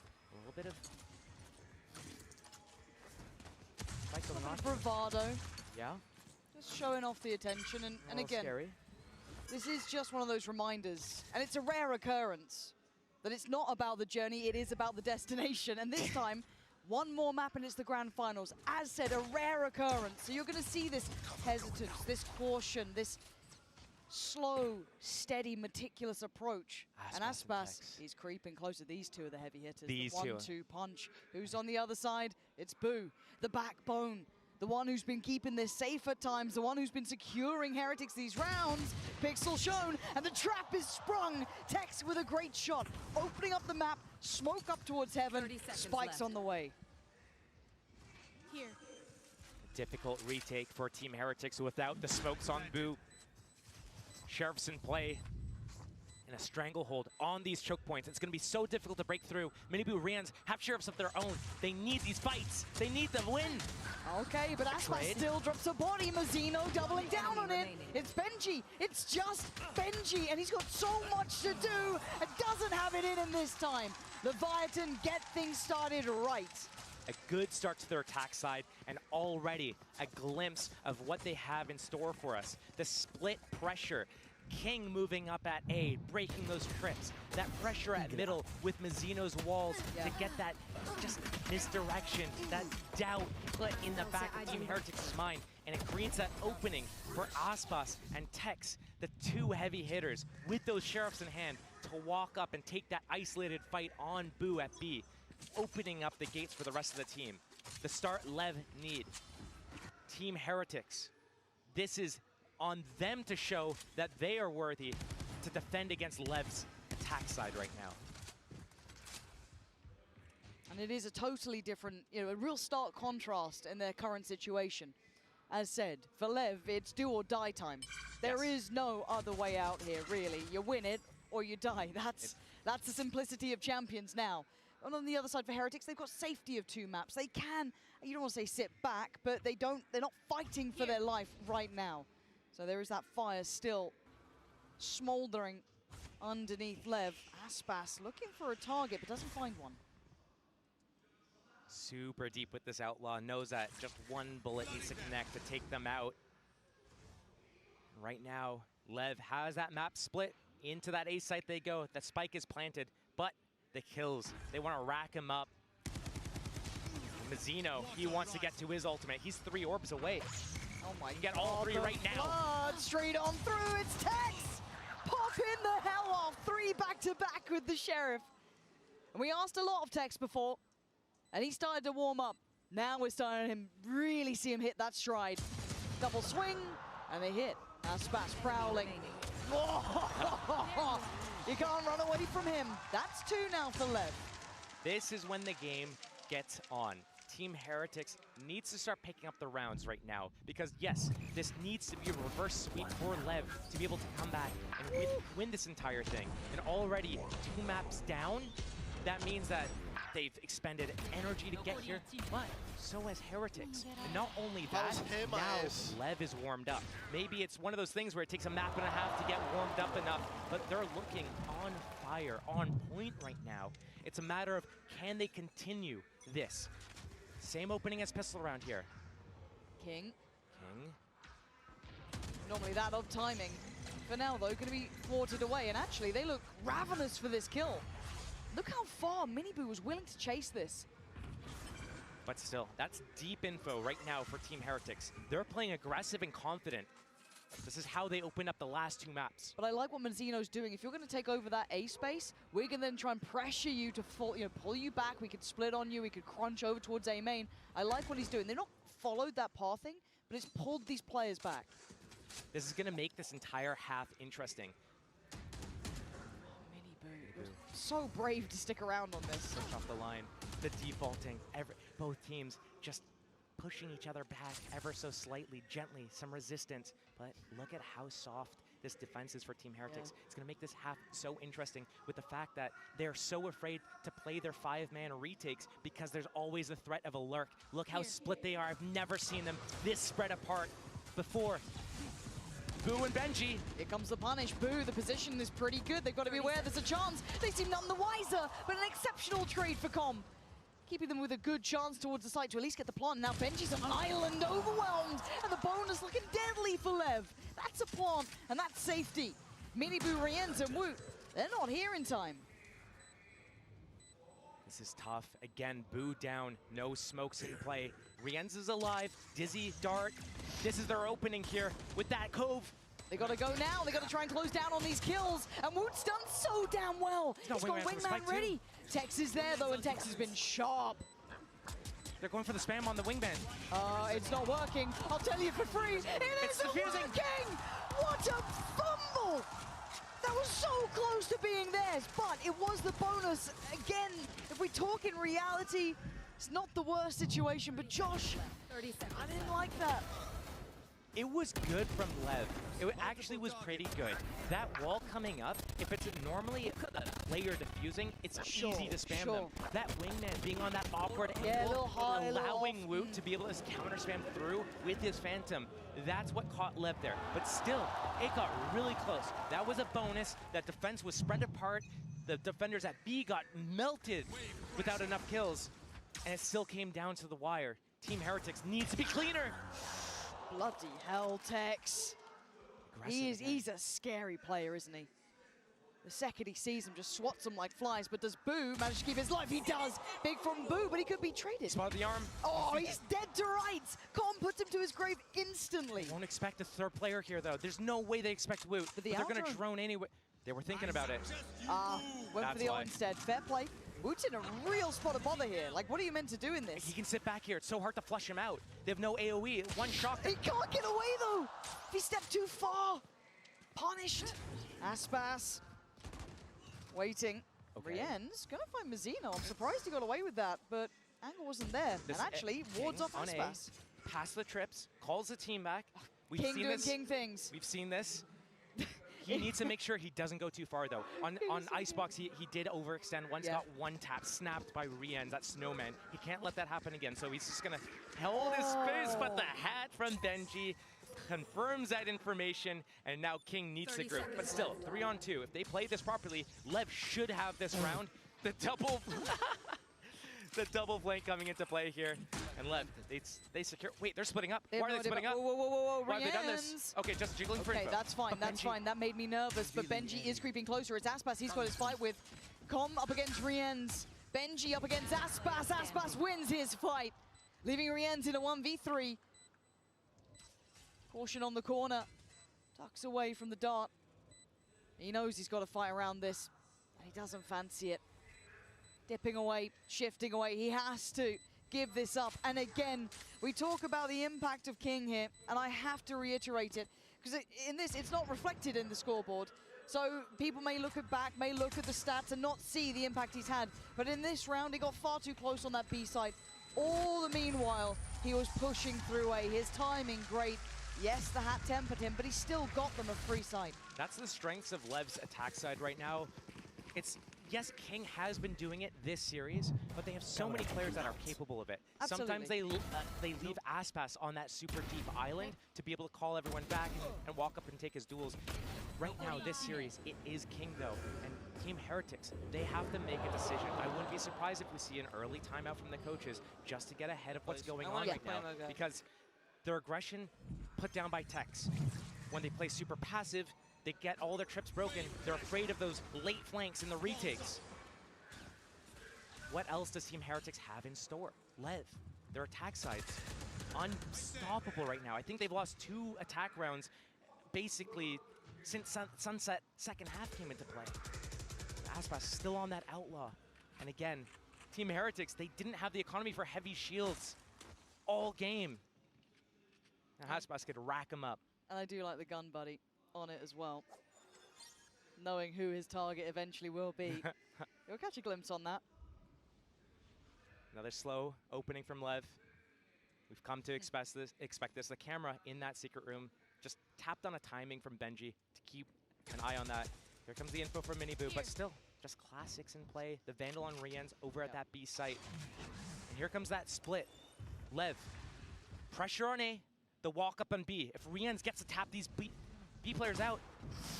Ooh. Okay. Getting real That's Harbor, that's Omen, here. that's Sova spotted over at A. Do they budge? No. Rienz, 4 players for the defense. Wait. Stay here. Tex, Aspas. This read could be everything. The spike slowly coming over there. No idea what was around the corner. Now with that surprise, do they back down? Do they surrender? No, they go forward. There's no time to go back. Audacious. But time, you're right, 18 seconds. They've got to speed up on this one. They've got to somehow carve the path. 10 seconds. They send Aspas in. Give us options. Give us something. Help me out. Ult's being poured on. Benji offers himself up for the trade. Selfless in the moment. The plan is in, though. King and Mazzino got to dig deep on this. Mazzino, where do you go here? Fades it perfectly. Diffuse has started, though. They've got to get him off this. They've got to stop it. And they can't stop the roll. They can't stop the diffuse. Wow. That That is a MasterCard masterclass, Thrifty, right there from Team Heretics. We've seen them try to pull out rounds like this, where Boo is on an island trying to make enough presence for them to go to the other site. LEV, they overcooked it. They were doing the same thing that's been working for them right now. A 0 to 5 mini Boo sent them running. A 0 to 5 mini Boo with a classic sent them all the way around. Brienne's, Team Heretics is so good right now at not budging. And LEV, if they accelerated everything a little bit earlier, they would have had time to go all the way back to A. 100%. They didn't have the time. Okay, Benji made himself a little corner to play out. The pace. They had no idea that he could be there. Benji put it on a show, put it on a class. And Mazzino and Tex, the back line of comm there, having to now work uphill, but they don't have any access. They don't have any layers. They don't have that look. So few options. Really difficult round. All off the back of Benji in that cage. An evolution of what we expected from Heretics. And LEV, it almost feels like a tilt call. They played the round so slow, they played themselves, that this round, let's go fast. They go fast, but they go into a trap. Mini Boo there. Benji there. Trips are there. And now, 3 on 5. Oh, Mini Boo, did you see the cape? Don't know if he saw the cape. That might be an opportunity at the time. It looks like Heretics are getting a little restless. They want this round wrapped. Mazzino goes down. That could be it. Unless the cape is Superman, there's nothing that Calm can do in this position. That spike is, it's gone. Okay, this would be the most heroic play of his life. There's no way. That's one. 14 seconds. They need the spike and they needed it now. The hat on the body, this has pulled enough of the interest here. They now know 8 seconds. I think this one is done. Benji near on securing it.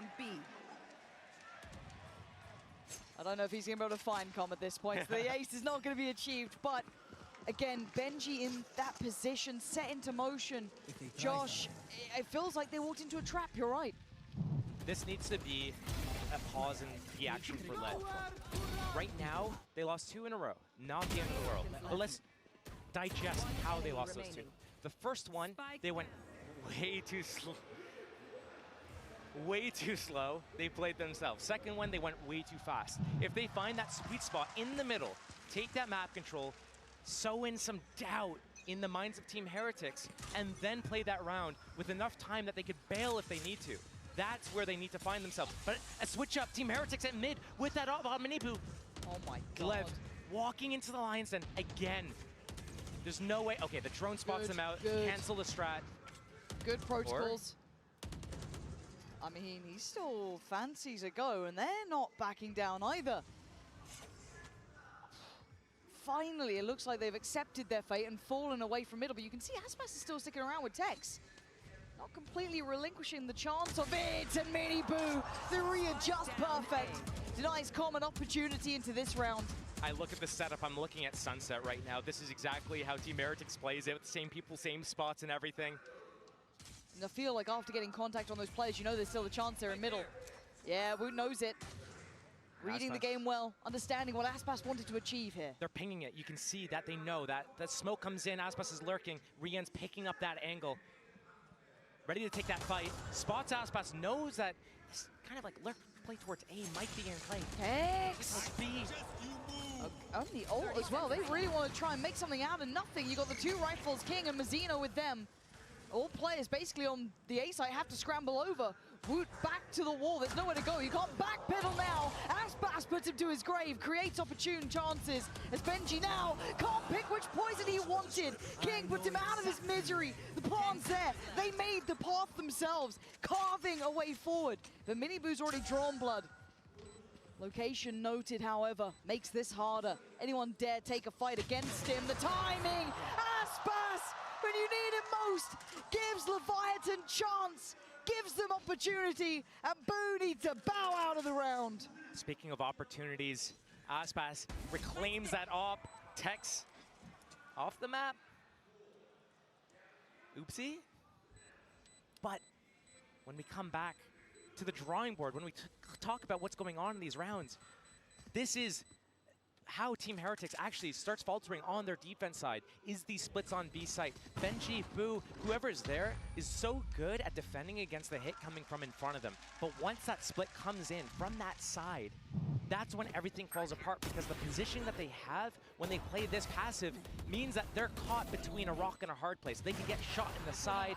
They need to be able to push and fight hard commit into either middle or B, to mid or to B main. They can't be caught in between both places. So frequently, Team Heretics gets caught there, but now Aspas picks up that operator. Miniboo still gets his out. Now we're gonna see. The multi-view replay on that for yeah, right? It's like, it's not bad enough you got insult to injury, salt in the wound. But I like this. I like this kind of pressure mid more. I like the Aspas, I mean, showed how far you can get on that. Literally right up the gut through B-Link, pressure upon pressure, the rest of them splitting that B site. I'd say they are one of the most diligent teams in my mind at kind of playing this map out how I feel like it should. But what's my opinion worth? Let's see if Aspas can do it again. There's 4 players this time. He's got an army against him, and Miniboo already gonna fight. What is Convergence. that? Absolute shutdown and shut out in middle. There's no more access here. Heretics hated that last round. They want no more of that. Whenever we have a moment in the round, don't know who's there, DJ maybe. I need to see this camera on Benji right now over towards B. What is that covering? It's got to be insane information. Lev still 2v5, trying to play out the round. 45 seconds remain, and that ultimate on King as well. Scary players alive as well. We've seen Tex and King both giving them opportunities, but that door still has to break. So they still have to give away the intention to a degree. You've got 2 players there ready to meet them. You'd need Tex to alleviate that pressure. So it's all about layers to this. 30 seconds left. King's trying to create that opening for Tex to sneak through, but Rien says the read well. The budging. timing, they're trying to time this to try and split their attention, divide and conquer. Boo's not going to fall for it, and they know where Tex is. The intention, I get it. The execution, not going to work out. And slowly but surely, you can try and take fights. It doesn't matter. Heretics are back in the game. The problem there is even if... There's the camera. Amazing. A wall. Classic Prius. Maybe get the 180 on that one next time, but oh, good. The problem with that, a round like that in the end is that even if you do end up getting a kill, let's say Boo goes down in heaven, the rest of this setup is impenetrable. There's no way. And I like how Team Heretics is realizing how Lev is working the map, spreading them apart, and they just realize, let's fight for 2 of 3 spots. We're going to pick middle, and we're going to pick A. B, we play the retake. We're good at it. Who cares? We got the Cosmic Divide. We're chilling. I mean, they're learning in real time, though, because that was a very high priority area for Lev, and they're somewhat similar approach to it now. This time it's going to be Boo to try and handle it. They're going to prop up Miniboo on the extremity on one side and probably allow Benji to then flex back towards middle here. Great call from Lev. I'll explain why right after this fight happens, because Boo is going to get caught on a time potentially. Oh my god, how's he? Oh, he's dead to right, surely. Surely he is. Tex with the punish and the slow approach, looking to get a stranglehold on this A site. The paranoia's gone in, it finds no one. They are on the site itself. A fight towards CT, Benji wins it. Banging shot. Woot's still there, but he falls quickly to Com. The site now open and available. Rien's backs away. Man, 3v3. Miniboo. What better players to have alive in the situation? Spikes down, and Miniboo's sitting on it too. Com has no idea. Oh, None the way. Wait. He has a look. He's Spike's gone. He's heard the jump. He knows it. Com? You know, the audacity to turn around, but they've lost Aspas in the meantime. For 40 seconds. There's nowhere to go. They have to fight forward here. He's got to bank on King to find him safety, find him across here. And King, how good can you be? Not this time. Rien's is on it. The deadly trio. And now they just wait for Miniboo to come in. He's going to locate out where Com is and let Benji and Rien close this round out. Hosted. Nowhere to go. We're seeing that composure hit here for Heretics. But talk to me about the start of the round. There's something you liked. I loved it because what has been happening throughout this series is whenever Team Heretics shuts down Lev somewhere, let's say they do an A1 round, instantly next round Team Heretics goes B and then expects Lev to go B into it. So here what we see is Lev tries going mid, Team Heretics shuts it down, instantly Team Heretics decides that they're going to go shut down a different area, A, B, they just pick a different spot, and so Lev, they go middle again, uncontested, find that opening on Boo, catch him in the back, they have everything dead to rights. That kill Benji got on Tex, Cypher on Cypher, violence over towards spawn, that was the difference maker, because that allows Benji and Rians to move together into that retake, and it's just, how are you going to stop these guys? Yes, you had Aspas alive. Yes, you had King and Calm, and these are the guys that you look to in a lot of these situations in these mid-rounds and closing it out just by the nature of the agents that they're on and the roles that they play for the team, but it's just too much a tall order when Miniboo's closing in the back lines as well. Let's take a breath here. Take a moment. It's 5-4. The early start was good for LEV. Stake their claim here. Proved that there's a reason they went to this map. They're good on it. They're strong here. They play a great game. But the pendulum started to swing. Last couple of rounds starting to look better and better for Heretics. So the timeout hit. An opportunity to adjust, to bring in a new idea, to address some of the issues they're having. Because Heretics are going toe for toe so far, or toe to toe, with exactly what they're wanting to be seeing. They know exactly what Leviathan are trying to get up to. So what's the plan now? And it's in those first 4 rounds of this map so far, I was thinking this is LEV's game. They're going to run with it. Boy, am I wrong. 5-4. Team Heretics has won 4 of the last 5 rounds. And Miniboo feeling so confident with this operator, taking these deep lines. Team Heretics dealing with this mid-pressure so well, except for that last round. And LEV not finding any solutions right now. Again, they had that game plan on Icebox. It worked for a bit until it didn't. The same thing's happening here. You could hear it from the crowd there. The gasps, the tension. It's palpable in these moments. It's the okay. difference that half can make. They know about Tex though. Respecting this. He's behind the box. He's waiting for that rotation. He's listening for the noise, and he's waiting for the perfect time to strike. But if he mistimes on his camera and he gets the top of his head spotted by Boo here, if he drops, I don't see a way back for LEV. Waiting, denial on the plant here. Boo versus Tex. There it is, and Tex wins. Hat comes online, and suddenly it swings in their favor. That pendulum apparent again. Aspas up top, waiting for the push through. You got to play it down low in the smoke as well. That cosmic divide. LEV's playing in. They know they have to play in front of us, stop them at the choke points. And here comes the retake. Ooh, Dizzy King. in. Hold on, he's still here. Scan. He evaded it. He's trying the best he can. Aspas only gets one. The trades. Wood, outrageous on approach, trying to be the bulldozer, but it's Boo from above. Time for the defuse. And Heretics taking a stronger lead now. So well played from both teams as well. That fight at middle happening. Tex going 1-for-1 only, but realizing the rest of his team needs to play up and stop them at the choke point. The problem is, as they're coming through the smoke at the choke point, here comes a Dizzy and a Dart. You can only deal with one at a time, and the scan gets off and finds the opening for Team Heretics to flood out that spawn gate. And LEV, they're just unable to put them down. The trades go in the favor of Team Heretics, and another round goes in their favor. But LEV, some of these rounds are really close. It's not that their approach is bad, it's that Team Heretics is inching their way at the very last, slimmest margins, the last moments. Benji, don't get too greedy now. 6-4. LEV can still climb back. Of course The they drone, can. the Hunter's Fury, and Calm's been so good with these. The second you stop respecting and fearing this side, the second they can take it away from you. Aspas with a glance, but he finds no connection that he wanted here. Not able to find the impact yet. Being held at the door still. And now there's going to be issues. They get held up. Rians and Benji, the 1-2 punch. But Aspas, surgical precision is not good enough today. Mazzino detained. They are left in ruins as Heretics running them down as Con, the last man standing here. A 1v4. Show me what you're made of now. He's got a spike, he's got 50 seconds, but the back line is watched. Boo. Closing. He's not letting you get away from this. He's gonna hear those steps, and he knows he's gone middle. V-site's open, but again, plant, who cares? Your economy's in shambles. We have 4 players for this retake. And LEV, again, they're so close on so many of these rounds when they're doing it slow and methodical that they lose the confidence in their own identity and their game plan. They switch it up. They falter. Right now, Team Heretics, a brick wall, moving together to find out where Calm is. It's such a difficult task. The plant open for him, though. If he lets him slip by, show me some magic, Com. Go on. the reads, they just know. They know all know. too well.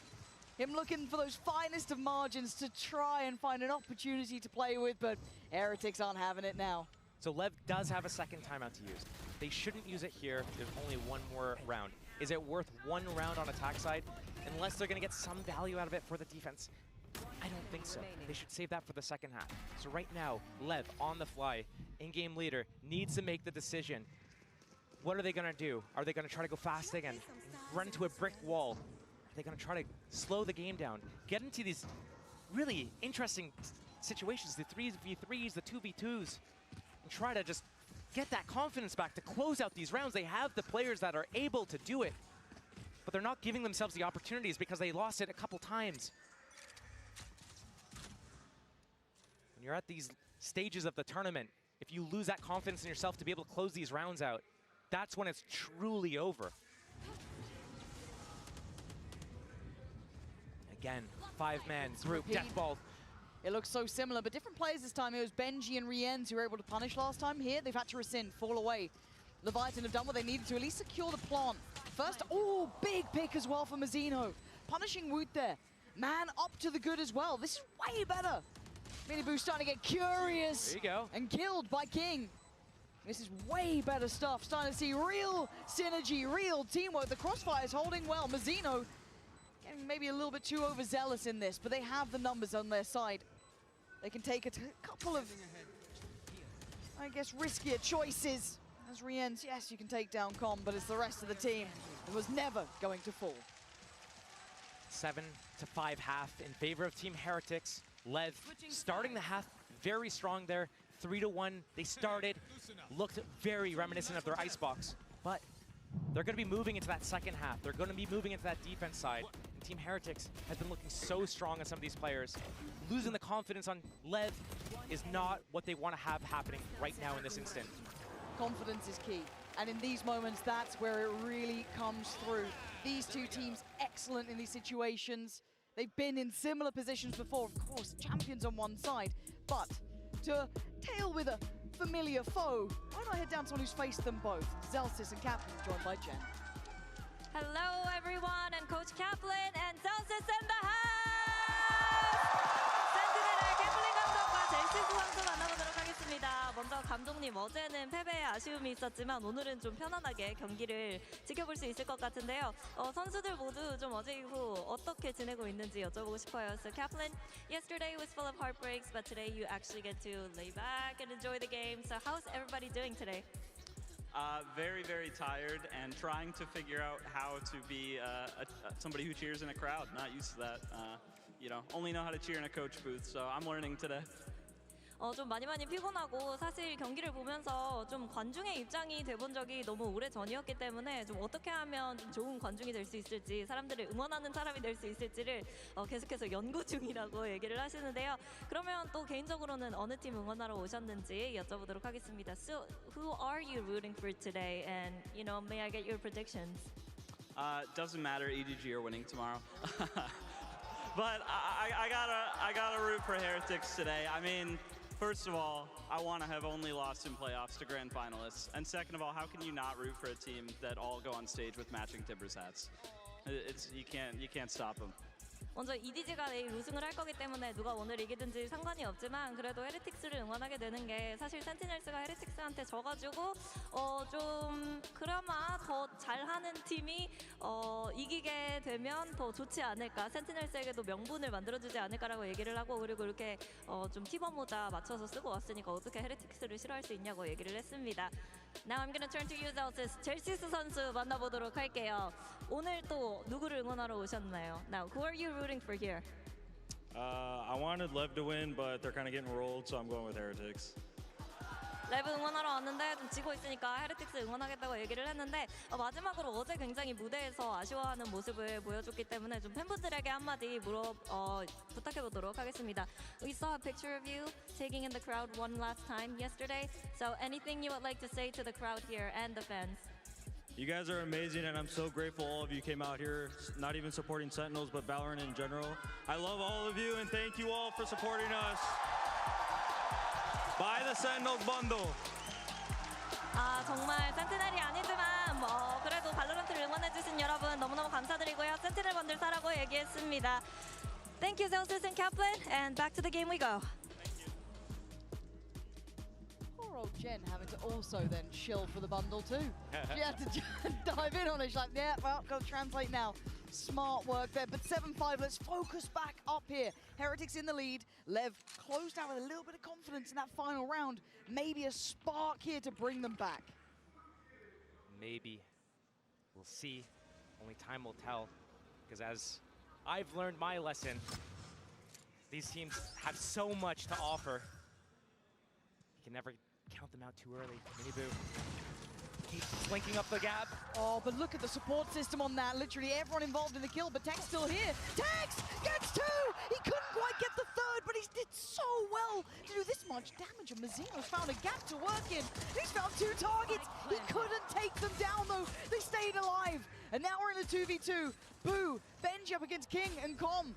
Boo down low, and now vision removed, but King's gonna have to get close! Com with a shot dart as well. It is perfect. Pistol on the board for Lev. The score is getting closer. Sunset got real close when OT. I'm thinking Lev might have something in store for them, but I like the opening from Team Heretics there. Moving up that right side, dodging the trips and the cameras and everything, getting in there. The first point of contact, it almost caught them by surprise. Aspas, no chance to play the round there. He is a player that you want alive to be able to shoot back as, you know, maybe using his teammates as pawns, as cannon fodder, as he can just go in and just wipe up everything. He had to sit back, lounge back in the chair and watch the round develop. Yeah. But again, this is the start that Lev needed. You wanted that pendulum swing, you wanted that momentum, you want a close lower finals. This might be the start of things to come. This round, Heretics, we're looking at the Ghost with Boo and just a Sheriff with Woot. On the other side, of course. He'll be one off Thrash at the end of this round, at the worst. Not bad. Unless he falls off the map. But right now, Lev, they're not moving. They got their space, they got their control. They're happy with this. Team Heretics grouping up, they got that orb, looking for that second one. Woot getting ever closer to the Thrash, clearing out all the close angles just in case. There's no KO flash coming on this map. It's a double controller comp. And that is a second recovered orb. That means Thrash is one away. That is a death, a kill, or an ultimate orb. Oh, yeah, just a death or a kill. He's getting it no matter what. And Team Heretics coming back to that B site is just Tex to defend. Mazzino pretty close by to help him out, but still, it's a tall order here. If he gets flushed out by a Dizzy Dart, smokes the block off his teammates, but Mazzino should be putting up a wall here anytime now. 30 seconds remain in the round. He's not looking this way. He's not. Okay, this is too late. They're already ahead. Past it. Oh, this is a mistake on timing, and Tex can get overwhelmed here, but Mazzino desperately trying to help him out, make up for the mistake and hold the line as best he could. Boo's punished him though, and now the plant. Woot's got ult still, if they feel there's a chance. No way he uses it. Surely not, but I mean, Boo's got himself a Guardian. Maybe he can make a little chaos happen here. Bounce shock. There's no shock. Just the dart. Scans him. Has to remove here a little bit. Woot trying to watch that cross. Just call out the cross. 1 HP. He's down so desperately low. But Lev showing caution, showing respect for the other side. But a bounding Aspas does the job well. With 3 alive, the defuse is there. The threat is crushed. And we have an even affair on our hands. With that plant, with couple of those kills, maybe we get to see heavy shields coming out, denying Aspas the ability to one-shot players with this outlaw. As the score gets tied up, 7-7 here, Team Heretics, they were using these death balls on their Sunset. It was working pretty well. Now we look at Lev. They need the reverse sweep, basically, if they want to be able to move on to that next stage, that grand finals. They need 3 maps in a row. They need to start here. They need to be able to convert this bonus round. But you talk about caliber of players, you look at the potential to do it. They've got the pedigree. They've got the players who can turn up. We're saying this at the first time it's gone even. Yeah. Fast hit, and here's the Thrash, round 3, and Tex throws his hat down on the way. So damn good. What a Another shot straight out of the sky. Oh man, that puts Miniboo right in his place. Two Sheriffs and the Outlaw on this retake. Yes, they have the man advantage, but man, again, stopping them at the choke points. Team Heretics in their faces. Thrash goes again. Oh, but he's shot in the got back. down. Mazzino is timing perfect. Couldn't ask for anything better. Benji now called in, required to go above and beyond, and he's doing just that. That's a second body dropped. He needs to depend on Rienz to control CT here as well. Tex goes for the swing. King on the trade, but hold on. Getting closer now. He knows it. He's seen it.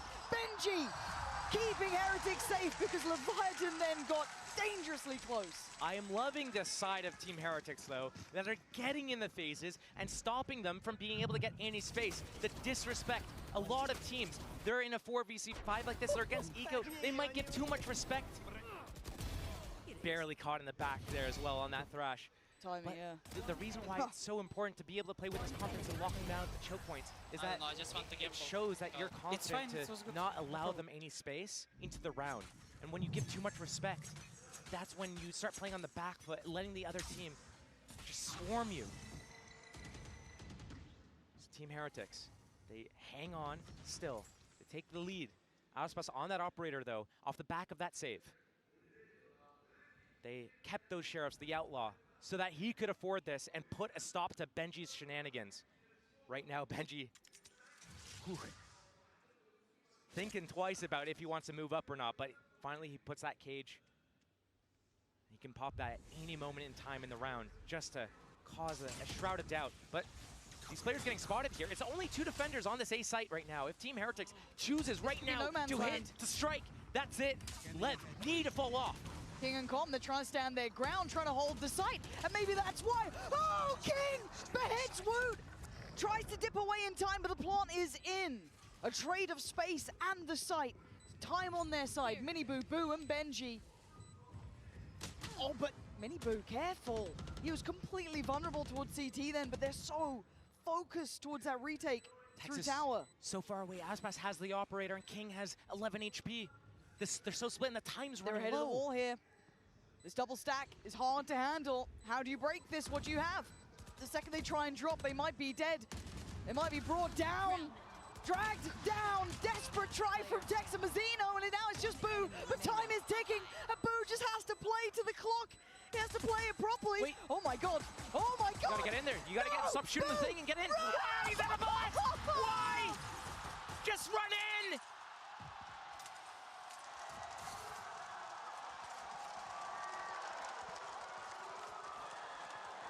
Call a timeout. Call attack. Coach, that is your IGL. These are the decisions your IGL is making right now. You're on attack side. You need to what is this? Oh my God. This is the lower bracket finals. The winner of this series goes to the grand finals of Josh. champs. That is unforgivable. You know he's going to be kicking himself. Does that affect him going forward? No timeout called. We're about to find out. Think it's a mistake, that's fine. I don't think that is acceptable, but as it stands, Lev, hey, you saw the smile. You don't often get given those. You thought you were dead to rights. Bro. I know. Refocus. You or them? Everyone. 8 to 8. You don't get given those often. You really don't, not at this caliber. They're going to use Cosmic Divide. You can see the pings on the map. That's the line that they're going to draw. Boo across the map. He has that gravity well to play that post plant. He's going to be able to come in from the back lanes, get that timing flank. He needs to make sure he's not too slow on it this time. He has been in the past. Team Heretics moving up through middle. Getting spotted. Miniboo taking damage, losing some of those daggers in that Blade Storm. But still, they want to commit to this play. They still have that Cosmic Divide to make it work. LEV split across the map. 3 players towards this mid-A defense right now. And the decision to peel away from that B position from Boo. Benji. All the way in that smoke. And here comes the mid split. Here comes the wall. And here comes the hit. This shock is going to destroy I'm worried Woot. though. Miniboo still actually managed to get away unscathed, but it's Benji to fall first, trying to make it through from main. Aspas patrolling on the back of the site. Decides he felt that pressure. Didn't want to stick around too long, but with a 10-second plant, they're going for this now. Waiting, Minibu, knives are there. Counter ult going to come in, try and make this site almost unlivable on. Leviathan change their approach, looking up towards tower, two towards CT, Com being one of them. Trying to take strides and takes down Rienz. Oh, what a follow-up! Perfect shot. They are clearing house. Leviathan are here to play.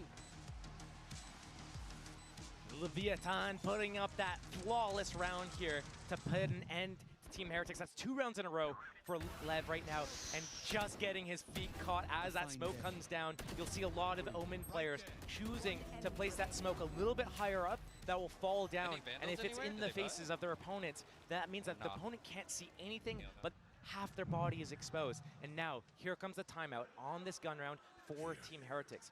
Round 18, 8-9, they're trailing by 1.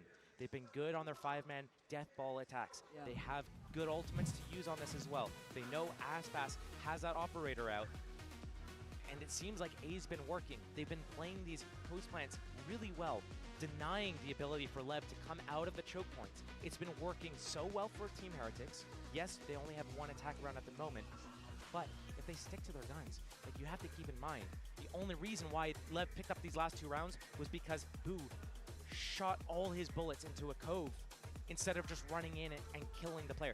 This could be Team Heretics 10-8 up, putting Lev on eco, 11-8, closing out, and going to the grand finals. Reminds me of this situation. Fnatic Sentinels, once upon a time, a flash going astray, and it all suddenly A mystical flash, perhaps? Something like that. The difference 1 round can make. The question is, do they have the wherewithal? They have the ability to bound back, and it's hard when it's an IGL. It's incredibly hard to then pick yourself back up after making a mistake. But these mistakes, at this point, cost you so damn much. Now, ults to be used, a buy in hand. They have everything they could ask for here. And it looks like B is the target Team Heretics wants to hit. Thrash and play. Cosmic Divide if they want it. They want to go towards Tex, but it's fine. They have that Mosh to flush him out of that back position where he's currently standing. I don't know, Tex. He's been scaring the life out of me. This man Don't hit your teammate, though. A monster. He's still looking for a victim. He's found a couple of players. I told you, you got to be careful going towards his site. Takes down his opposing number, but it is traded. They've now got their foot in the door. The site is under Heretics' control, but it's been these post plants they've been struggling on. Actually, the parent. Wait, that felt a little just Mazzino out, though. kilter. Well, the timing maybe a little bit off there. Aspas is still in their spawn where they buy. This feels disjointed. Mazzino can still make it hurt. It's not like it may not work, but still play together. Ooh. Play as 3, play as the team, and they're doing that. Com set up for success.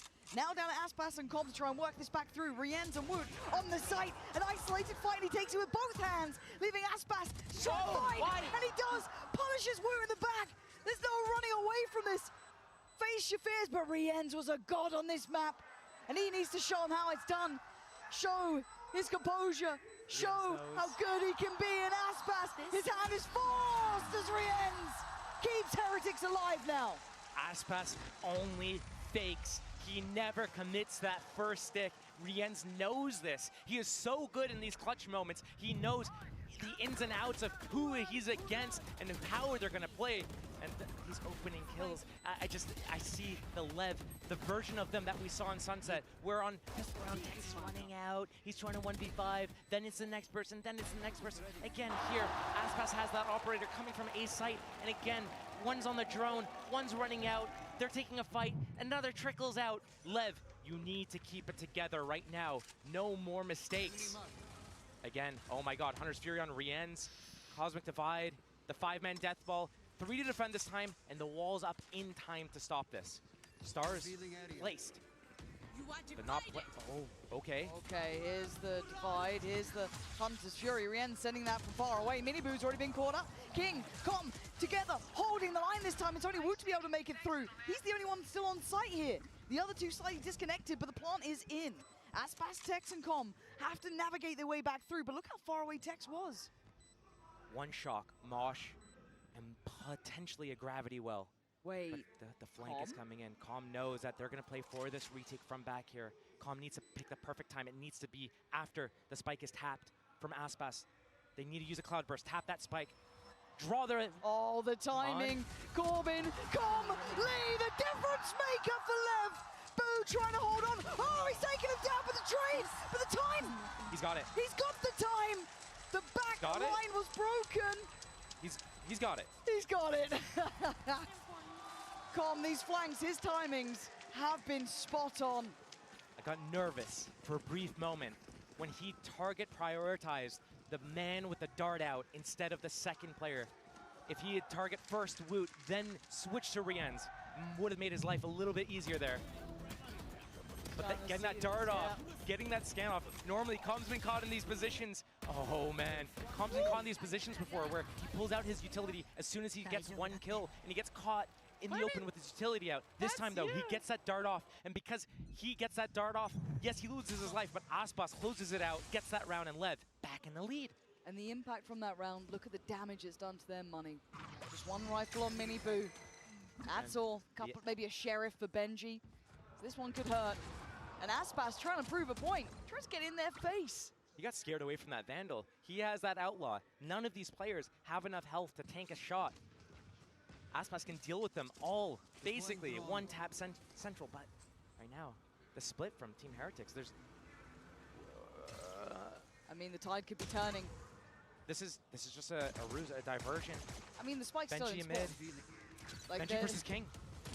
Slowly and steadily, a little bit of a fight here, but the angle far better for King. Showing dominance now, Lev.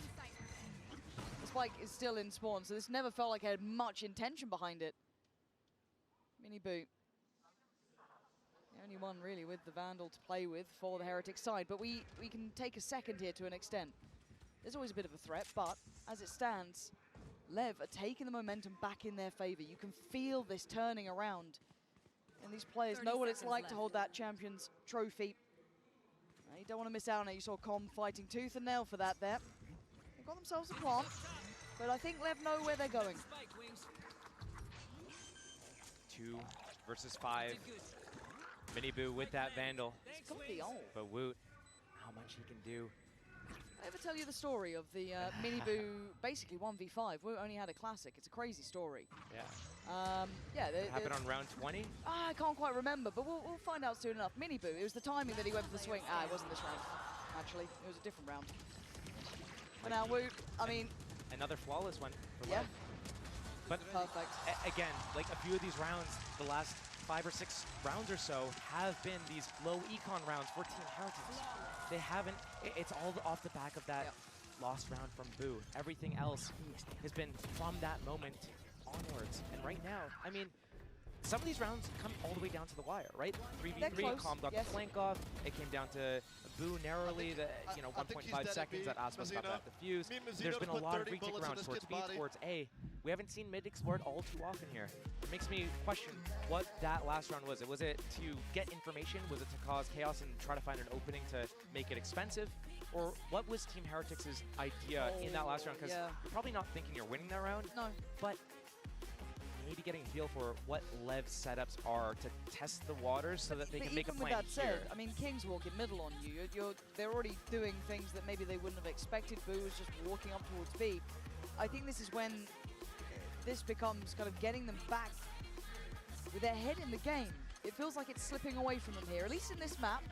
And the reverse sweep conversation does start at that point. But, I mean, it's early days to discuss a reverse sweep. They've just taken the lead. But it's momentum here, and this is a mental game between these two. Keeping in mind, Sunset had a pretty similar score. It got to round 21. Instead of 9-11, it was 10-10.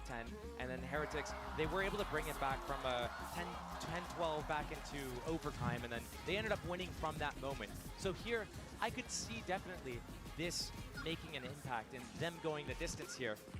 But it comes down to this round. This is really the last real chance Team Heretics has to make this work. They have that Thresh. They have that 5-man death ball. They have that read that they want to go against Tex. Tex has only been good for 1 on these defenses. Team Heretics has been winning the post plants here, except for that round where Com got that flank 2-man kill. See the crowd now starting to cheer for Lev. The owners getting the crowd on their side. Aspas. Maybe this pulls him into attention. Up and over, another attempt. He's not landing the shots here. Forced away. We can see Tex fancies it, confidence brimming. Oh my god, Mazzino saves him in that one. Got a little too close for comfort. But they're left in talent here, Heretics. They're down in Boo and Woot. They don't have any safety. They don't have any real security on the site. They've got nowhere to work from. They've been forced away. Leviathan with a stranglehold on this game. It's gorgeous to witness. We need a one, I'm about to say a 1v3. Not gonna happen with Aspas doing that. Vitan with that, get to 12, they get the map point, and this would be the start of a reverse sweep. Team Heretics still, they have good ultimates. It seems like they're getting some Vandals in the equation. It seems like when they have that Thrash, it's been always exec A, exec B with that Thrash. Here, they decided to save it. They have it. Again, if they need it here, they have that Cosmic Divide. I thought they were going to use it about 6 rounds ago. They still haven't used it. And LEV too much. Put a stop to the bleeding. Yes, they're defending kind of like one at a time, but now they're moving out a little bit better spacing. We saw this wall. But look at it, look at the pacing. They're already pushing middle. Spotted. I love this though. I like that they're just putting Heretics back under the gun time and time again. But Heretics in these moments have stalled. They paused. Now they decide they're going to move up Rians through the smoke. That is so unlucky for him. It happens. It's the way it goes. Com does get detained, so maybe there's a chance, but Mazzino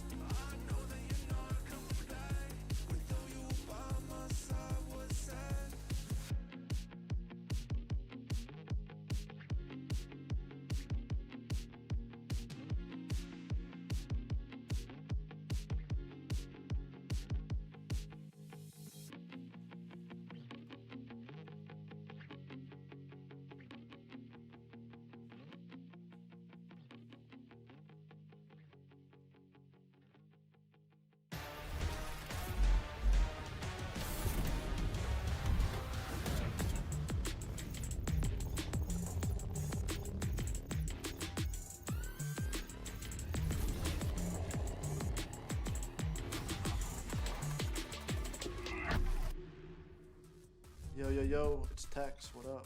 Honestly, when it was 11-12, it was at the very last round. We could definitely feel the pressure hitting. Even the round before that, I think when King and Mizuno lost the 2v2, because I think Chichu just walked out heaven randomly on a timing. I think that's when I realized, like, it's getting pretty scary. But yeah, honestly, it's whatever. I think I just gotta make sure the boys aren't too down on themselves individually. And we just gotta fix some fundamentals and we'll be good. I'm honestly chilling. We have another chance. I think my team matches up pretty well against Heretics. So honestly, I'm not too worried. Holding his ground. Probably hits the trap. Tex finding one. Smoggy not dead yet. Pops the ultimate to get himself back in, but Tex is just unassailing. Yeah, Team Heretics, they play really well together. They have really good individual moments. Definitely have a unique playstyle on maps like Icebox, where they play like a Neon on Miniboo. So we had to make some adjustments. So it's really interesting playing them. We beat them before, but it was a close game. And you know, we both kind of learn how to play against each other when you play. So rematches are always different. But yeah, excited to play and let's see what happens. Oh, Leviathan, they're on the board in this lower bracket best of 5, which means we will be guaranteed one more map. Look at what it means to them, the passion on these players' faces as well. I'm Yingsu and I'm back here with Mimi, Paperthin, and Achilles. I cannot believe they managed to force another map. How crazy was that? Was that head-to-head? It was. I can't speak. It was damn wild, and that's why we're all struggling to find our words here. But yeah, the Abyss pick, we weren't sure how it was going to look here for the side of Leviathan, and it was also a bit of a shaky start. You know, get those first couple rounds, but then that Thrifty comes through from the side of Heretics, and it just felt like they were going to be building up all this momentum and just end up, you know, mowing down Leviathan, but they stuck in there and they got the win. What I think part of what makes them so hard to play against is like just how good they are at taking mid control on this map compared to other teams. I feel like they're so oppressive with that Harbor utility at pressuring that space, threatening these walk-ups. Team Heretics are having to invest so many players on their defense to deal with that. And on top of that, Clint, they're winning rounds like this one. How? I mean, this is just absolutely insanity. I mean, so this could have been done a little bit differently here by Boo. He didn't need to spam this cove like this. He should have just saved those bullets and just ran right in off the rip, but then he's out of bullets in both guns. Both whiz right past it. I mean, it happened to Zekin with the Blade Storm. It happened to Zekin with Blade Storm yesterday. It's something about this map. It's something about this map. It reminds me of the like Psalm Cove rounds from Champions or Tokyo back then. Like those moments are the ones that players remember that are so heartbreaking when you're that close. And this too. What the hell happened here? I mean this was just calm on Ascent versus Paper X, getting the 1-2 transfer. I cast that moment and I was reliving it right there watching. If he wants to win another trophy, he's got to play like he did in Champions 2023. And I thought that would just be like, you know, in performance, in being good, in having his moments. No, it's play exactly the same way and win rounds on the flank single-handedly. Just ridiculous stuff. Flanking all day long. That's all he does. I mean, we talk about Leviathan on the winning side of these rounds, but on the losing side, if you're Team Heretics, you have to be boomed by situations like that. They were crazy, crazy situations. And you could kind of see it in some of their gameplay too. Like they started making mistakes where they were stepping a little bit ahead of a smoke blooming and things like that, where they were giving opportunities for Leviathan to get free kills. And it seemed like some of those moments, like Tex hitting that shot in a mini boo as he's dashing up above the box on A, like things like that were really starting to set them off kilter, off pace. And then even in Com's moment where he got that sick double spray we were just talking about, Rienz is watching that angle for the longest time, turns around, and that's when Com strikes. Like just little timings, little mental things started to fall apart for them. Yeah, this is that right there. That shot. Freaking disgusting. Absolutely outstanding. And Tex has been so consistent all year at providing this value for his team. Out of all the Sentinel players at this tournament, he is taking more first duels on the defensive side than anyone else. He is so willing to take those risks when he's anchoring his site. And sometimes you see it get punished. I think earlier in this series, on Lotus in particular, he had a lot of those first deaths when he was taking those risks. But in this map, he was really finding the value. And I think being willing to go for those plays, to trust his aim in those moments is so huge. Because when we talk about rookies, we're thinking about Los Niños on the other side. But Tex won Ascension last year in Americas. He was with what was then the Guard, what became G2. This is his rookie year as well. And he has been performing out of this world. Yeah, he really has been. It's incredible. And it's also just weird. Like, why is he so good with the Sheriff? It's crazy. You got a guy named Tex, you give him a 6-shooter, and somehow he's just absolutely cracked with it. It goes hand in hand. But I am so very impressed with how much value he's able to find round over round. And I think that if it's not for him having the performance that he did, this is a 3-0.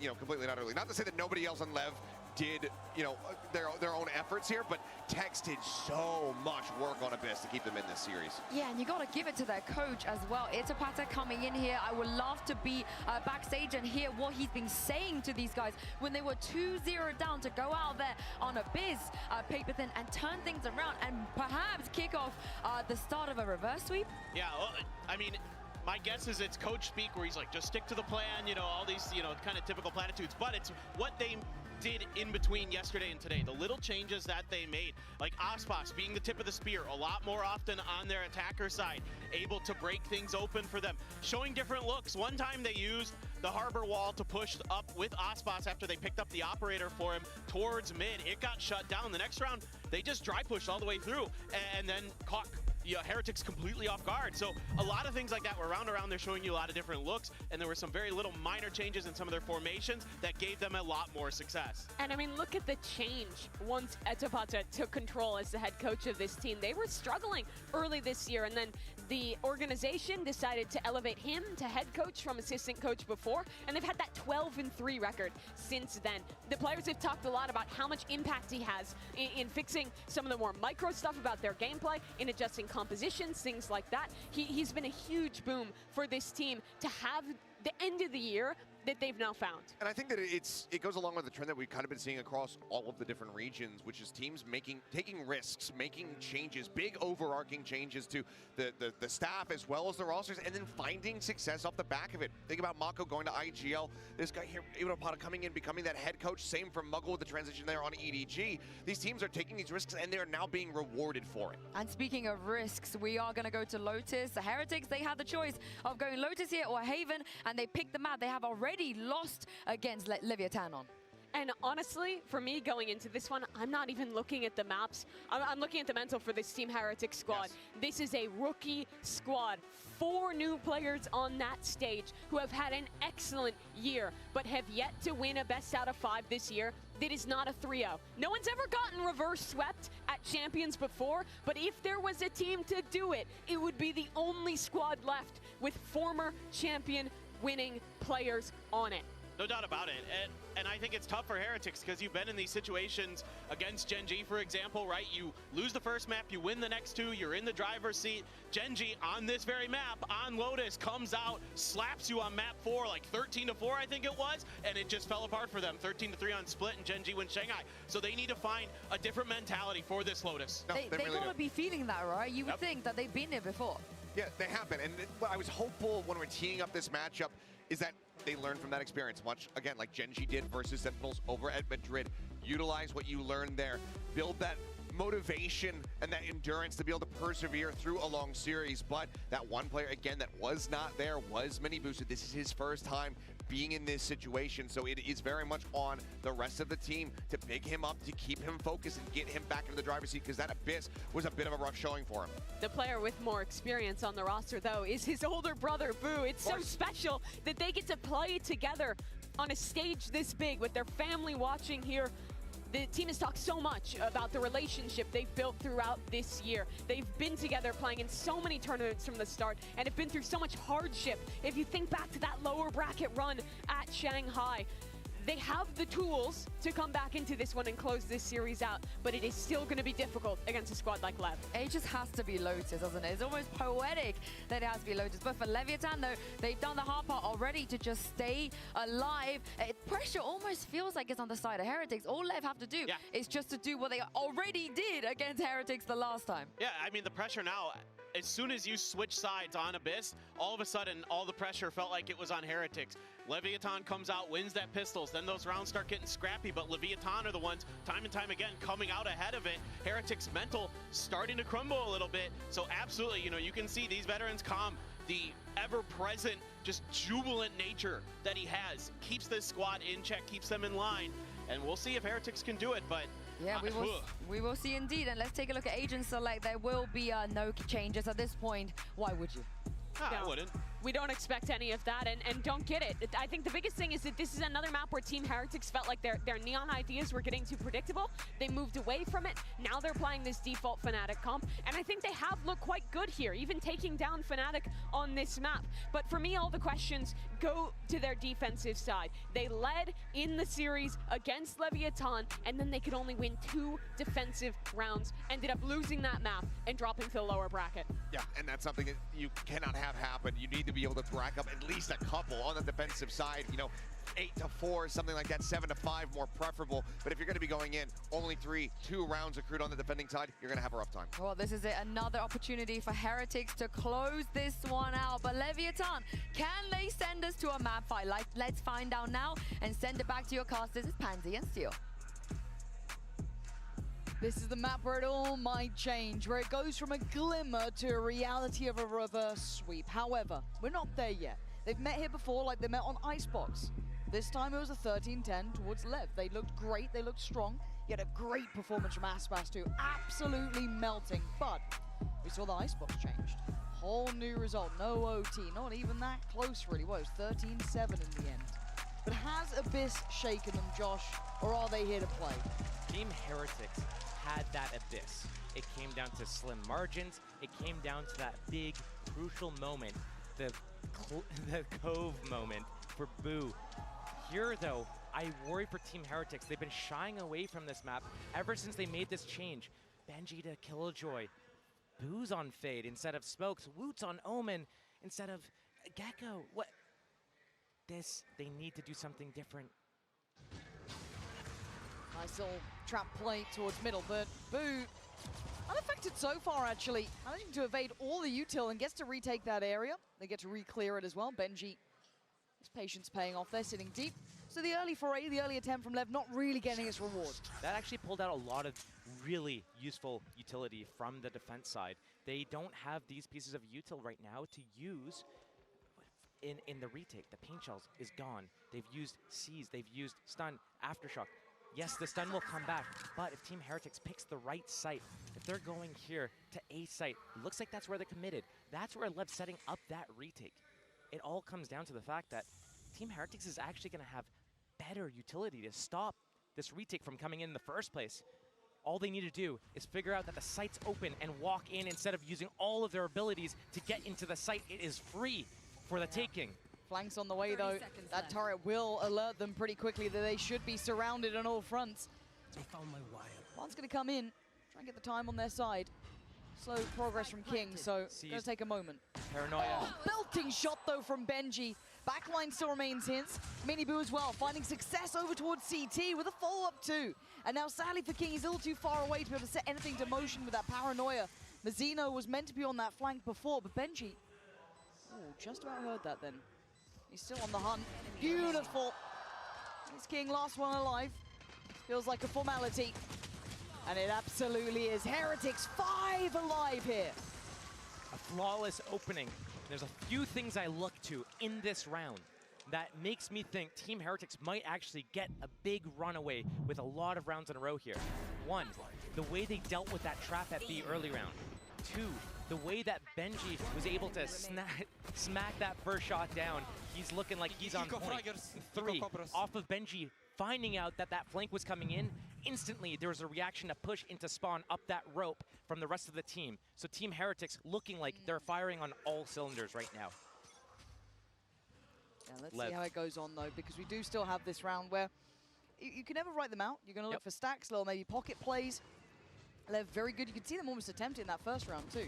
Trying to make something happen for themselves there towards middle. Didn't really work out in the end. Another trap. And again, dealt with. It feels like Heretics are quite aware. Maybe just heads up adjustments, you know, maybe just not falling for it. But as it stands, sadly for LEV, even with all these attempts, unable to really get any rewards for them.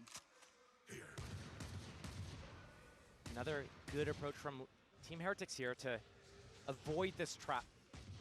And on this timing that these pieces of util are on cooldown. They weren't able to clear King. They weren't, but it doesn't matter. It's just the better guns are all together. Yeah. This is where they want to go. Until that stun comes back online, there's nothing that LEV can really do in the defense here. But I do still like the trying to be instigators, though. I like the trying to make little plays here. You're not going to win a fair fight when you only have a Sheriff or a Classic. So why not try and go for something? It's going to be back-to-back flawless rounds here to open up the map for Team Heretics. And keeping in mind, they could have closed this series out 3-0, gone straight to the grand finals tomorrow. But instead, they have to come back and revisit a map that they've not wanted to play the more recent matchups. They haven't had success once they switched to that double controller style. Yeah. And the reason why they were so good before is because they had that kind of all-in neon fade, breach, just dump everything and execute. But they switch over to this double controller type of style. And we see how it works for LEV when they play their attack sides, splitting up the map, depositing players, doing these audibles, manipulating the rotations. That's something that Team Heretics didn't really do that well. Miniboo trying to close this out, get that kill. Benji, get away from that spike. Yeah, time to move here. Com going to be able to go down towards the spike, but otherwise, I mean, near on perfect. And Team Heretics, I mean, they're in control. They have the double controller. It's whether or not they know how to play this composition on a map like Lotus, where there's so many possibilities for you to use the revolving door, that blue room, that breakable door, and pivot back and forth, deposit players, and have these proper audibles. It's something that hasn't been working for Team Heretics, and when you run a double controller comp on this map, and you're starting attack side, it's something that you need to rely on. So let's see, has Team Heretics developed that? Fast opening again into their smoke. They're gonna take this space for free. LEV on that heavy A defense. Tex, both chips and a camera on B, expecting that bonus round was gonna be a fast B play, but instead it's a C play. It's not gonna be stopped, and Boo still holding that A lobby control. Yeah, so many rifles out as well for Heretics. This is gonna be a heavy hitting bonus. You're looking at King to keep control towards C, but already they're gonna start testing the rest of the map here too. Not committing the spike onto the site yet. Stun, paranoias, everything's still in play right now. Once the spike gets planted, that's when this flood's gonna come. Woot might be ahead of this by a touch. I want to see if he tries to just go for this one, and he absolutely does. He didn't need to go that far, maybe. The paranoia, he'd have been able to see him. And now denial on the plant. Potentially an overheat, maybe a misstep here by Woot. And for LEV, they get to keep 5 alive. 4 of them now standing tall on the site. Heretics forced down towards that lower side. Smoke goes in towards main, they're ahead of it, but Tex with 2, and a 3rd for Tex. His impact has been off the charts during this series, and King to close. LEV strike back. A flawless response from LEV, and I have to sit there and wonder, what is Team Heretics doing? We have the site for free, the paranoia, but you're gonna push in, it's a near site. You're in a smoke, you're near site distance. That is, again, we talk about the agent composition change. We talk about the role swaps. Woot doesn't really play Omen on any of these other maps. It's been Boo on every map who's been playing that Omen Astra role. Riens has been on Sova, and that's where he plays his best. Right now, he's on Viper. And right now, the fact that they had the site and they didn't do anything with it, that's not good enough. LEV trying to pick up the pieces right now. They have that A space. They get that off the back of basically just the haunt, but that Viper wall means that it's very difficult to get that information. That jump spot needs to come in, and it's so easy to punish that if you have the right weapon or the right pre-aim. Calm, playing with fire a little bit, but here already 3 players on the attack towards that C site, ready to just go in. But it's the switch up of having Tex here that I like. Seems like such a steady player for LEV. Okay, that was the plan from Heretics. They wanted to push back the A players, cause the players to sit there, passive, weakens up that C site rotation. And now the hit's gonna come in. Team Heretics, they'll get the site. Miniboo has the paint shells to clear out. Elbow, he has a showstopper to get in their faces as well. It all comes down to, do they get the spike planted? How do they deal with the post plant?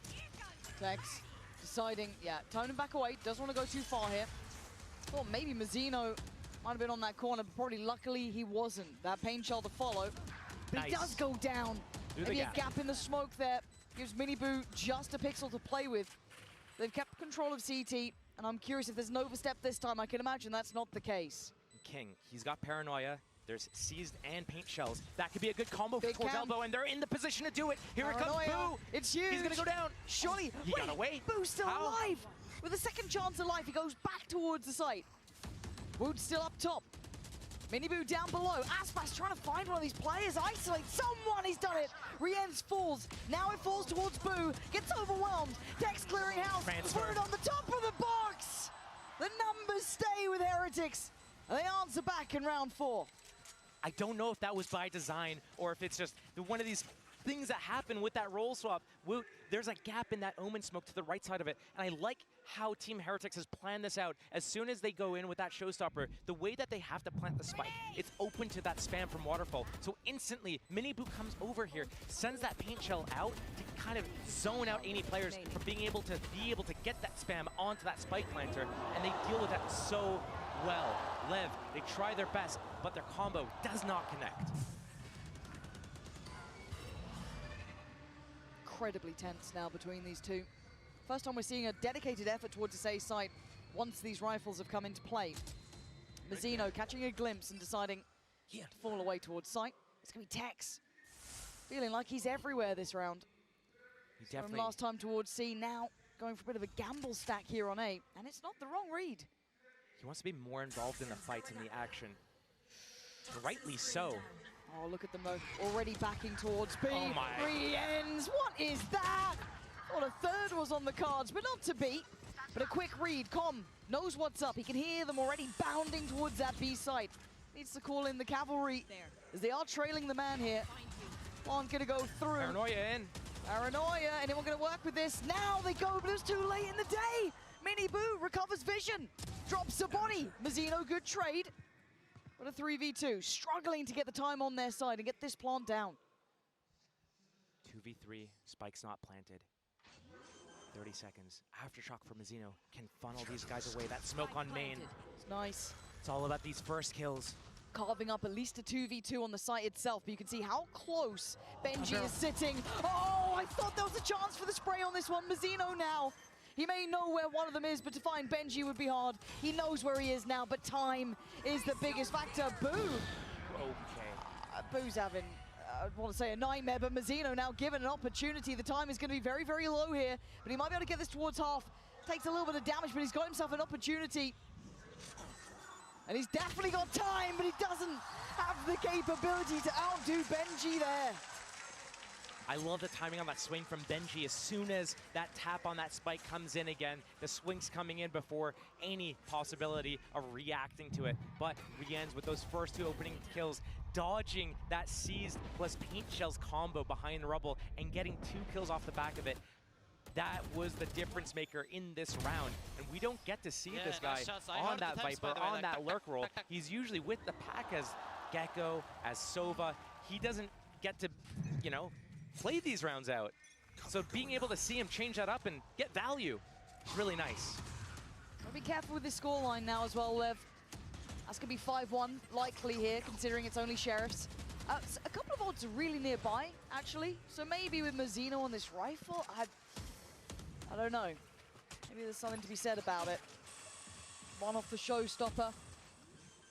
One away from Rolling Thunder, but as it stands, it's the plant for Heretics.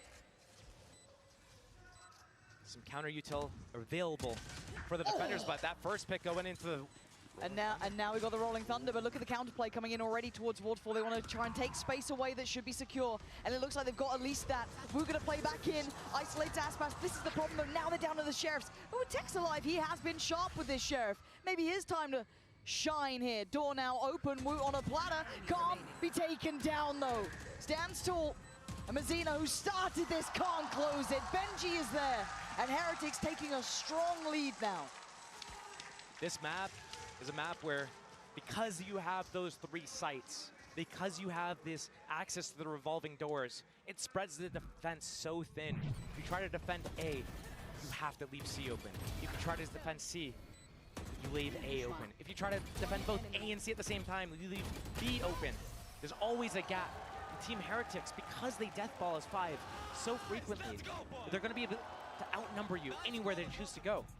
And if they keep enough utility into those late rounds, the post plants, as soon as you try to get back into the round with your stuns, your flashes, anything like that, here comes a Viper Molly, here comes a Paint Shell, here comes some piece of utility. And now that Heretics is building on their economy, building on their ultimate economy, Lockdown almost in play, Viper's Pit almost in play, Showstopper almost back in play, and LEV, they're down trailing by 4, but they haven't had a real grip on the game yet. They've been defending towards A early and then pivoting back, but right now, Team Heretics they're not really fighting for that space right now. They're happy to go for that C space first and then come back into A when they know that usually it's 1 or 2 people jump spotting, maybe trying to hold in case you do come back for that retake. But because of that, Team Heretics just gets that site for free constantly, and they get to close out.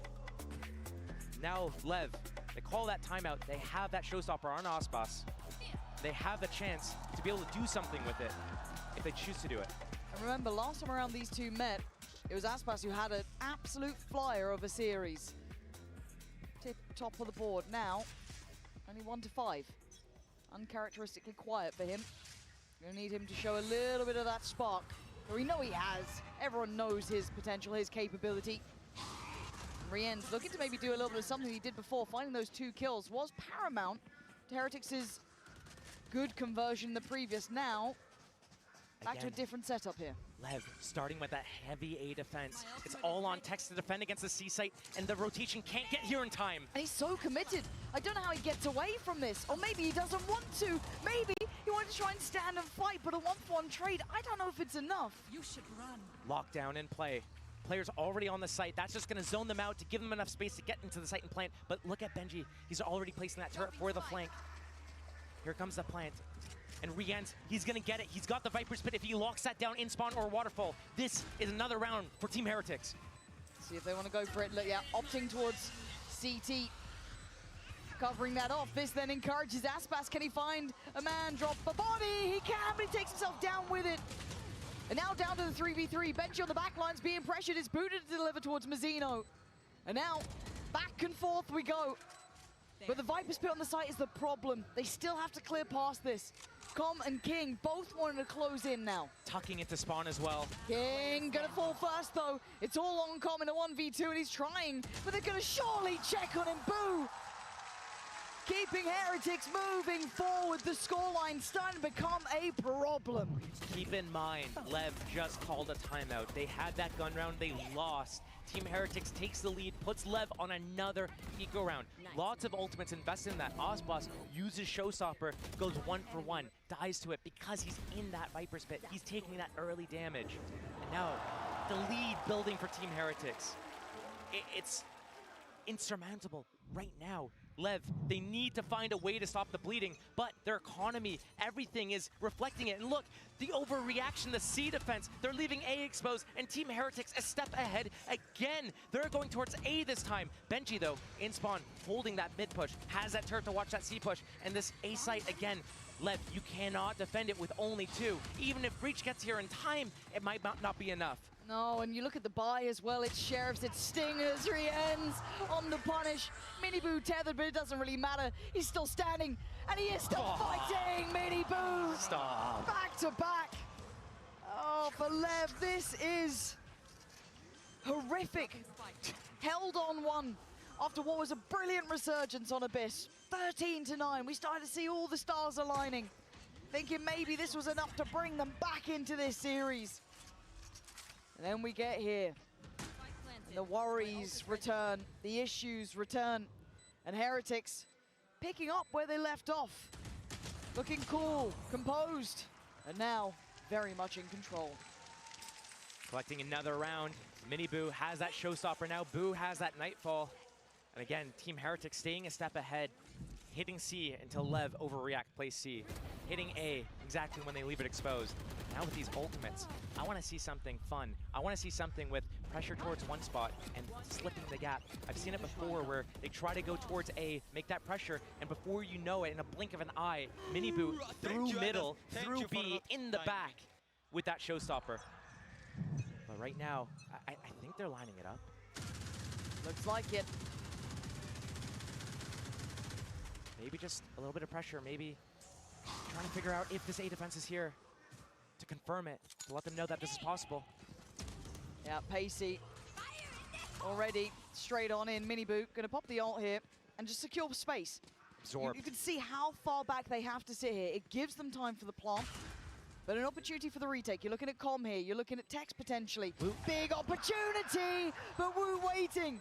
denies anyone access through that blue door, gives them safety, allows them to all pour their attention towards CT, towards that connector. The counter ult on both sides going through. Miniboo, Boo, waiting, you see them both. That should be both tethered. Miniboo can now turn for a second. Now the paranoia goes in towards CT. Miniboo draws blood, re-ends, Heretics line him up and knock him down. Team Heretics right now are unstoppable, rolling through, staying one step ahead every time. It's just impossible. When you're hitting shots like this, when you're finding the openings, when you're not afraid, when you are flying on high confidence, it is so hard to stop a team that is like this right now with these crossfires. And LEV, they don't have an answer. They need to figure out a way to defend against Team Heretics, but part of that might be just having to have better retake protocols. They are guessing the wrong spots, but here they might guess the right spot. Ooh. Seized up, here we go. Okay, that's a Tex start. Finding re-ends, now gonna apply the pressure! And Heretics withstand! 3 back-to-back, and LEV are trying to throw everything they have at them. They don't want to go out like this. So close to that grand final. And watch it slip. 1 round, all they've been able to post so far. Tex trying to dig deep, but he gets put in his grave. Now King.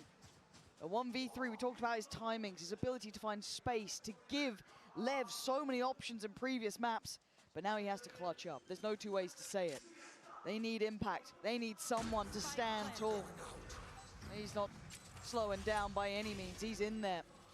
Trying to toy with their expectations on the TP, but they know what's going on. The Haunt gonna ensure it. Nice shot from King, a better trade from Boo. At this point, it's 9-1. This game may be nearly over. It's probably nearly over at this point, the way that Team Heretics has been fighting back. Again, you look at that last map of Abyss, you look at how it fell apart for Team Heretics at the end there. It wasn't to a lack of planning or prep or strats or player performance. It's that Cove incident. It comes back to that round. It just unraveled. The rest of Team Heretics gave LEV that little bump to get to that finish line to take us to this map. But now Team Heretics is showing why this map was in their wheelhouse for so long, and they look revitalized on it right now. I did not expect this coming into this. I was nervous for Team Heretics. They've been putting it away. They picked Icebox against Sentinels instead of, you know, picking, I think they banned Lotus even, in fact. So the fact that they're able to come out here on Lotus and look like this. I mean, and rightly so. Heretics picked this map before. They only got 10 rounds. LEV got 13. They played here. We already knew how this went. But the difference is how close Heretics now are. They can see it. They can nearly touch it. That trophy, so close to them. A chance to fight for it. A chance to right their wrongs in previous finals. And no bigger stage than champions. But they still have to get past LEV. They've done the hard work initially. Couple of maps behind them now. And they've done so much heavy lifting here. 9 rounds.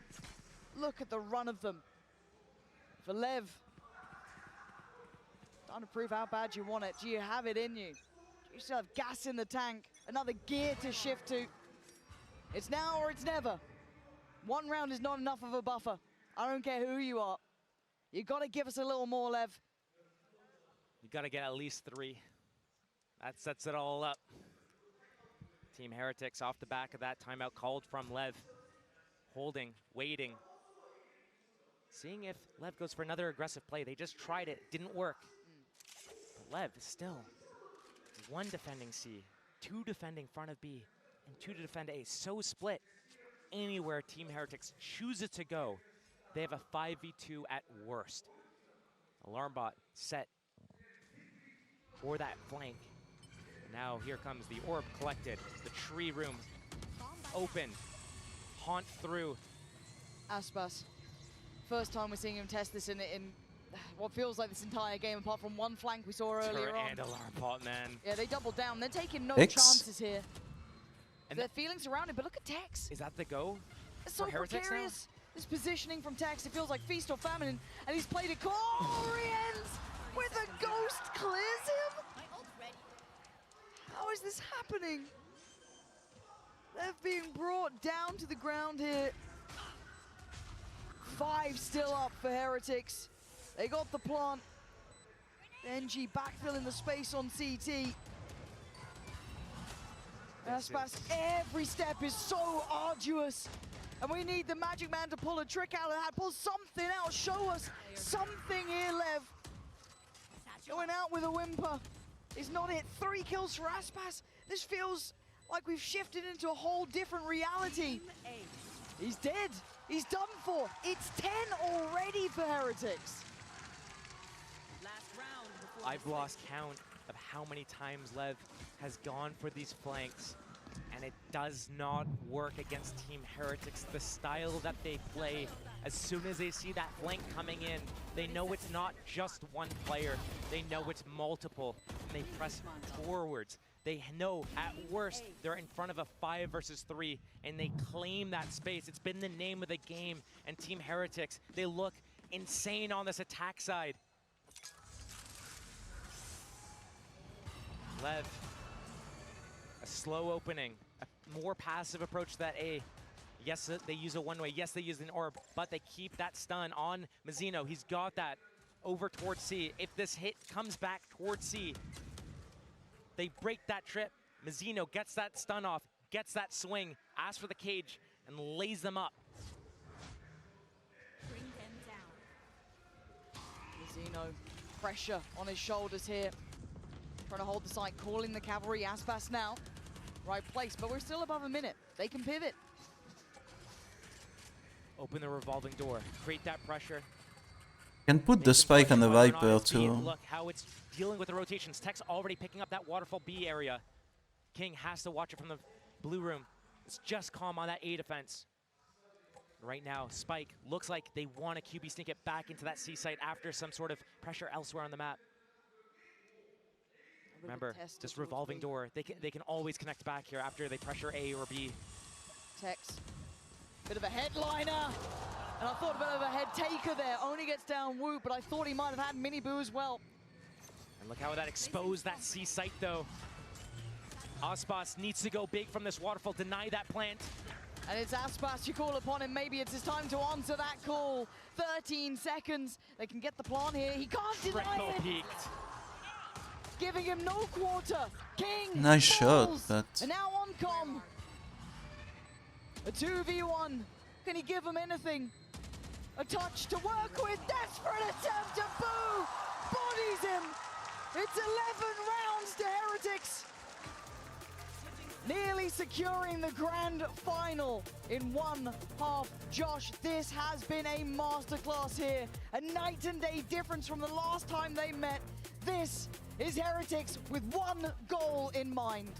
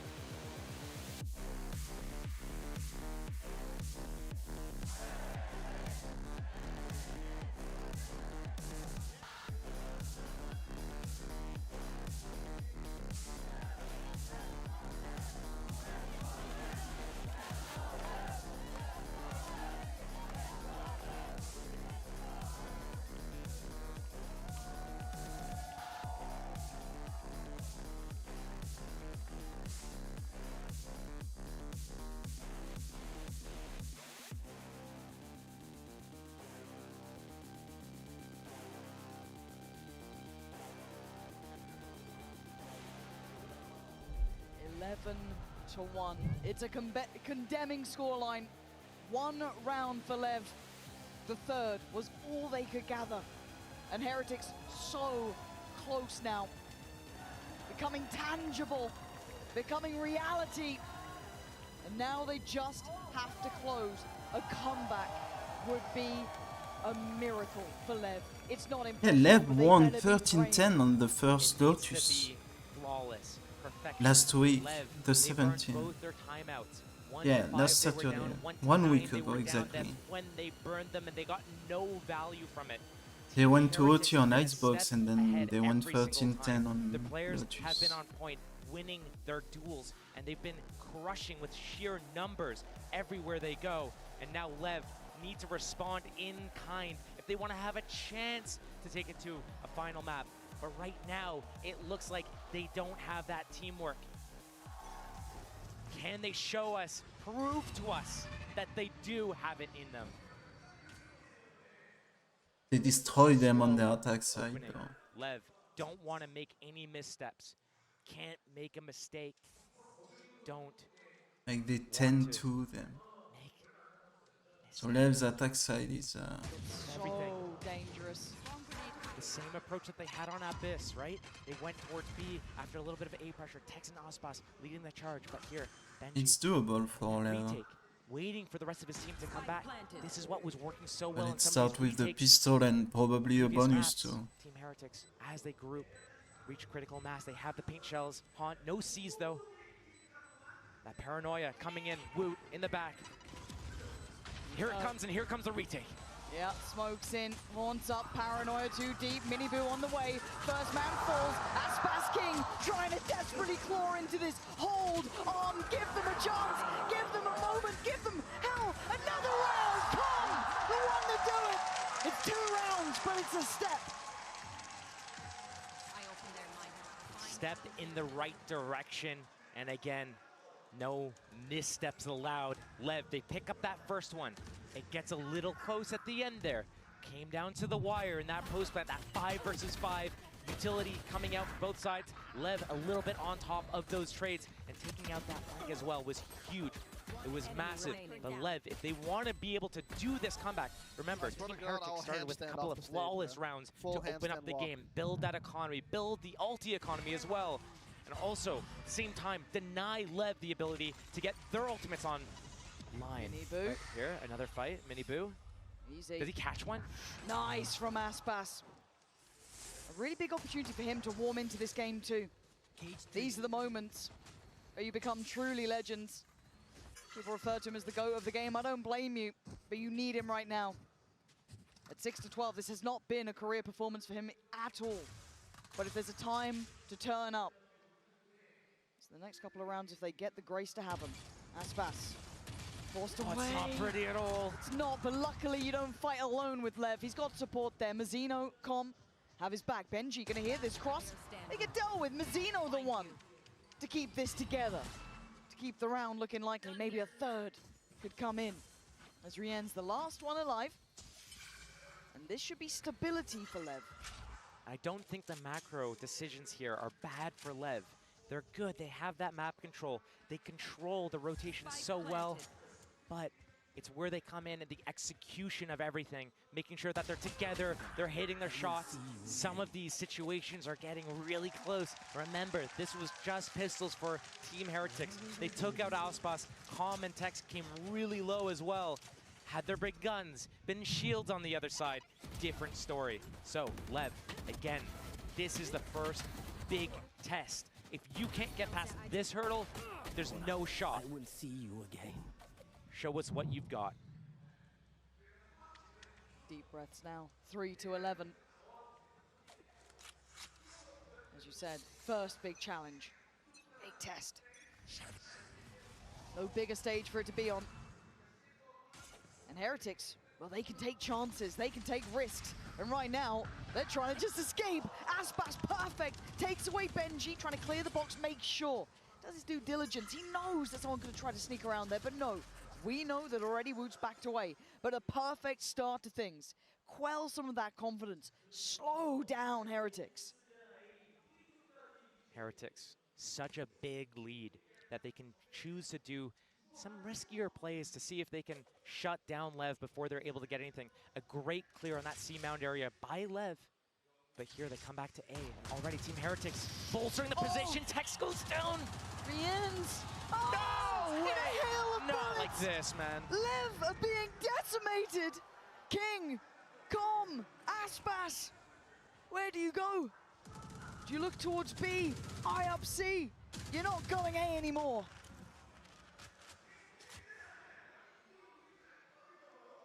This is when silence is deafening. You hear your own heartbeat pumping louder and louder as you realize that the end of the tournament life is quickly, rapidly approaching. 20 seconds. Boo on the other side of this smoke. The spike is here. Dodges it. No. It passes. No. Boo with an opportunity to break their hearts, and he's doing it! Shattering LEV to pieces. And King, too little, too late. Oh, and he misses him. There's no timeout. That's it.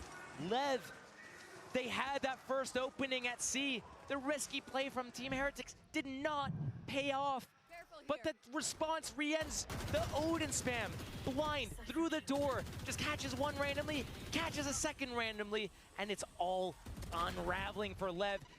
Slipping the gap here as well. It's just unreal the way that LEV is losing right now. They have to be heartbroken. They have to be. One away. Heretics one away. LEV had to watch this go from bad to worse. Seeing their chances slip away. There's an ult to work with. There's still a buy in hand, and they are gonna give it everything they have to try and stay in this tournament, to stay in champs for a chance at the finals. Aspas, but it's Miniboo and Boo back to back, doing so much damage towards LEV, leaving them in a 2v3. And Mazzino is so isolated. Benji takes away Tex, and now on the verge. It's down to 1. Let's go, Manzano. Miniboo, Benji, Woot. They show patience as they slowly close in. They look to finish with a flourish. The paranoia going through Mazzino. Can you step up when it matters most? Can you handle the pressure? It's show though. Is no, as Heretics in name and in nature, defying belief and lock in the grand finals.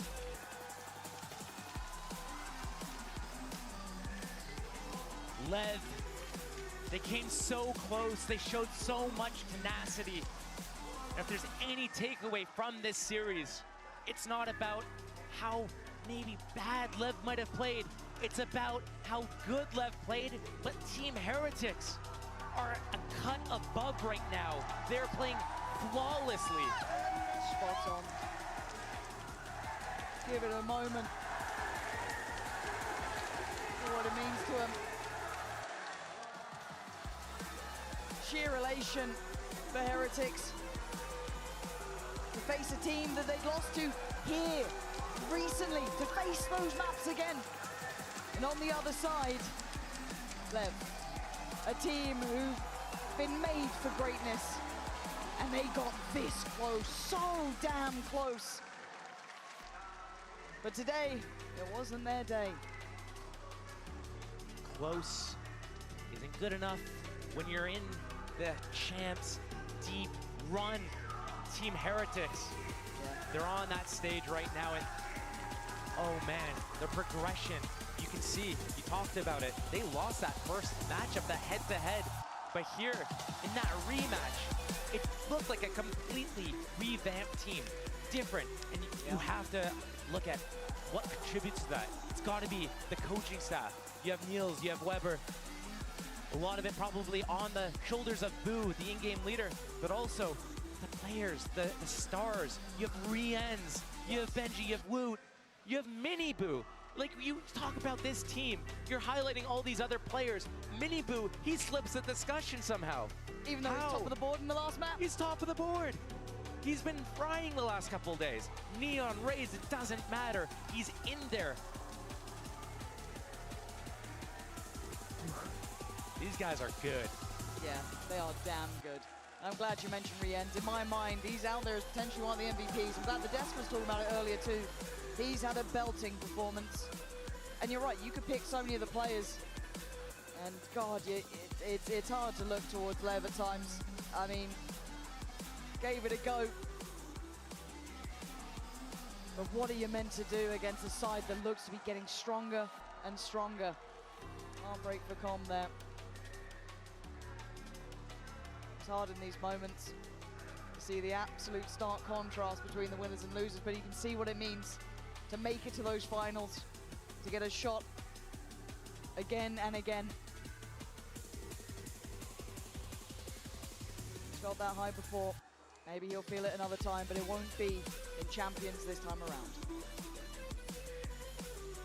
Heretics, they've been on the receiving side. When they've hit the grand finals, they've suffered. They've been quoted saying they would rather like lose early than get second place again. Yeah. And here they are, set up in that moment where it's either they win it all or they go out in second again. Are they gonna let this happen, or have they learned? We've seen their growth so far. I mean, EDG looks they look really good. Like, I mean, they have looked. I'm not gonna lie, I had EDG going out very early. Drink it in.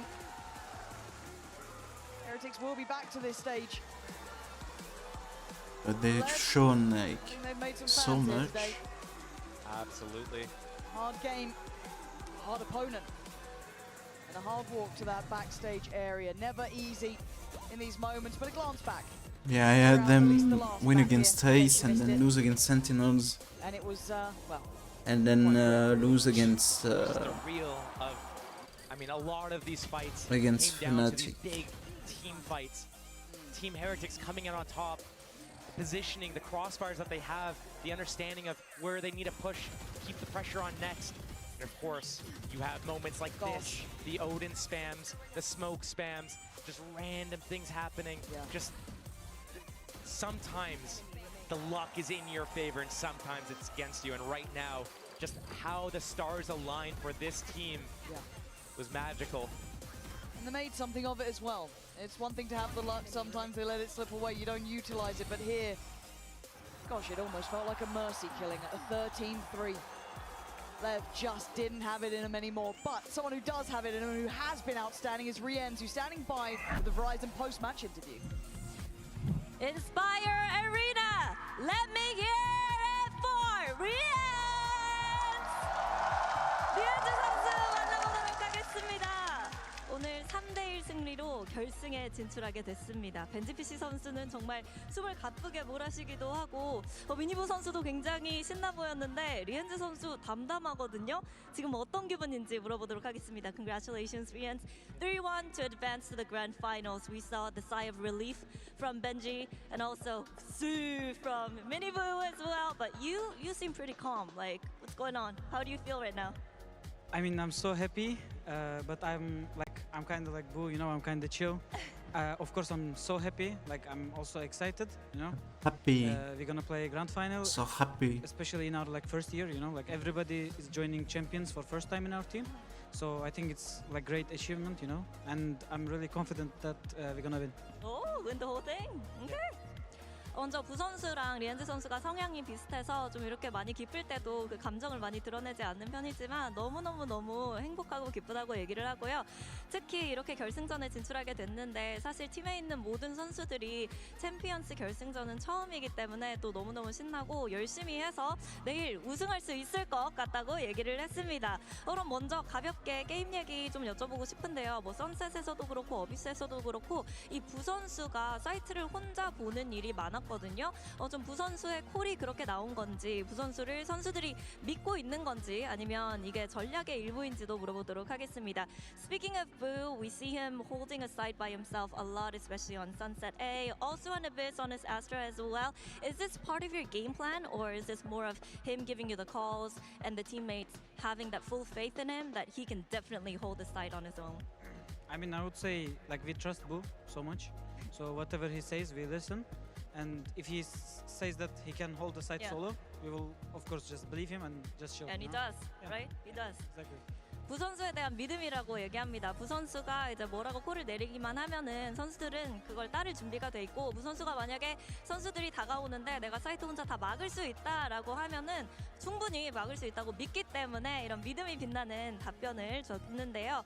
리엔즈 선수 그리고 올해 데뷔해서 국제대회는 2번째 결승전에 진출하게 됐는데 사실 1년 내내 정말 꾸준한 폼을 보여주고 있습니다. 이렇게 큰 무대에서도 용기와 폼을 잃지 않는 비결은 무엇인지도 물어보도록 할게요. Speaking of, first time in the grand finals for champions, this year it's your debut year, and yet you've been consistent throughout all international tournaments and throughout all regional tournaments as well. Heading into that second grand finals of this year, I want to ask you, how do you keep so consistent and strong? Does nothing scare you? I mean, I think everybody in the team loves each other, so there is no mental issues in the team. Everybody trusts each other, and everybody is have stamina to work hard because we are young people, I would say, and we are just working hard. Our coaches are working hard, and our team I don't know, just supporting us a lot. And we had some good performance coaches that I want to thank. Yeah. 아무래도 이 선수들이 어리기 때문에 충분히 이런 힘든 여정을 견딜 끈기도 있고, 그리고 팀 분위기가 너무너무 좋기 때문에 사실 멘탈 관리가 팀적으로 그렇게 힘들지 않다고 얘기를 해서 그런 부분이 리엔즈 선수 개인적으로도 많이 도움이 되는 것 같고, 그리고 퍼포먼스 코치님을 포함해서 이제 코칭 스태프도 굉장히 많이 도와주고 있기 때문에 또 본인의 폼이 이렇게 꾸준할 수 있다고 얘기를 하는데요. 마지막으로 EDG에게 내일 경기 앞두고 하고 싶은 말 한마디 듣고 끝내도록 하겠습니다. Tomorrow, EDG. Miniboo said, now's not the time to trash talk, but I feel like you could be up for it. So anything you'd like to say to EDG? No trash talk. Okay. I agree, my brother. With the shot. So we keep being humble, but I'm really confident that we're gonna play good game. So we also beat them before in Shanghai, and I think we have some positive part against Chinese teams. So Okay. yeah, let's. You learned some positive parts. I mean, I think we are good against them. Okay, yeah. So we'll just see tomorrow. Okay. Good luck. 상하이에서 EDG 한번 꺾어봤고, 또 상성상 중국 팀 상대로 헤리틱스가 굉장히 잘하는 것 같기 때문에 내일도 열심히 해서 좋은 경기 겸손하게 펼치면서 우승을 할 수 있었으면 좋겠다고 얘기했습니다. 이렇게 해서 리엔즈 선수 만나봤습니다. Thank you, Rienz. Thank you. Good luck in the grand finals. Thank you. 감사합니다. And that's all we have for the post-match interview today. Bye-bye.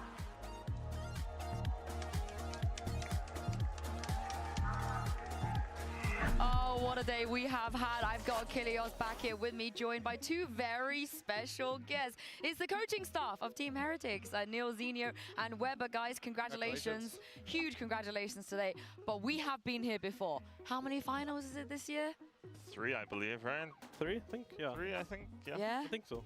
You're kind of used to it now at this point. Yeah, we're chilling. Yeah. Nice.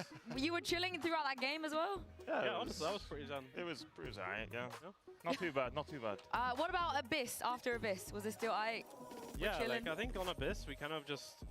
I mean, they played well, first of all, but I think we kind of just let the control of the game go ourselves. Our communication dropped a little bit.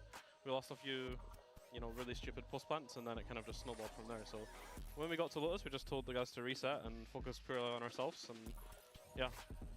We know how to win, so. One of the things that I've been talking about up here that, I was just kind of grasping at straws, but hoping that this was going to be the case. Do you think that after the final at Shanghai, losing to Genji, that helped build up, the endurance and mentality for the players to be able to go through a longer series? I would say basically all of the experience we've had this year is kind of came into one and got to the point where, yeah, we can deal with a best-of-5 series, because we had a small struggle against Carmine in the kickoff. And then we had the same in Season 1 against Fnatic. Hopefully now we've managed to get to that point where we can deal with the best-of-5, and kind of, even if we go 2-0 up and we lost a map today like we did, we can come through and get the third map that we need. Yeah, you had tons of experience this year, if we look back on it. I just really quickly want to talk about some Miniboo slander. I've seen it on the interweb. I'm sure you guys have seen it as well, but he's just at I feel like the lower bracket, when it really matters the most, he's proving everybody wrong. Yeah, exactly. I think for us, we've never, I don't know, one thing we tell the boys to focus on is just stay away from social media, stay away from what people are saying. Obviously, it makes it a little bit harder when he goes out and trash talks, but he's not a toxic person, right? Like, he just does it purely for fun. He's passionate. Yeah, he just does it for fun. It's just like a kid enjoying the game and joking. Like, he's playing against the best players in the world, you know? So, for us, like, I don't know, it's weird seeing it because it's like, everything he does for us is so huge. Like, even if he's not on top of the scoreboard, he makes so much space, he buys so much time, his communication is insane. He's like our second hype man alongside Benji, so he just brings so much more to the team that, you know, it's easier for people to criticize him from the outside, but you don't really understand it until you kind of jump into our comms and watch him play. I mean, getting ready to jump into this series, was there anything that you had said particularly to Miniboo? Was that necessary to kind of take him aside, given that this is his first time, you know, in a best of 5 on a global stage? Was there any kind of parting words of advice that you'd given to him, or was he pretty much set to go? Not really. Like, I think we just tried to normalize it, right? Like, it's just like a culture we have in our team. We came here for experience this year, and that's all it is. It's experience for him, you know. So just embrace it. Like, we always tell the boys, like, take every moment and live in it. Don't think about the future. Don't think about the past too much. You spend too much time worrying about that, you don't focus on the present. So I think people forget that he's literally was at school. He just Yeah. graduated from school. But I mean, your journeys, even the two of you, has been crazy. I feel like since you've been in Valorant, you've gone up against so many incredible opponents. I mean, Leviathan, I feel like playing against them twice in this tournament, you don't get that shot at players like Aspas and Com that often, right? So what's that experience been like? No, it's been nice. I mean, I don't think we've... myself personally, I've not done anything against Leviathan before, so just being able to kind of experience that and their playstyle, it's been enjoyable, especially to try and prepare for them. It's a very tough team to prepare for, so yeah, I think we managed to handle ourselves quite well. So is Aspas as good as everyone else says? Because I feel like he is everyone's idol's idol. Is it kind of that thing where, like, you're watching and you see, like, you have 3 players alive, and then you realize, oh, it's Aspas that's on the other side? Like, we might not be out of the woods yet, you know? I mean, he is obviously extremely talented, right? But that's another thing that me and Weber have kind of told the boys a lot. Like, don't focus on the names, just focus on Raze, Jet. Like, we don't want to... Focus on the agents, yeah. Yeah, focus on the agents. And it's like, he's just a different type of duelist. I think Safe, for us, is extremely hard to play against. I'd say, like, someone like Safe is so explosive. Like, he'll send himself in first. He'll just rip the bomb site apart, and there's nothing you can do against it. Whereas if you watch a couple of games of Aspas, it's manageable, you know? He takes a more measured approach when he plays. So he's a very smart duelist, so... I agree. I feel I now remember Safe on Sunset. He's just everywhere. Don't remind us, please. Oh, but he is literally everywhere. But let's take a look at the bracket because we are down to just 2 teams.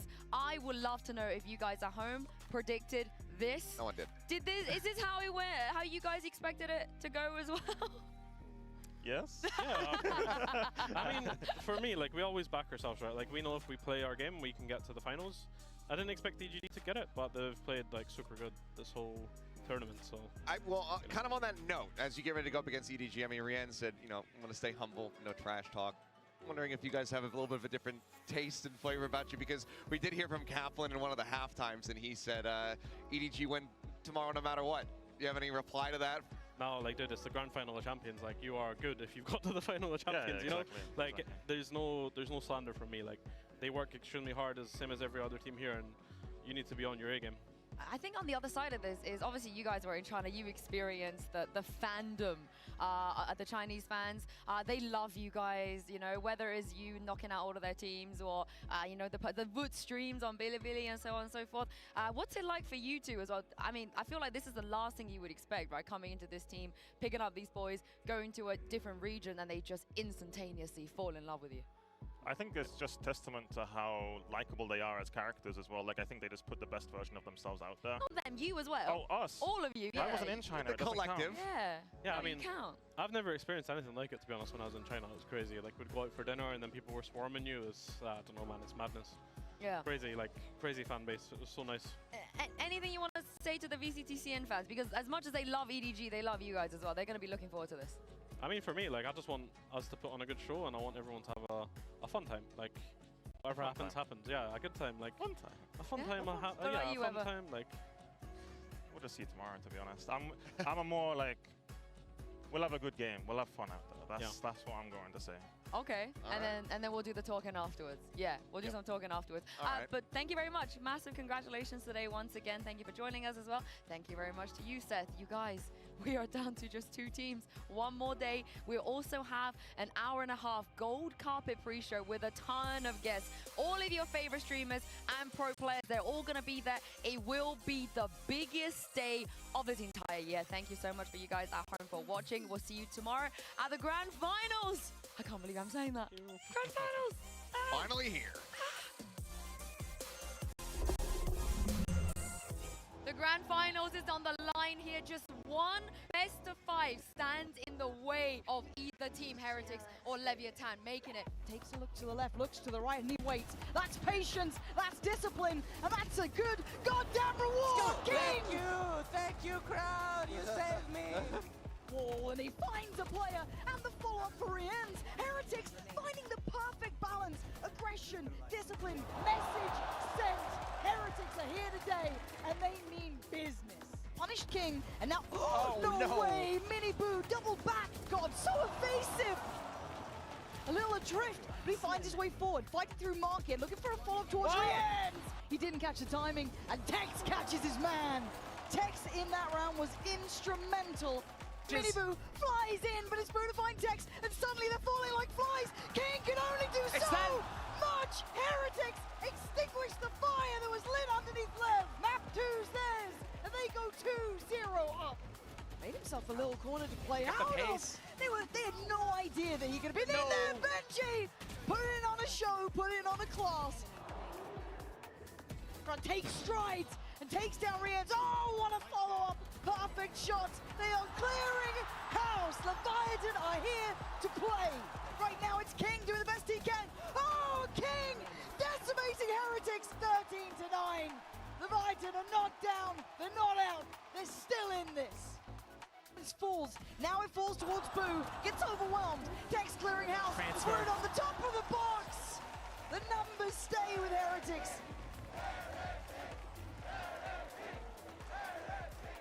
Mini Boo draws blood. Rien's Heretics line him up and knock him down. Heretics in name and in nature, defying belief, and lock in the Grand Finals. Okay. Well, so I'll see you tomorrow for the Grand Finals. Finals? Final? Cold.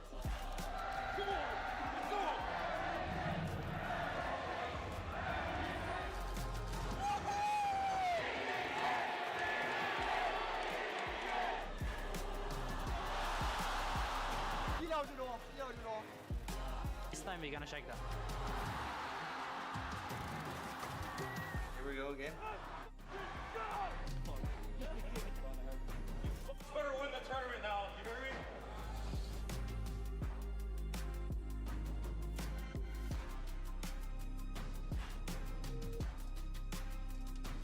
Yeah.